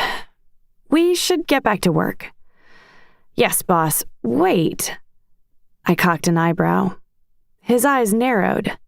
Something is different. Odin looked up from his phone, his eyes scanning me in appraisal. Oh, I said, I'm wearing a little makeup. He walked closer. No, that's not it. My concern only rose as he tilted his head in observation. Odin joined in, trying to find the source of Asher's worry. I'm really fine, Ash, I swear. Just leave it alone. He beamed. That's it! You're not a virgin anymore! My cheeks burned hot, but I couldn't help but snort a laugh before I shoved him. Shut up, Ash. You're such a dick. His gaze softened, and I saw the pleased glint of a mission accomplished in his eyes. Of course he'd meant to cheer me up, a task he knew would take drastic measures. Out of the corner of my eye, I felt Odin turn toward the window to sulk. Asher must have weighed that into his little scheme and determined that Odin was a minor casualty, but I felt for him. "I need to talk to you," he said, his eyes a mossy green, and just in case I didn't catch the urgency from his practically hostile tone, he added, "Now." He led me out of the cafeteria, and Asher shot me a concerned look before I followed Odin out. Since we were out of earshot, I expected him to stop and tell me what was on his mind, but he took the extra effort to pull me into an empty classroom and shut the door. Whatever this is, it's going to suck. "Have you seen the news?" I told you this would happen. Calvin Hall, or DT or whatever, is getting support from other cities to forcibly remove the elite from Ansatol. He's calling it a free city, and it's all because you gave him exactly what he wanted. There was nothing quite like having my shortcomings served to me by my closest friend. I know. I'm so sorry, but I can fix this. He shook his head, and it almost seemed like the worst of it was over. I'm sorry, I repeated, touching his arm. His gaze snapped to my hand, and the tension in his body intensified. The desks around us shifted as his eyes glowed green. "Don't say that, because you don't actually give a shit." Of course I do. He made no effort to hide his tears. "You're too goddamn busy fucking Kaido. Your friend is missing and your city is going up in flames. It's 100% your fault." He shrugged. "Well, I guess you're trash in bed because he still left you." The words should have made me mad. They normally would have been enough to bring my temper to a boil. But my heart was already broken, and it recognized its equivalent in him. My strength broke, spilling out as I realized just how badly I'd hurt him. And in the moment, that was my greatest failure. "He doesn't want you. No matter what you do, she'll never want you again." There it was. She. It seemed to catch him off guard, and he slumped down onto a desk, dropping his head. "I'm so sorry, Reina," he whispered through sobs. I was frozen, disgusted with myself for my part in breaking him. Gone was the vibrant and sweet Fey apprentice who charmed the whole world. His light had gone out, and I understood, because mine was barely aglow. "I'm so sorry," he whispered again. He slid down to the floor and wrapped his arms around my shins, crying into my knees. "I didn't mean it." I moved away just enough to have a seat on the floor across from him. I wiped my face. I'm sorry I hurt you. It was selfish of me to keep you here, knowing how you felt. He nodded and swallowed like his words slipped back down. So you're leaving, then? He studied my face, then took my hand. "Please come with me. Kai left, but you and I could still have a life together away from here. If you give me a chance, I know I can make you happy. You don't have to be alone." It would have been so easy to go with him, to grab Mo, pack up my things, and have a normal life with Odin somewhere else. What hurt the most was knowing with absolute certainty that he could make me happy. "I can see in your eyes that you want to." Instinctively, I closed them, as if it would erase all the time he spent learning me. Odin, I'm grateful to have known you. He turned his face away like I'd slapped it. I believe that I could be happy with you, but I've hurt you enough. "So it's Kai or nothing?" It is, I said, pulling my necklace to rest outside my shirt. Odin's gaze crept down the chain of my necklace to the ring. He tilted his chin up, and his Adam's apple moved against his throat. But my decision to stay isn't about Kai. It's about the kind of person I want to be. I've vowed to help and protect the people of this city, not some other city, but the place I've lived all my life. I can't go because I think about the people like the kids from my orphanage who depend on the system for survival. The city might be angry, but the people don't know how much danger they're in, and everyone else has given up on them. I became Fae so I could protect those who need it most, regardless of whether they have powers or not. You're really going to die for these ungrateful people? If that's what it takes. Odin took a slow breath in and stood. So I did too, as I prepared myself for yet another loss. He leaned in and kissed me, and it happened so fast that there was nothing to do but remember what we'd once been. He pulled away, his green eyes searching mine, and without another word, he left. I don't know how long I stood in the empty classroom, but when I was ready, I returned to the fishbowl to join the others. "Raina," Miranda said. "Odin left," I blurted. Her lips pressed into a hard line. "We know. He said goodbye. Want to talk about it?" I shook my head. It was so quiet that we could hear the rustle of the trees outside. Then Miranda took control of the room. "What are we all standing around for? We have a lost girl to find." "Right," I said as I headed for my laptop, and the thought of the little kid from the bathroom who had said, "It's okay." That was my new mantra, as much as I could manage. Odin would be better off, and that was what mattered. The three of us poured every ounce of our energy into the task, mapping out our next search location and researching internet chatter for leads. The distraction was welcomed by all of us. It felt good to focus on something other than how I felt. Still, thoughts of Kai slipped into my head, tearing my nerves and reopening the wounds, no doubt leaving scars I'd never heal from. Kai was such a force of nature, a tornado that tore through me every time I drifted. How could one person do so much damage? I swallowed a lump in my throat, then gasped as the question flipped a switch on a tangential train of thought. How could one person do so much damage? Miranda looked up from her laptop. "What is it?" I shot up and my chair tumbled backwards, the crash drawing Asher's attention. "I fucking knew it! There is no epidemic. DT is doing this." Miranda tilted her head, pursing her lips as if she was unconvinced. "I know he's evil as shit or whatever, but maybe you're reaching a little here. I mean, there have been cases where huge groups of people lose their abilities at once. But always in Ansatol. Why?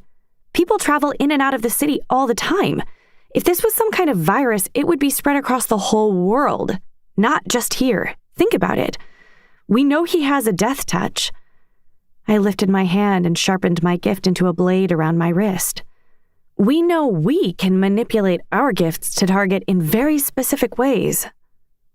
Miranda said, "But he'd have to be able to target someone's gift specifically. It's not possible." I shook my head. Not for us, but we didn't even finish at GFA, and DT was a prodigy. Miranda shifted in her seat. "That doesn't explain how he's targeting large areas at once." Silence filled the air as the answers to our questions fluttered around the room, just out of reach. A very specific memory floated into my head. I fought DT once. Miranda knows, but I don't think I've told you guys the story. It's been hard for me because all these years I thought I'd taken his life. I literally watched him bleed out and fade away. Everything he'd touched had turned to ash in seconds. He'd had me and Kai beat, backed into a wall. He'd charged across the room like the Grim Reaper, hand outstretched to take everything away. Asher's face drained of color. I knew we were both dead, so I'd panicked and projected my gift's energy straight out. I searched their eyes for signs of judgment, but saw only their attention. Kai must have had the same thought because I felt the sudden rush of his gift, too. There was a bright white light that shot out when the two collided, and DT just sort of stopped. Asher's gaze dropped. So, you think they combined somehow? I shrugged. I don't know. It seemed like it. Miranda said, maybe DT thought so too. Exactly. Now, this could sound crazy, but what if he's using someone else's gift to project his? You mean Bree? Asher asked. We both turned to look at him. His eyebrows rose. You didn't think I was paying attention. If her gift is manipulating radio waves and he'd somehow figured out how to combine gifts, he could probably use her to target large areas. Miranda stood and began to pace. But if that's true, he's unbeatable. He has taken thousands of people's gifts. There's no way to stop him. You said that you watched him die, and he's stronger than ever. I swallowed hard. But maybe I shouldn't have been attacking his body. Maybe I should have been aiming for his gift. Asher's shoulders slumped. But that was a fluke. We don't know how that happened, much less how to repeat it. I shook my head. Right, but there are Fae out there who might. If they knew this was just one person, they might return and fight. Surely someone would know how to stop him. Miranda picked at her nails. Personally, I think you're all crazy. If the Fae left because they were afraid to lose their gifts, what makes you think they'll come back now? We have to try, right? I scanned their faces. If you think Ancetal is in bad shape now, you're not going to want to see what happens when DT wins this election. I guarantee there's a whole lot more to whatever he's planning. He's sick, and I really think we're right about this. Asher tossed his red hair. Okay, but if what you're saying is true, why hasn't he targeted us? More than a bit of the room's enthusiasm waned. A few silent moments passed. Maybe the school's barrier is too strong. I say we go to the media. We expose him, send a distress call to the Fae, and lure him to campus. We can hold tight inside the barrier until the Fae arrive. And what if... Asher started. What if they don't come? A flare of anger moved through me. I have to believe they will. But the concern on Asher's face was echoed on Miranda's. I could hear the anguish in Miranda's voice when it came out as almost a whisper. Do you maybe want to bring this to Yamoja-Ru? My gut twisted, remembering how washed out she still seemed. I'm afraid she'll try to help. Most of the Fae abandoned Ancetal too early, but not her. Miranda said, then maybe go to her as a daughter asking for advice. Because you're not exactly a media darling right now. Asher put his hands up. Don't look at me. I already signed up to die. I exhaled slowly. I'll ask what she thinks of us taking what we know about DT to the media. I need both of you to shift your efforts from finding Bree to any proof you can dig up against DT.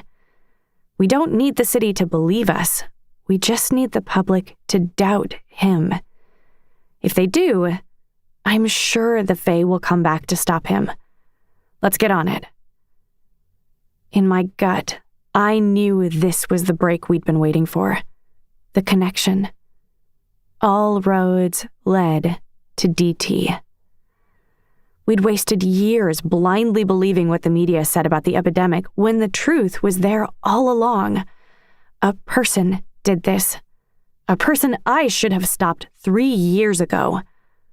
Once I exposed him, this would inevitably turn ugly, and I was putting a lot of faith in Faye who had already given up. All I could really do was hope the Fae answered our distress call and that the barrier would hold.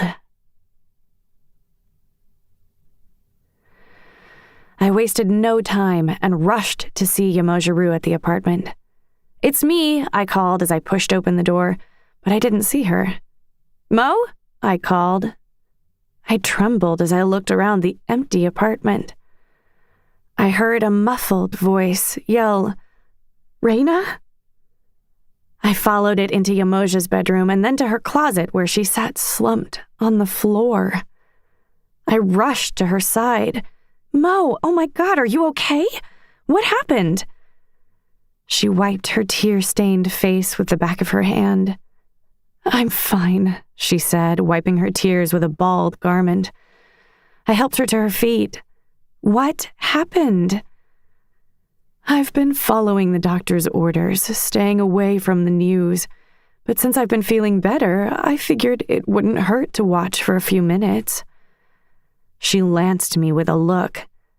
"Why didn't you tell me?" "Calvin Hall. That's him, isn't it?" I broke eye contact. "Why didn't you tell me?" she repeated, her voice as hard and cold as a glacier. "I didn't want you to worry." "You thought punching him was going to solve the problem?" "Admittedly not my best move. Mo, why are we in the closet?" She sniffed. "I came in here to put on my battle suit, and I realized I don't want to fight anymore. I'm so tired. But if I don't stop him, then all my years of service will be for nothing." "I'm going to handle this, Mo. Put your faith in me, and I'll finish what you started." She smiled, but it didn't reach her eyes. "How about we grab some tea so I can tell you my plan?" I was pretty sure Mo would agree to anything if tea was involved, so my suggestion was a safe bet. A few minutes later, we sat down in our usual spots on the couch, with the type of tea we typically reserved for holidays or special occasions. I hadn't noticed that my necklace slipped to the outside of my shirt when I helped Mo up, but her gaze moved to it and stayed. My stomach clenched. I'd almost forgotten about that ring, and I hoped she wouldn't ask me about it. "Tell me what's going on with you," I said. "I guess I've been so programmed to jump in to defend Ancetal that I thought that was what I wanted. But it's not. Now that I've had some time off, I realize how many things I've never gotten the chance to do. And now I'm running out of time.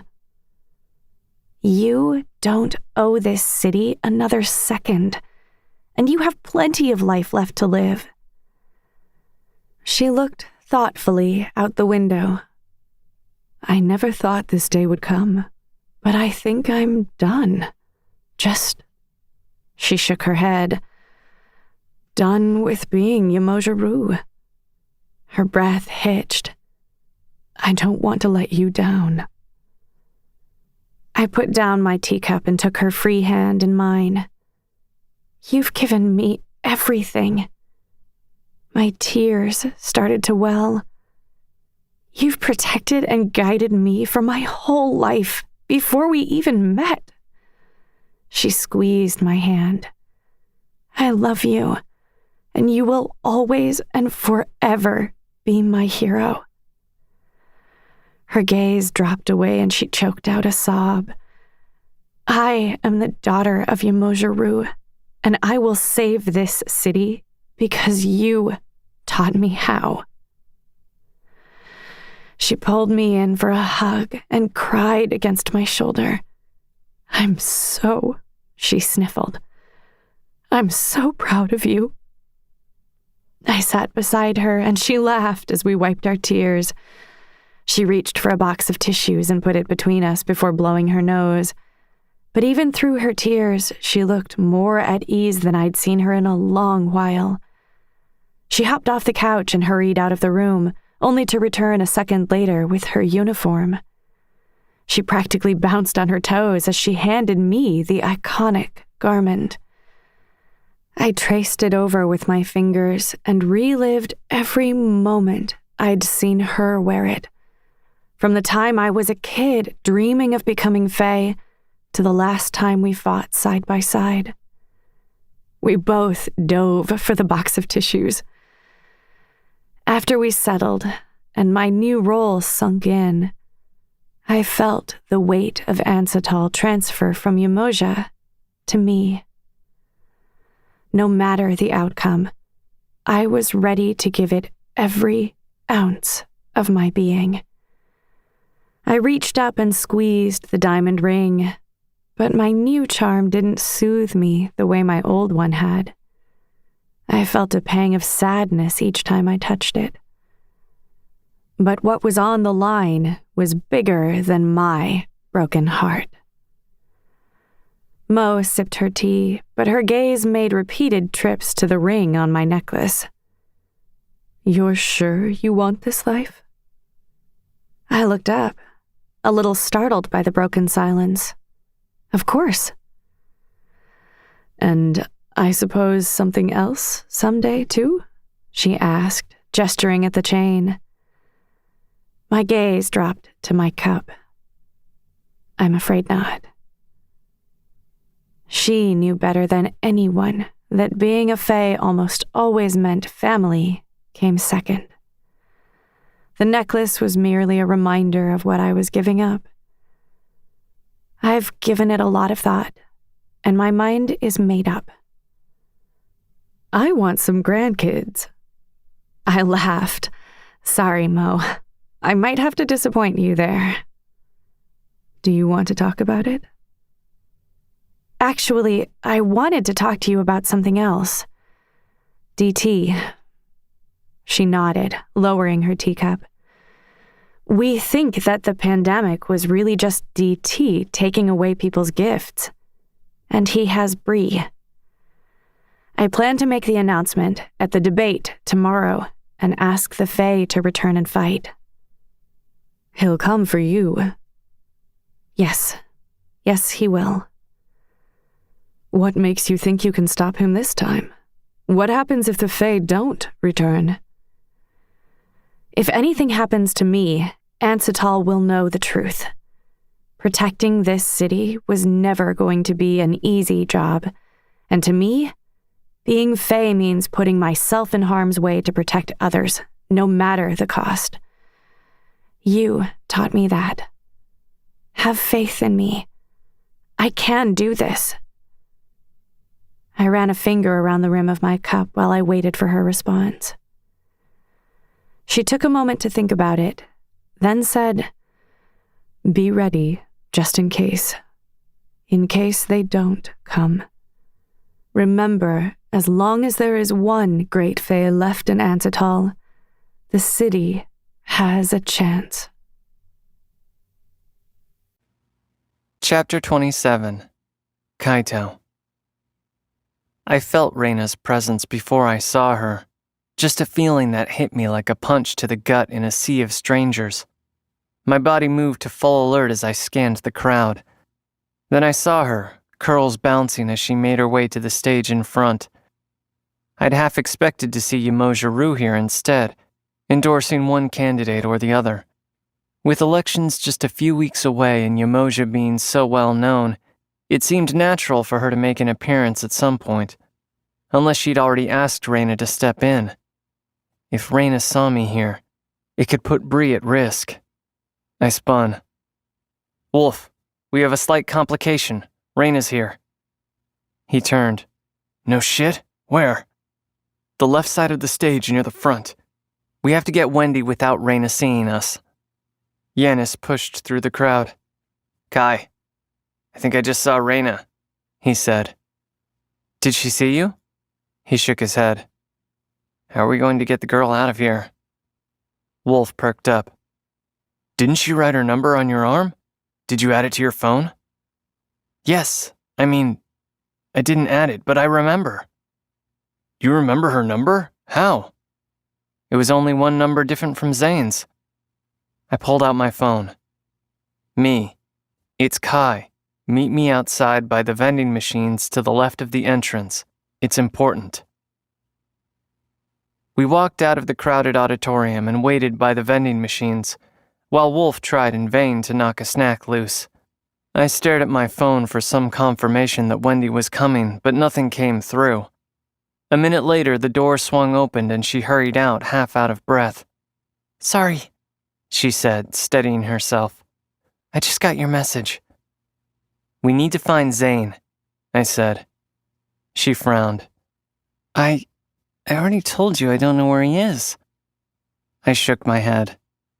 "He must have left you a clue or something." Her expression grew colder. "You think I haven't been searching for my brother? Believe me, if I knew where he was, I would go after him." Oh crap. I upset her. I softened my voice. "Wendy, we are going to help you find him. Think about him. Did you have some kind of secret code or a special place you'd like to go?" She grew quiet, then looked back at the stadium doors, her arms crossed over her chest. "There's this place at the beach. Will you take us there?" She nodded, biting her lip. "My mom is going to kill me, but I guess if we find Zane, she'll understand." "Yes, you're awesome." An hour later, my shoes sunk into the sand. The wide open space seemed to benefit all of our spirits, but none more so than Wolf, who ran around like an unleashed puppy. He was so excited that I wonder if he'd seen the beach before, if he'd just spent a lot of time here before he got thrown into prison. The chirp of the seagulls sounded a little like a siren as they rode the wind with outstretched wings. The crash of the waves against the shoreline seemed foreboding against the overcast sky. Wendy stopped. "Here. This is the spot." I looked around. There was nothing here. A few hundred yards away, I could see the pier where I used to come with Raina. Was I wrong? What was I expecting? For him to be sitting right here? "Can you use your gift?" "My mom doesn't want me using it in public. Because of the epidemic." I shrugged. "I don't see anyone around."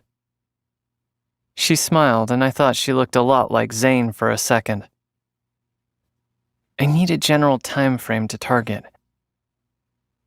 "Can you go back to February 15th, 3 years ago? That's when he last made a post." She knelt and touched the sand. I waited for the image to take shape like I'd seen before, for a shadow of the memory to burst from her hands and imprint on the sand. The fact that her gift could bring forward a memory so long past was incredible progress from what I'd seen her do 3 years ago. It was a shame that the time of the Fae had ended, because she'd definitely make a good one. "I can't," she said. "The sand, it's too many pieces, they're scattered." I squatted in front of her and could see tears welling in her eyes. I wanted to comfort her, but finding Zane was the best chance at that. She needed confidence and encouragement. "It's okay, Wendy," I said. "Sometimes we have to do something we think we can't. That's the best way to grow. Try thinking about the sand as one big rock." She buried her hands deeper. This time, the grains of sand shifted as if a strong breeze pushed across them. Then I started to see the faintest shadow form. A dark and translucent Zane crouched over the sand. He smoothed it out with his hand, then his fingers began to draw something in the sand. I knew it. I moved out of the way, crouching over to get a look at what he was drawing. I held my breath, for fear of breaking Wendy's concentration. I could tell this was more difficult than usual, because instead of watching Zane's shadow form, Wendy's eyes were squeezed shut. I felt Wolf's presence as he rushed over, and I held my hand to stop him from interrupting as Zane completed a map in the sand, marking an X before standing. I knew the location the instant I saw it. It was the old factory where Zane and I prepared for DT's mission. I was lucky to recognize it, because a second later Zane swept away the image with his foot. He walked away, the image of him fading with each step away from Wendy's hands. Wendy's eyes blinked open. Did it work? Did you see it? I grinned. Great job. Wendy, you found him. I know exactly where he is. She brightened, and I wasn't sure if it was for finding her brother or the amazing leap forward she had made with her gift. Probably a combination of the two. Yanis walked up behind me, his voice startling me. You know, if that librarian thing doesn't work out, you might want to take a look at teaching. I smiled, but kept the thoughts to myself. As Wendy jumped up and down in celebration, I felt a warmth inside me. It was a rush to see her succeed. It was odd to suddenly consider what I wanted to do. I had always been the path my parents set, and by the time they gave up on me, I was in prison for life. Gifted or not, I wasn't sure that becoming Fae was what I wanted anymore. I'm not sure it ever really was. That shit was crazy, Wolf said as he joined us. You make ghost people and shit. Wendy tossed her sand-colored hair over her shoulder. Thanks, I'm kind of a big deal. I dusted the sand off my jeans. Let's go find your brother. We arrived at the factory within the hour. The concrete building looked so still it was hard to imagine anyone inside. But as I slid the door open and saw how much of it had been rearranged, I knew we were in the right place. The leftover glass had been swept to the left. A mattress lay on the floor in the opposite corner with some blankets draped clumsily across it. There was a table between them with a glass of water that still had ice floating in it. He's here somewhere. Zane had been loyal to DT once upon a time. It was risky dragging him in without knowing which side he was on. But I did know what kind of person he was. He would help if he could. A voice shot out and echoed around the high ceilings and exposed pipes. Who's there? Zany! Zane stepped into view, his gift's shield blinking out as he lowered his guard. Wend? Is that you? Wendy threw herself into Zane's arms, and I felt a little awkward turning to Wolf and Yanis, who seemed mostly interested in exploring the factory. Why is there so much glass here? Yanis asked. I smirked. It used to be a glass factory. Ouch! Wolf yelled, throwing his finger into his mouth and glaring at me like it was somehow my fault he'd decided to poke at the glass bare-handed. I sighed. Kai? Zane said, his eyes wide. I waved sheepishly. You found the map. Wendy whined. Zany, how could you just leave me behind? Hey, Wenbear, I'm sorry. I just wanted to keep you safe. Why are you hanging around with this criminal? I smirked, but before I could think of a witty retort, he pulled me in for a hug. Wolf stepped in. Don't tell me this is another old flame. Yanis elbowed him. Hey man, I'm Yanis. This is Wolf. Old flame? Let me guess, you guys found Reyna. I felt my face go hot and turned away so Wolf wouldn't call me out on it. Zane exhaled. Look, man, your girl is driving me crazy. You asked me to look out for her, but shit, she hasn't made it easy. I shook my head. What do you mean? I mean, I've been sabotaging her little mission for the last 3 years, sending her team around in circles by messing with their data. Bree, the epidemic, all roads lead to the same place. I stepped back. Why would you do that? I'm sure now that he's taken his campaign public, you know that DT is back. Yeah. Are you saying he has Bree? Yep. He's the one taking away people's powers, too. How? That's not his gift. I don't know, amigo. But can't you understand why Reina needs to stay the hell out of his way? I mean, you told me he was dead. He took my silence as his cue to continue. I think that's a good reason to believe he's unkillable. Think about all the gold-tier Fae who lost their powers. We can't win. He's a one-man army, capable of taking down the whole world. It's only a matter of time. Why didn't you just tell Reina? She spent years looking for Bree. Well, first I tried to go to the media, but I was written off as a conspiracy nut. Then I thought of going to Reina, but I knew as soon as she found out DT was behind all this, she'd just go right for him instead of fleeing. Shortly after I came forward with all this, I started feeling like I was being watched. So I fell off the grid. But if I hadn't intervened and sent Reina in circles for the last few years, she'd be dead. She used to have a big team. How did you manage to do this for so long? Zane waved a hand. Follow me. He led me around the corner, where he had several desks pushed together, a wall full of computer monitors, and a wheeled office chair. And you, built a spaceship? I asked, eyeing his setup. Wendy clung to his arm like she was afraid to lose him again. He laughed. That's the thing. I had to help.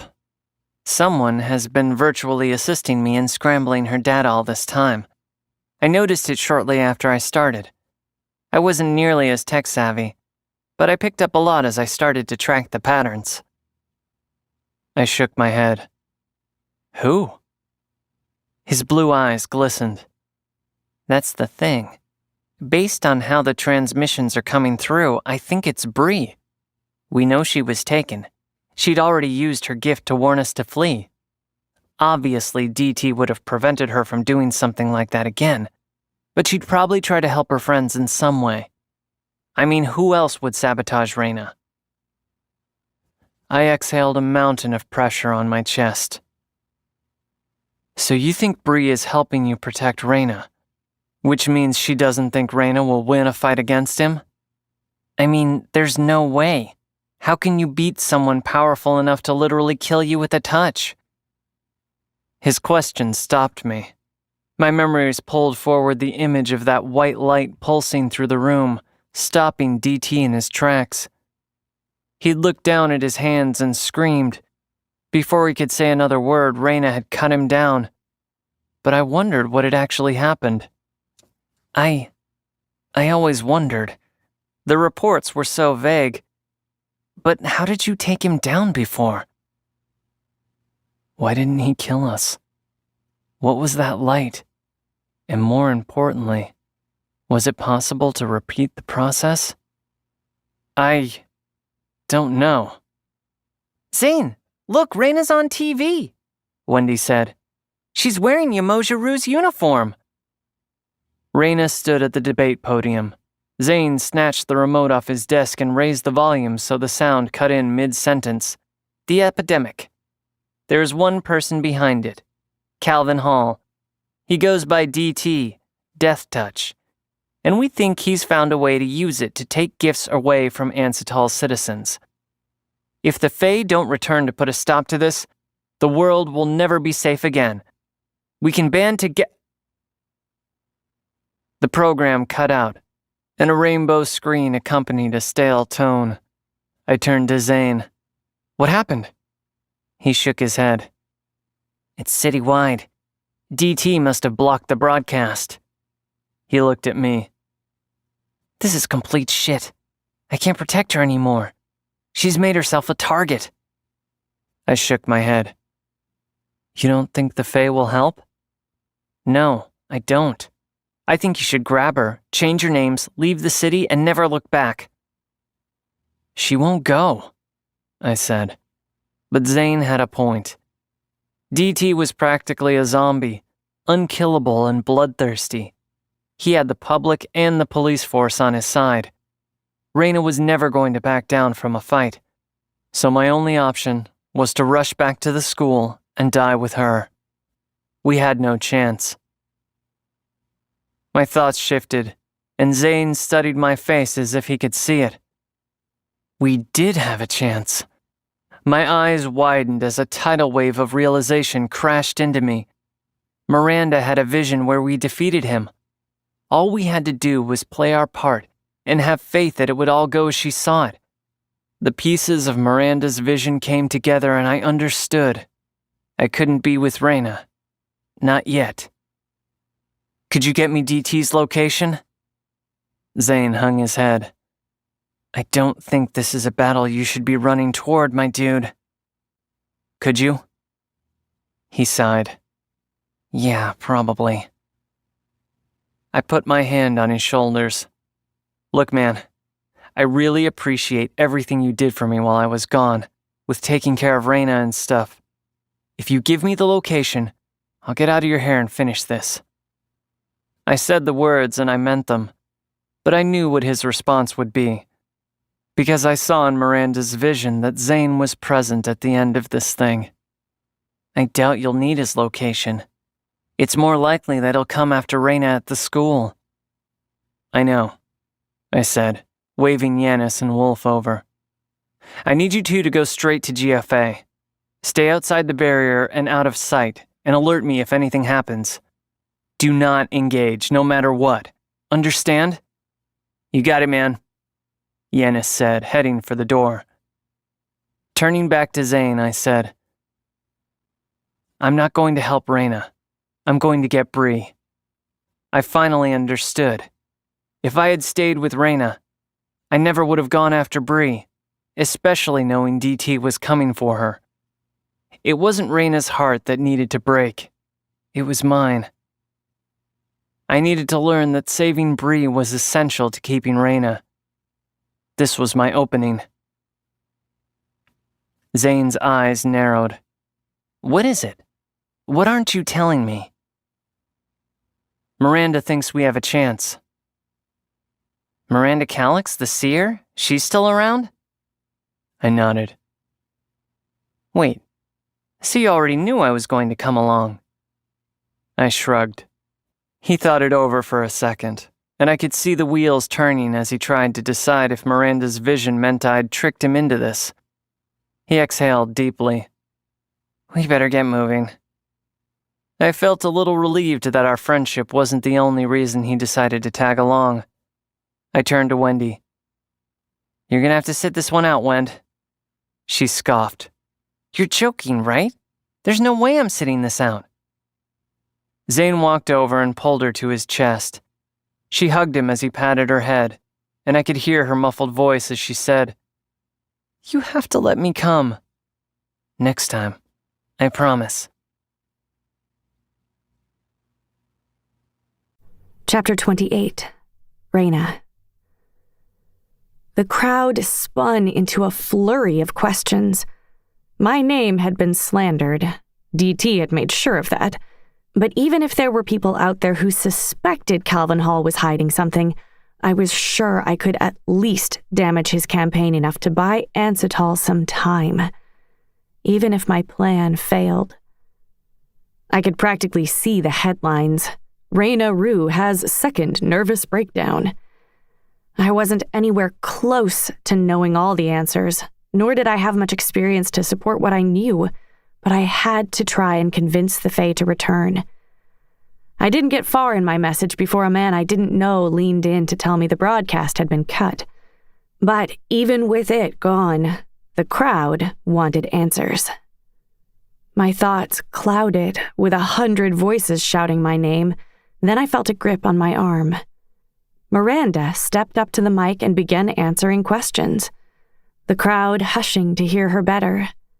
She perked up a little more than was appropriate, relishing the attention, but I was more than grateful that she came along. I'd delivered the message, and there was no telling if or when the Fae would return, but one thing I knew was DT was coming for me. Many of GFA's defenses were still in place, the barrier infused with gifts of Fae who had taught there.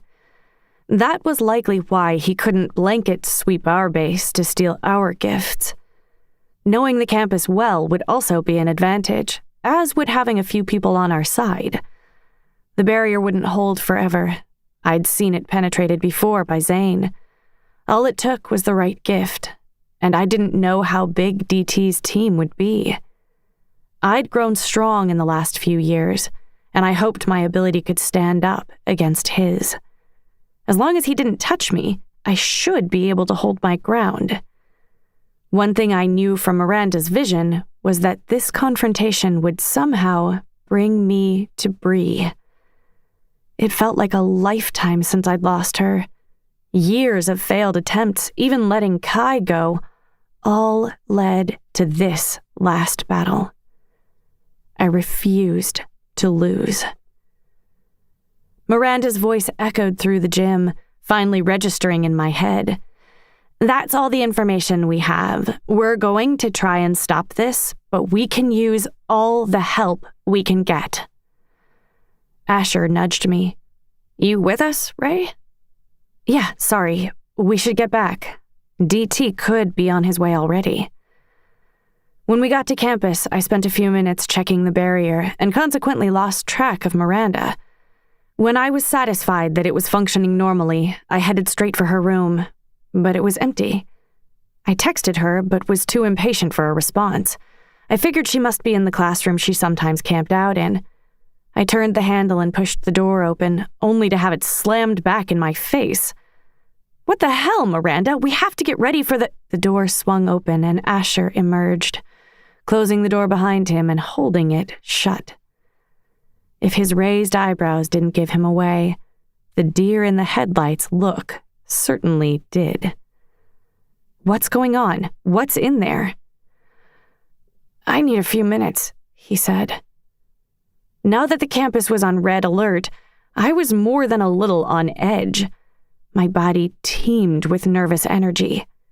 You need to tell me what's going on right now, I said, but my voice came out harsher than I'd expected. Asher nodded and pushed open the classroom door. Miranda grinned at me, but I could see in her bloodshot eyes how rattled she was. Her ponytail was lopsided, her makeup smeared, her face blotchy. Are you okay? I asked, rushing in. What happened? Her fake smile waned. My vision split again, and she swallowed the words. I knew in an instant what she meant. My worst fear unfolded before my eyes. The announcement, challenging DT, it had all been a mistake. She sniffed. We, still have a chance. The future where we save Bree is still possible, only now. Her gaze dropped to the floor. Tell me, Miranda. If it goes the other way, we'll all die. She choked. I can't see the difference in the two. I don't know how to make sure we win. I turned to the window. Okay, here's what we're going to do. I need the two of you to evacuate. You're not serious, Asher said. You'll die. Hear me out. Turn on all of the school's security cameras. If he uses his death touch, we'll have the proof we need. I don't know, Raina, Asher said. We can't just leave you here to fight him alone. You can. We're not going to risk everyone's life when we only need to draw out one death touch to finish this. Make sure the footage gets uploaded, and he'll become a target. Not just in Ansatol, but worldwide. Miranda exhaled loudly. It's a suicide mission, Ray. Only if you think I can't win.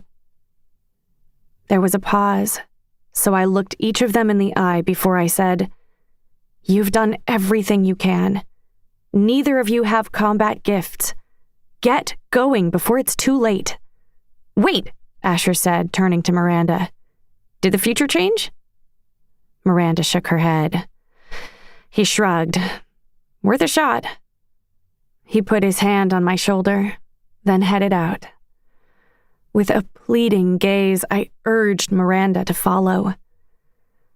I took a walk around the empty GFA courtyard, my body numb to the task at hand. All the training I'd done, all the dreams I had of becoming Fae, boiled down to this: my imminent death. If it saved the people I cared about, it would be enough.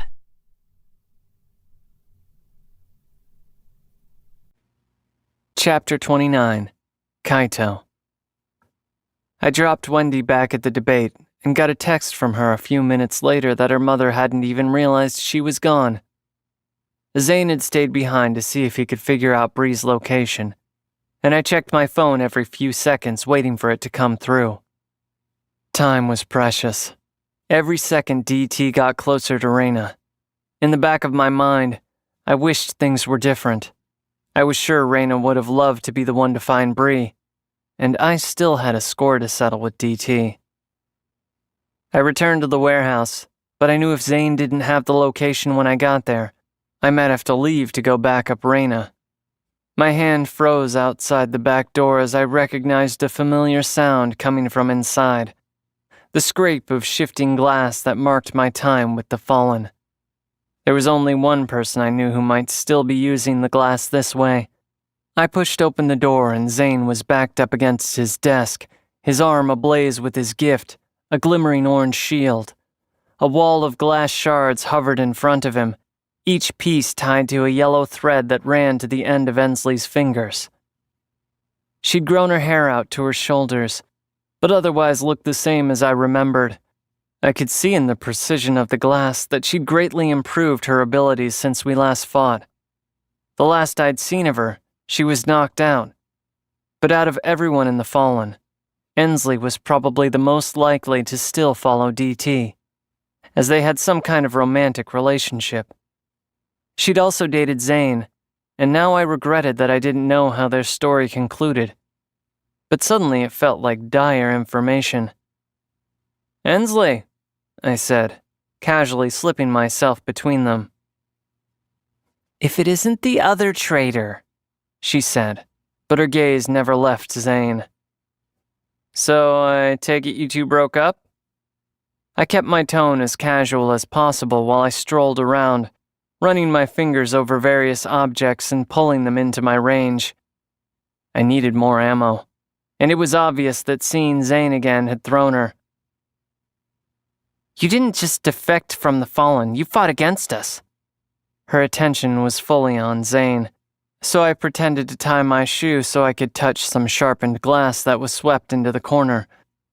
That's when I noticed a mass of black shards on the far side of the room. It reminded me a little of the beings we'd formed to attack the Fae. Ensley continued. And now I find out you've been tracking us. My hair stood on end as a piece of glass stung the back of my neck. DT is going to be so disappointed that you're not at the school, Kaito, Ensley said. He really wanted to bury you in the place you tried to save. I straightened, the cut on the back of my neck stinging as I turned to see several more shards pointed at me. I gritted my teeth. I don't really care what DT wants. Unlike you, I can think for myself. Her eyes darkened. Don't you get it? He's already won. He thinks 10 steps ahead, and he always has an insurance policy. With the last word, her gaze moved to the mass in the corner. Is Bree in there? She smiled. Yes, and unless you want her skewered, you'll die with dignity. I backed away from the glass, returning to Zane's side. We'd have to take her down, but I needed to know if he'd have my back, or if their past relationship was going to complicate this. My gaze moved to Zane, and the intensity I saw in his eyes gave me what I needed: permission to beat her ass to a pulp. Zane's gift flared, forming a barrier to protect us. With the twitch of Ensley's fingers, glass fragments launched at us like an avalanche. I threw everything in my range at Ensley, but waves of glass deflected it all easily. Zane's arm began to shake, and I searched the desk for anything I could hit Ensley with. The computer monitors lit and words appeared on the screen. Touch the barrier. My gaze snapped to the dark mass across the room, but with Ensley's focus on breaking Zane's barrier, half of the form had toppled to the floor. Bree stood with her hands clasped around the computer wires, her determined expression marked by the focus in her eyes. I threw my hand against Zane's barrier and could feel the energy pulse with each of Ensley's attacks. The barrier was malleable, but strong. I fought the urge to pull my hand away from Ensley's onslaught, as the thin barrier was all that separated us from certain death. I closed my eyes to focus. I can't hold her much longer, Zane said, his voice strained and husky. Focus. Breathe. Then I felt it. Each glass shard slamming into the barrier. I felt them drop to the floor and Ensley yanked them back to slash at us again. I pushed my gift into the barrier, and the color changed from orange to blue. Zane's eyes widened. What is this? Hold it as long as you can, I said, but his arms were shaking. Ensley's gaze shifted at the color change and her attack slowed, but it was too late. Every fragment that collided with the barrier fell into my range. The weight was unbearable as more shards pierced it.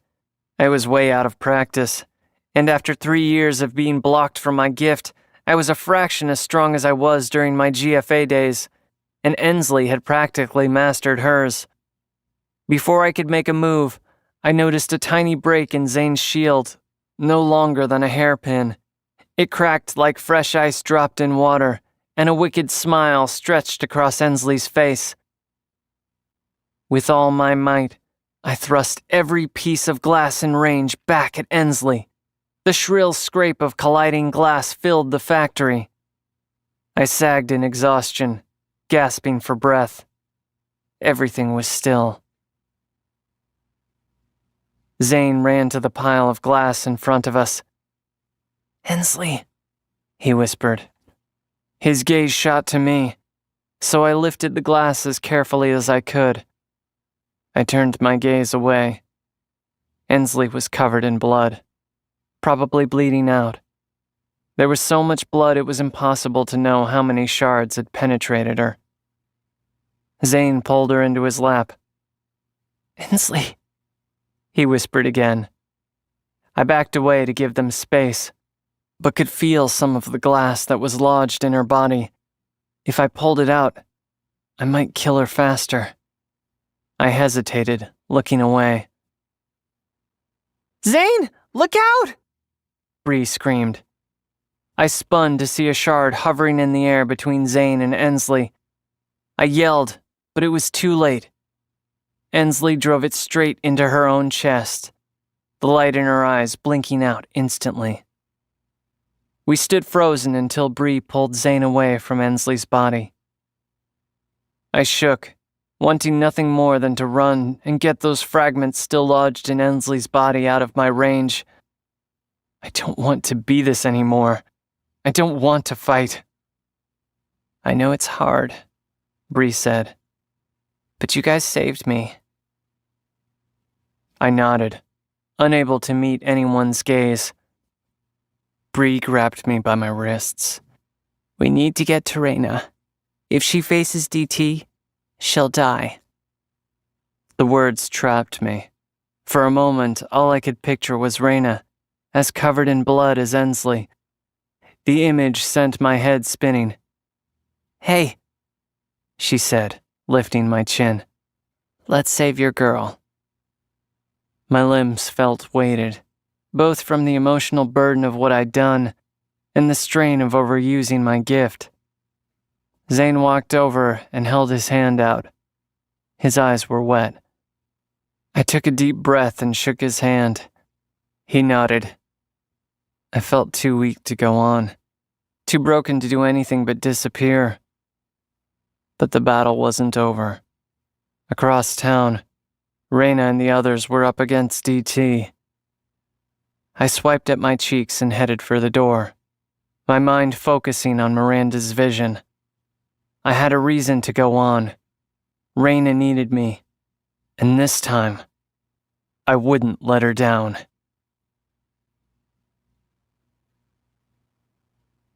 Chapter 30. Reyna. I stood in the courtyard behind GFA's barrier and gate, my nerve wilting like a flower with every passing moment. I could hear my heartbeat in my ears. The garden lights blinked on as the setting sun was lost to the horizon, and I hoped that the people I loved had gotten far enough away. My spirit was resolute as the barrier buzzed with the energy of the Fae. In a way, they were all with me. Their collective defense wrapped around the school and the last GFA student. All I needed was to make DT show his power, even if that meant using his death touch on me. But in the back of my mind, I couldn't help but wish I could see Kai one last time. Then, between blinks, DT's form slid into view through the glowing wall. He glared at me, his usual easiness replaced with an icy stare that dripped with malice. Calm down. Calm down. I focused on how many Fae had infused the barrier. It wouldn't hold forever, but it could at least buy me a few more minutes. DT's pale hand rose, and with a gesture akin to wiping dirt off someone's face, he brushed the barrier. Without a second of resistance, the barrier turned to dust, soundlessly floating out of place like flower petals in the wind. Fear paralyzed me like poison in my blood as the protection I'd counted on fell away in chunks of charred, gray ash. The air surrounding the school darkened as it mixed with the dust, the remains of decades of Fae abilities snuffed out in an instant by DT's corrupted touch. I didn't hear any indication that the gate had also been breached, but I assumed it would be. It was only iron, so no match against his power.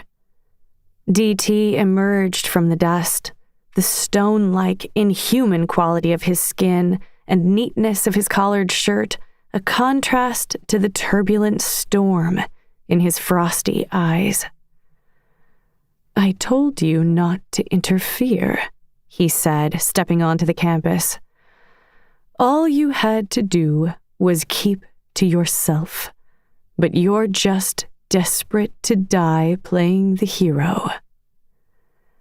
I walked backward, keeping a measured distance between us. If that's my role, yours is the villain, which means it's time for you to tell me if you have my friend or not. His eyes widened, and my limbs trembled beneath his gaze. He scoffed. "Even after everything, you've learned nothing." "Oh, the blissful ignorance," he sighed. "How I envy it. Enlighten me." His voice softened and he looked away. "There is no good or evil, just those in power and those against it."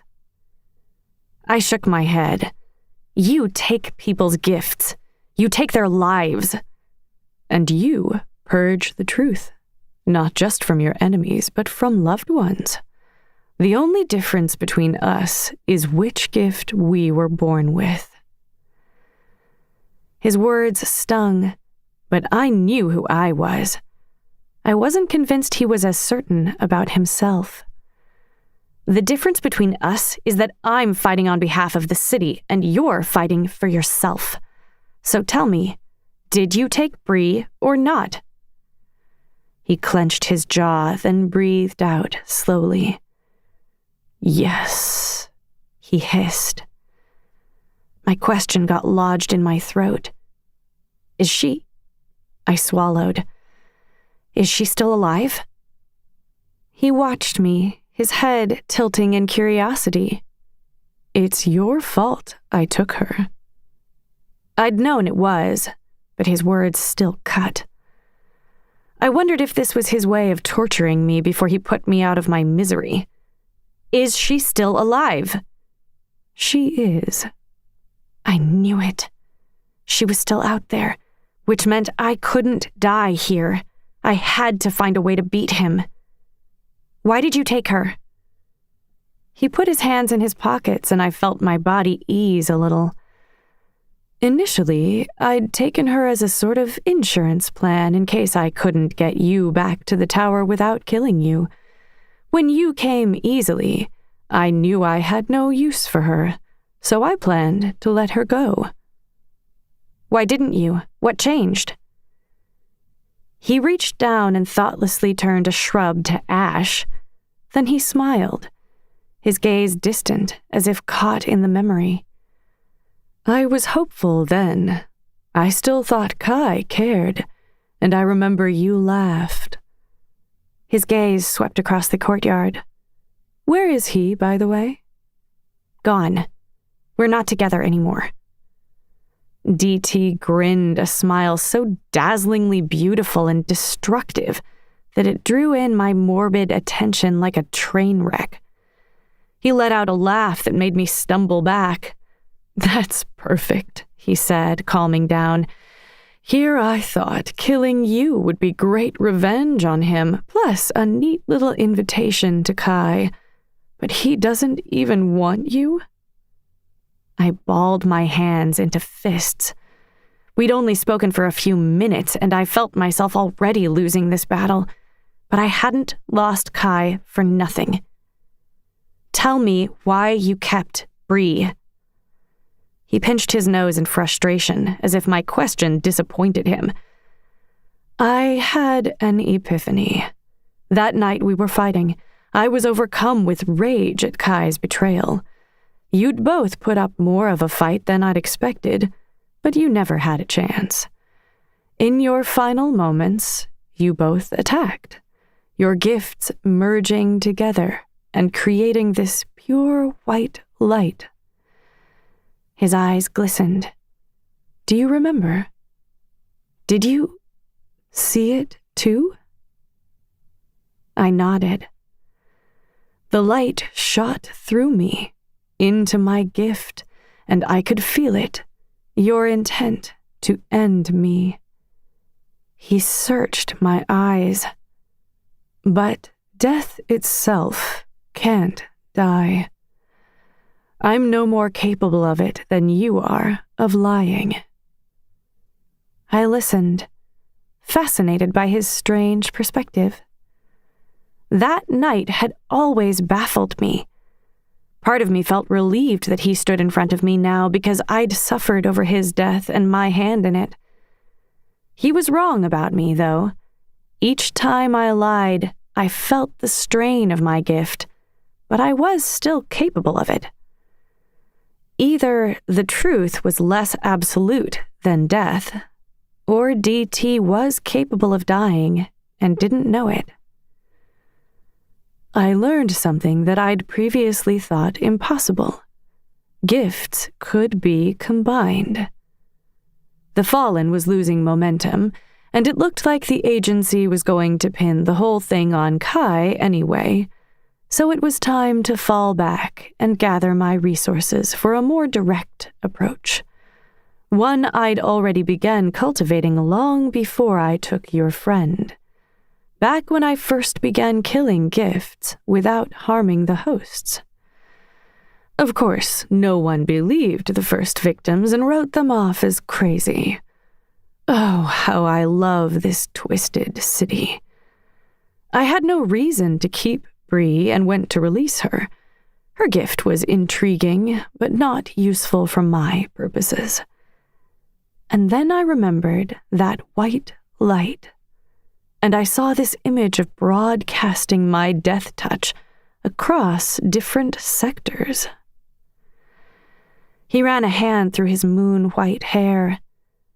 What might have taken me a decade to set up took only 3 short years with your friend's assistance.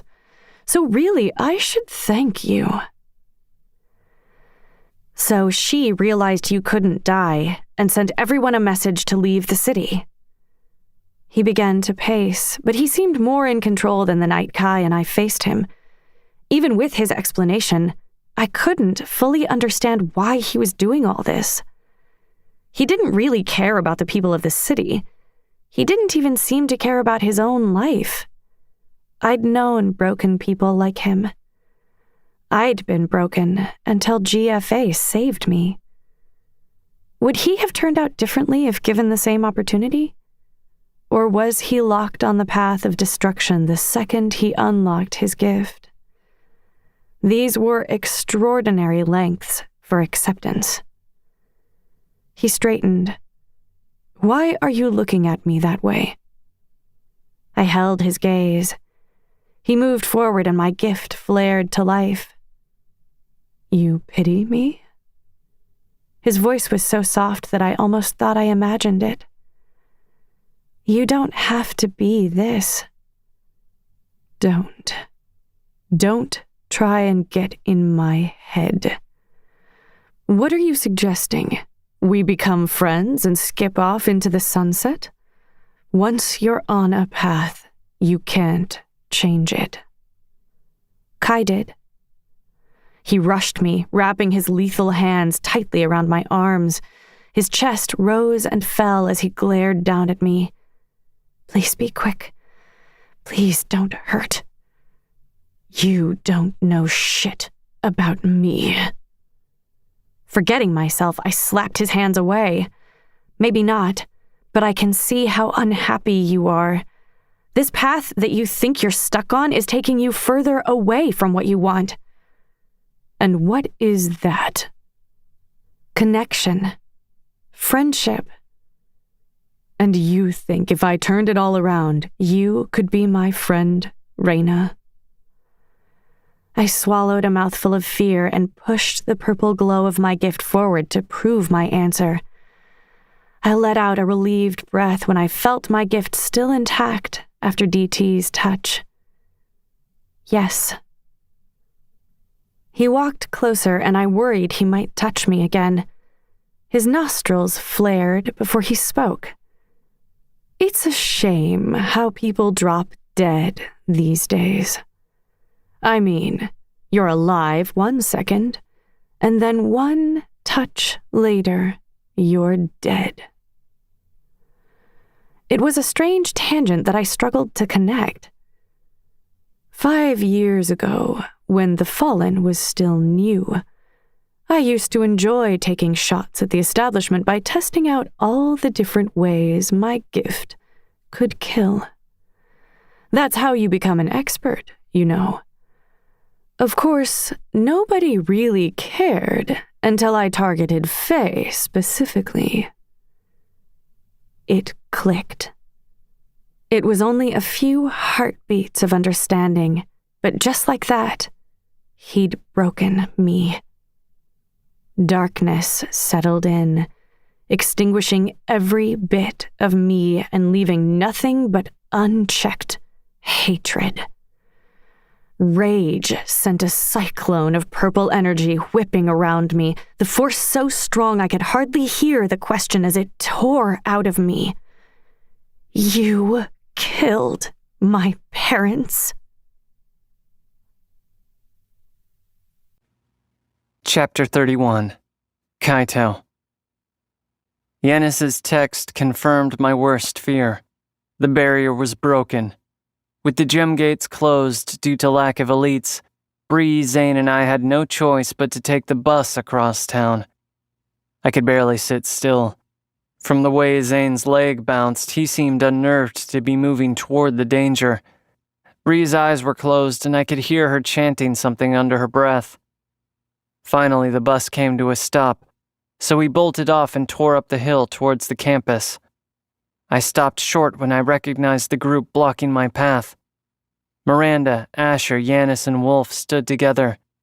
They were so engrossed in conversation they didn't see me approach. "What's wrong? Where's Raina?" I asked, drawing their attention. Miranda's mouth dropped open and she ran to Bree, hugging her tightly. Bree chuckled. "I didn't know you cared." The ground shook as a crackle filled the air. We all scrambled to keep our balance and turned to the school to try and get a look at the commotion. "Is Odin with her?" Miranda shook her head. "She's fighting him alone?" My anger was misplaced. There wasn't much any of them could do without a combat gift. Miranda grabbed my wrist. "Kai," she said, "things have changed. There's a good chance that we're all going to die today." This time, when I looked into the faces of each person, I saw the choice weighing behind their eyes. The sound of shattering glass in the distance set my nerves on edge. "Look, no one has to go in there. No one would fault you for staying out of harm's way, and I certainly wouldn't think any less of you. But Raina saved me from DT once, so I figure I owe her one." Zane shifted. "She saved me too." Asher grinned. "Damn it, she saved me too. And Miranda, I know she saved your ass." I could feel their spirits rising. "She didn't fucking save me," Wolf said with a smirk. "But I'm not gonna miss this shit." Yanis patted him on the back. We paused for a moment, a silent goodbye passing between us with each gaze we met. I turned my attention to the commotion, but the campus was shrouded in the black ash that had once been the school's proudest feature. I ran into the darkness, knowing that either way, this would be the last time. I sprinted up the hill, my heartbeat forceful, not from the run, but from fear as I made my way in. "Stay hidden," I whispered over my shoulder, and most of the footsteps behind me grew fainter. My pace slowed as I peered through the smoke. A purple blast shot through the darkness, and DT's voice rang out, the malevolent laugh of a madman. I ran toward his voice, and stopped short as a sudden gust of Raina's magic cleared the air. My eyes moved toward the threat. I could feel the bloodlust in the air as I gazed into dark, murderous eyes. Raina's eyes. DT's laughter echoed through the shattered courtyard. It looked like it had been devastated by an earthquake. The garden lights spit sparks and a shrub was on fire. The ground was torn to shreds as Raina's gift spiraled off her body in sharp waves that cut like daggers. DT grinned despite deep cuts on his body. His shirt was shredded and covered in his dark blood. Whatever she was doing, he was the cause somehow. I had to stop her before her power consumed her. "Raina!" I yelled. "Stop this!" Ribbons of power flashed past me. I was far enough away to dodge her shots, but any closer and she could have sliced me to ribbons. DT's gaze met mine. "Kaito, so glad you could make it." "What is she doing?" I asked through my teeth. "What did you do to her?" Everyone thinks they're a hero until they're pushed. Some of us just get pushed earlier in life. He smiled, gesturing to Raina's crazed expression. "This is Ansatal's last Fae." "Go ahead, Raina," he yelled. "Be free! Let it out!" No! I screamed, but it was too late. Two purple blades shot out at DT, meeting their mark. The ground where he stood was shattered, filling the air with dust. I held my breath, certain DT was gone. I heard a giggle and saw him stand again, spitting a mouthful of blood. DT smiled with blood-red teeth. So it's true. He can't die. "Raina!" I yelled, but she couldn't hear me. I picked up a rock and threw it at her, guiding it with my gift, but her magic sliced it. DT clapped his hands in mock applause.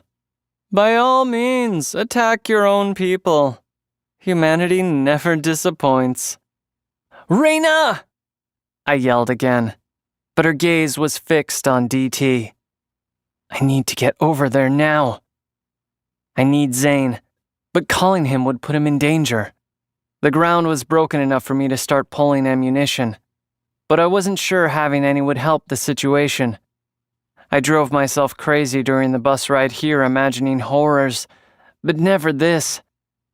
The biggest threat here was Raina, and it wasn't like we could attack her. "What did you do to her?" I asked again. I finally had the time to do a little research.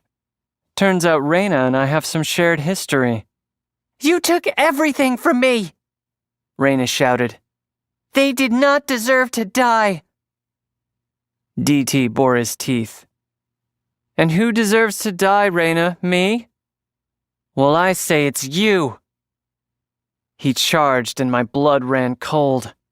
I was certain it was over, until a flash of magenta knocked me off balance, and I looked up to see Yamoja Rue cut between DT and Raina. I gaped. She shouldn't have come while she was still in recovery. I watched as Raina's magic ricocheted off Yamoja. She was strong enough to block most of Raina's attacks. Raina stumbled back. Get out of here, Mo. This is personal. What luck. I can kill another parent, DT said with a snicker. Yamoja held out her hand, and DT flashed his teeth as his dark magic collided with hers. Yamoja pushed him back, and for the first time I saw the black glow of DT's magic outside his body. My body shook as the two titans faced off. All the while Raina's power surged like a storm, growing in size and danger. Her gift sliced into the ground, stirring the wind into a cyclone around her, one filled with blades of truth. I moved further back as I watched helplessly, unsure if Yamoja wanted us to fight alongside her or get out of her way. Her gaze was cold as it met mine, her magic never ceasing as it clashed against DT's. She whispered, I don't think I can beat him. Dread seeped into me. We need to get to Raina. For the moment, she had him distracted. So I turned and took off away from the battle. Zane! Where are you? I'm here. I followed the sound through the dust and ash and found the rest of our group huddled together, trying to get a glimpse of the battle. What's going on over there? Bree asked. It's shaking the ground. I thought I saw Yamoja Rue. Yeah, I said. She's fighting DT, but we have a problem. It's Raina. DT's the one who killed her parents. She's lost control and I need to get to her. Miranda gaped. Raina's doing this? Then I'm going too. Me too, Bree added.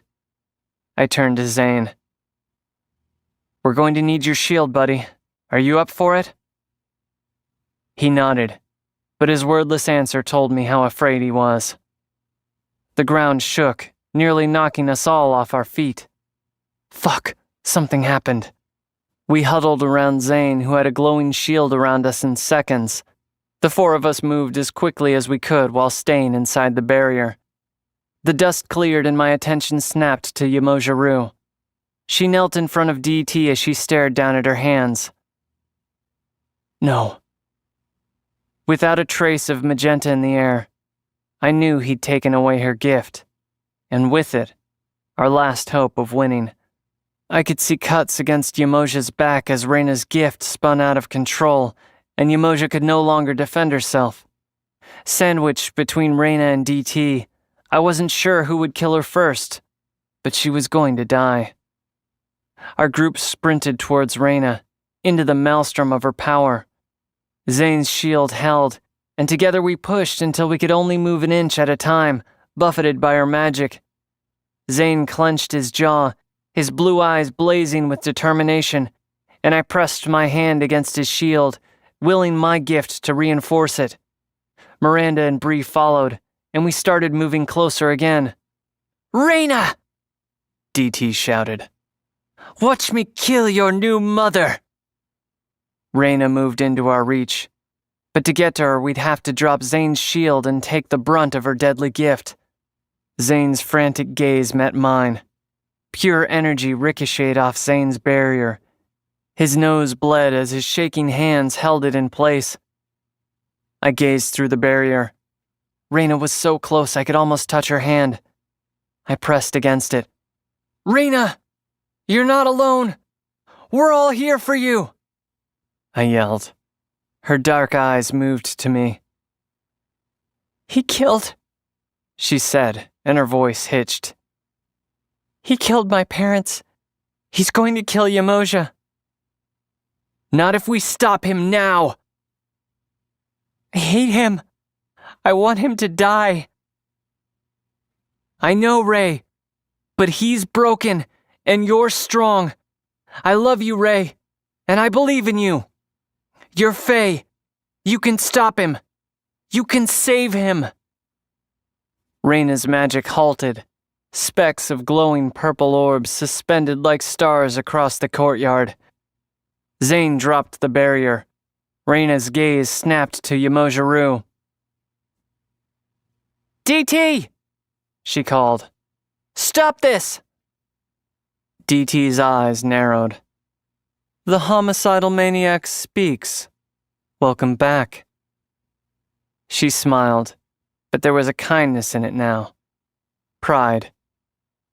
"I'm going to save you."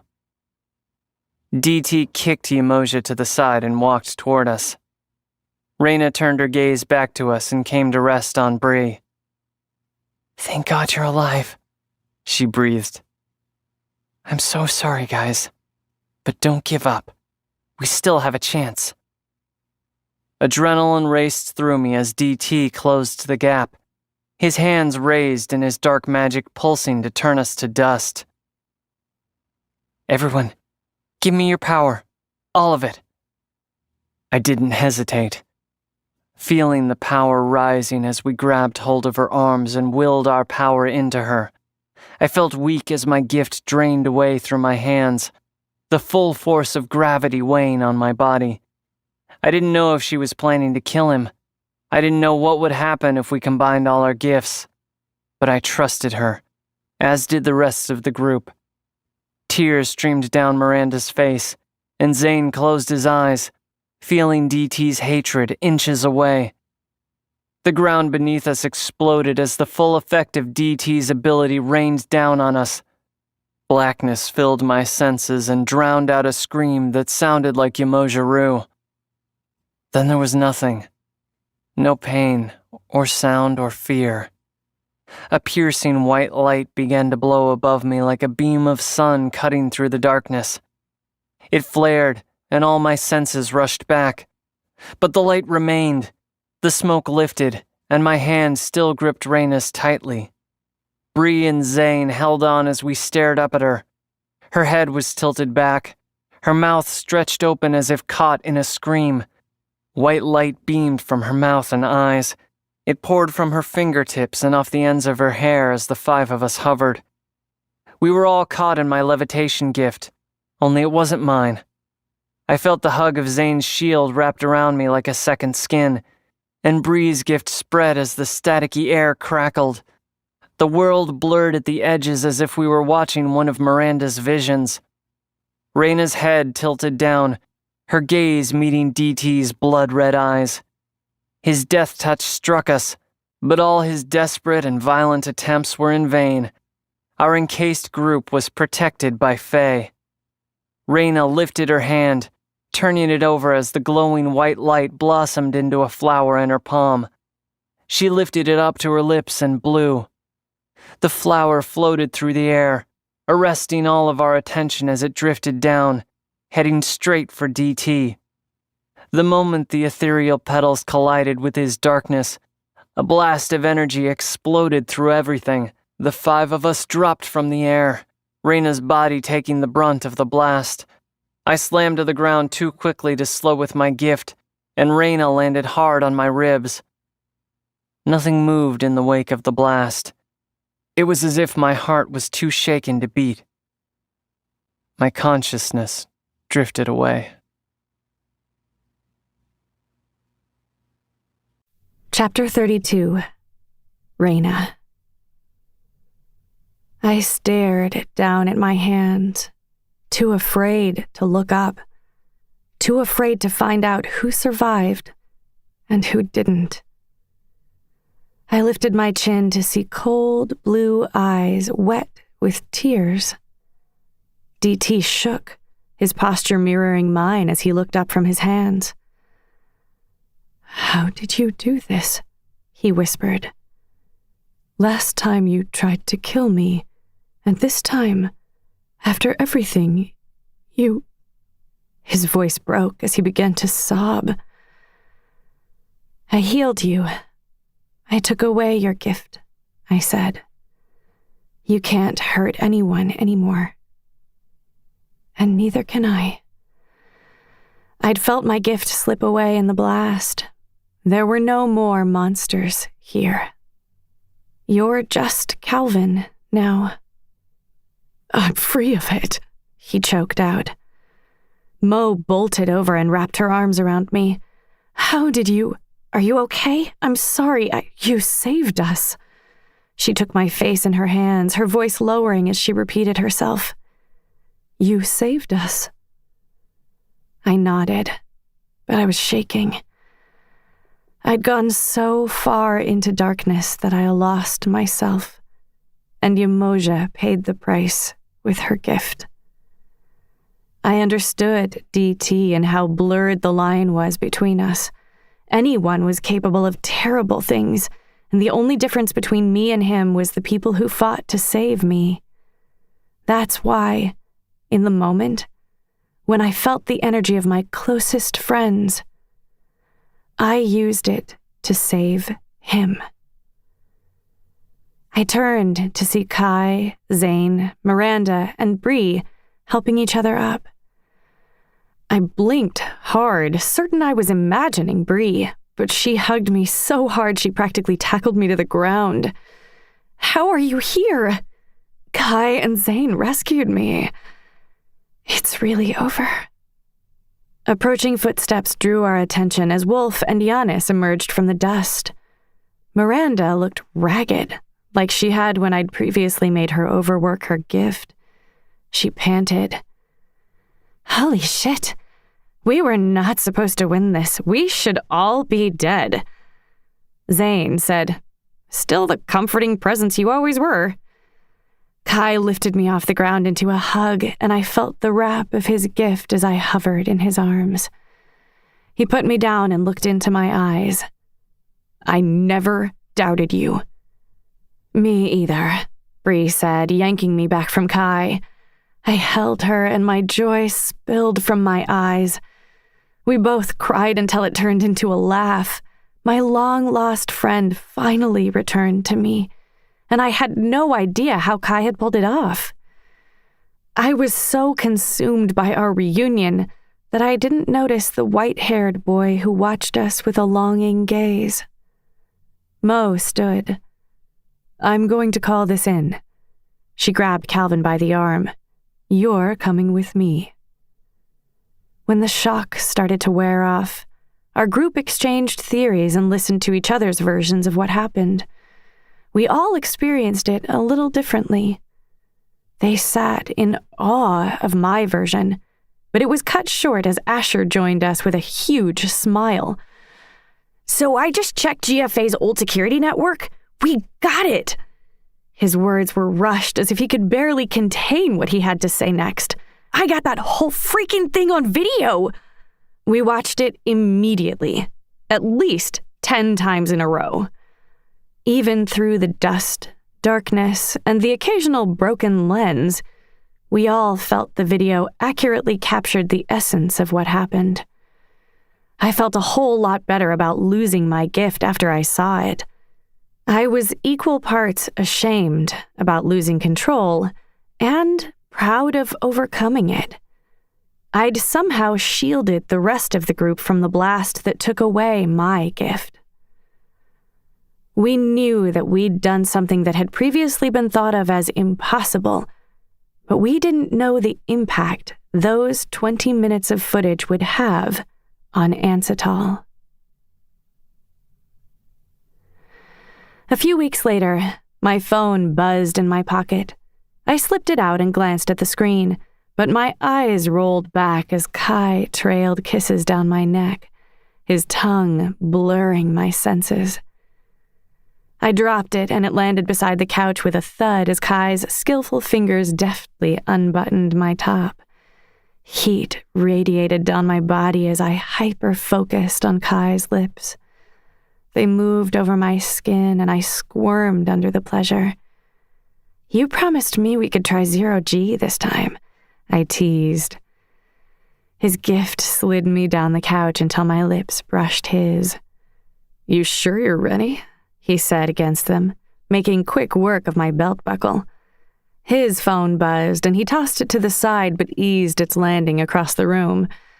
I pushed up to my elbows as I glanced at his phone. "You don't think there's something—" He claimed my mouth with his, sending me into a daze. It seemed like ever since I'd lost my gift, everything had gone into hyperdrive, except this. Every second I spent with Kai, we savored. It silenced the noise like nothing else could, an escape from all the chaos. In fact, if our team didn't check in on us from time to time, I doubted we would come up for air at all. Maybe I was avoiding it because, unsurprisingly, Ancetal's problems didn't get solved with Calvin's arrest. The Fae started to return, but Ancetal no longer wanted a Fae in charge of the agency. The election campaign sent a constant flood of reporters harassing us every time we stepped out of our new apartment. Releasing the video had told the world that gifts could be taken away, and the agency was eager to figure out how to utilize the techniques to police the city. It was hard to live with being a serf again. My dream of becoming Fae was every bit as spectacular as I'd hoped, but far too brief. I didn't care much for the fame and praise the world showered me with since the video was released. When it came down to it, I could never help Ancetal again. Not in the way I wanted. I tilted my head back as Kai ran his hand up my body and stopped at my chest. I looked down, flummoxed by his delay. Between his fingers, he held the ring he'd put on my necklace. My breath caught. "Do it. Please. Ask me." My stomach fluttered and Kai's eyebrows rose slightly like he could feel it. "I will kill you if you don't ask already." Kai's eyes were cold and his smirk teasing. He was every bit the bully that he ever was. After we'd all recovered from our injuries, Miranda had shared with me and Kai one last vision. Our wedding. Without the cloud of Bree's death hanging over it this time. We both knew it would happen eventually. I knew Kai would ask. He knew I'd say yes. We just didn't know when. He used the when to torment me, and loved to fluster me by making me think he was going to propose. "Raina," Kai whispered, his voice a little husky. I gulped. Oh my God, this is it. A knock at the door sent me scrambling to button my shirt. I held up my finger. "We will continue this conversation later." "What conversation?" I shoved him back on the couch. "Kaito, stop teasing me. I know what you're going to ask me. I hopped up and headed for the door. Coming! Kai zipped his pants and mumbled, Who's teasing who? I pulled the door open and our old team stood in the doorway. Zane shifted uncomfortably as he surveyed me. Oh, I hope we weren't interrupting. Just tell her already, Bree said. What's going on? You haven't been watching the news, have you? Asher asked, pushing past me. Come in. Miranda poked her head in. Kai's not naked, is he? Probably not. We were just... Your shirt is misbuttoned. I felt my face warm. Whoops, I said as I fixed it. Wolf watched me pointedly, and Giannis suppressed a smile as they all moved into our apartment. What's all this? Kai asked, greeting everyone in their own unique ways. A nod to Miranda, a smile to Bree, a hug to Zane, and 2 distinctly different handshakes for Giannis and Wolf. The group exchanged glances. It must have been big if they all showed up together. Everyone had been laying low since the fight, and they usually only showed up unannounced in groups of 1 or 2. Miranda sighed. You pussies. I'll tell her. Raina, you were just elected as the chairman of Ansatol. I blinked. What? What are you talking about? Mo had you put on the ballot. They voted you in. The words hardly made any sense. I had just started to come to terms with not being able to help the city. Mo must have hidden it from me, knowing it would be a long shot. Why did they vote for me? Asher grinned. You really should watch the news, Raina. Bree chuckled. Ash brushed her off. I'm serious. Ever since the video, you're all anyone can talk about. And since you're a serf now, no offense, you're sort of the best of both worlds. Wolf smirked at Zane. Bruh, doesn't that mean she beat your mom? Zane shoved him. It's whatever, man. I voted for Raina. Wolf nodded. That's kind of messed up. Bree glared at Wolf. You're ruining the moment. I spun to Kai, but he looked less surprised than he should have. You were in on this. I knew you wanted to get back out there. There's still so much good you can do, Ray. My heart stuttered in my chest as he peered down at me. I felt the weight of the undertaking before I'd even fully decided to take the job. Maybe I could be the bridge between those with gifts and those without. As I looked around my apartment at all the people I had in my life, I knew that all the struggles I'd faced led me here. Everyone out, Miranda said. I need to make Raina presentable enough for the public. I doubt this sex hair is going to go over well. Bree's eyes lit up. I called dibs on doing her makeup. Miranda sighed, her voice dripping with annoyance, but her face was a monument of unmasked joy. Fine, but either way, boys out. As Miranda and Bree made me over, my thoughts were consumed with what I might say to Ansatol. I suppose more than anything, I wanted them to know that the gifts we were given didn't define us. A person's worth comes not from their superhuman abilities, but from their human ones. Our will to help and protect others is what makes us strong. It's true that some people are born with extraordinary gifts, but we're all capable of heroic deeds. I know that things won't sort themselves out overnight, but one act of kindness at a time is all it will take to heal Ansatol. 3 weeks later, after I was inaugurated, and on Kai's first day as a professor at GFA, he suggested we take a walk, just the 2 of us. I'd expected he'd want to have a quiet night in, but I jumped at his suggestion. The sun was setting as we reached the beach, but we walked hand in hand towards the pier. His emotions swirled behind his dark eyes, like the crash of waves against the rocks below us. I knew that this time for sure he would ask me to marry him, and I narrowly fought the urge to throw my arms around him and say yes, all so I could hear what he would say.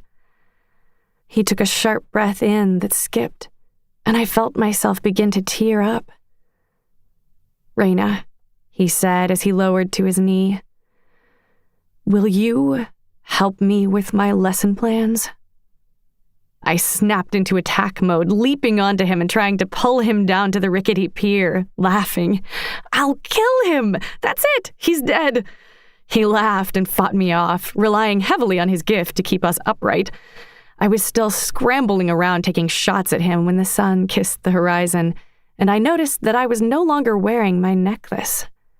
A second of panic slammed into me before Kai lifted my hand, and I saw that during our little brawl, he'd slid the ring on my finger. My mouth dropped open, my breath shallow. "Raina, marry me," he said. Words tangled with joy and got stuck in my chest. "Marry me because I will always do what's best for you. Marry me because it'll take a lifetime to make up for what I put you through. There will always be darkness in me, and I need your light to keep it at bay. You saved my life, and everything good in it has been brought to me by you. Raina, be my wife, and you will be loved for every second of the rest of yours." I wiped my eyes, my racing heart beating his name. It was strange to think that I used to sit with my future husband and watch the sunset when I was 12, and stranger still to see how much he'd changed since then. Considering the tough guy he pretended to be in high school, he turned out to be more of a romantic than I'd predicted, and it was his love that held us together through our darkest days. I think I'd always known that our bond was unbreakable, but we'd still tested it, and in the end, he had every part of me except the rest of my life. I couldn't wait to promise it to him. I managed a smile, composing myself before I said, "I'll think about it." I spun on my heel and headed back down the pier on my own. "Raina," Kai whined. "Raina, don't bully me."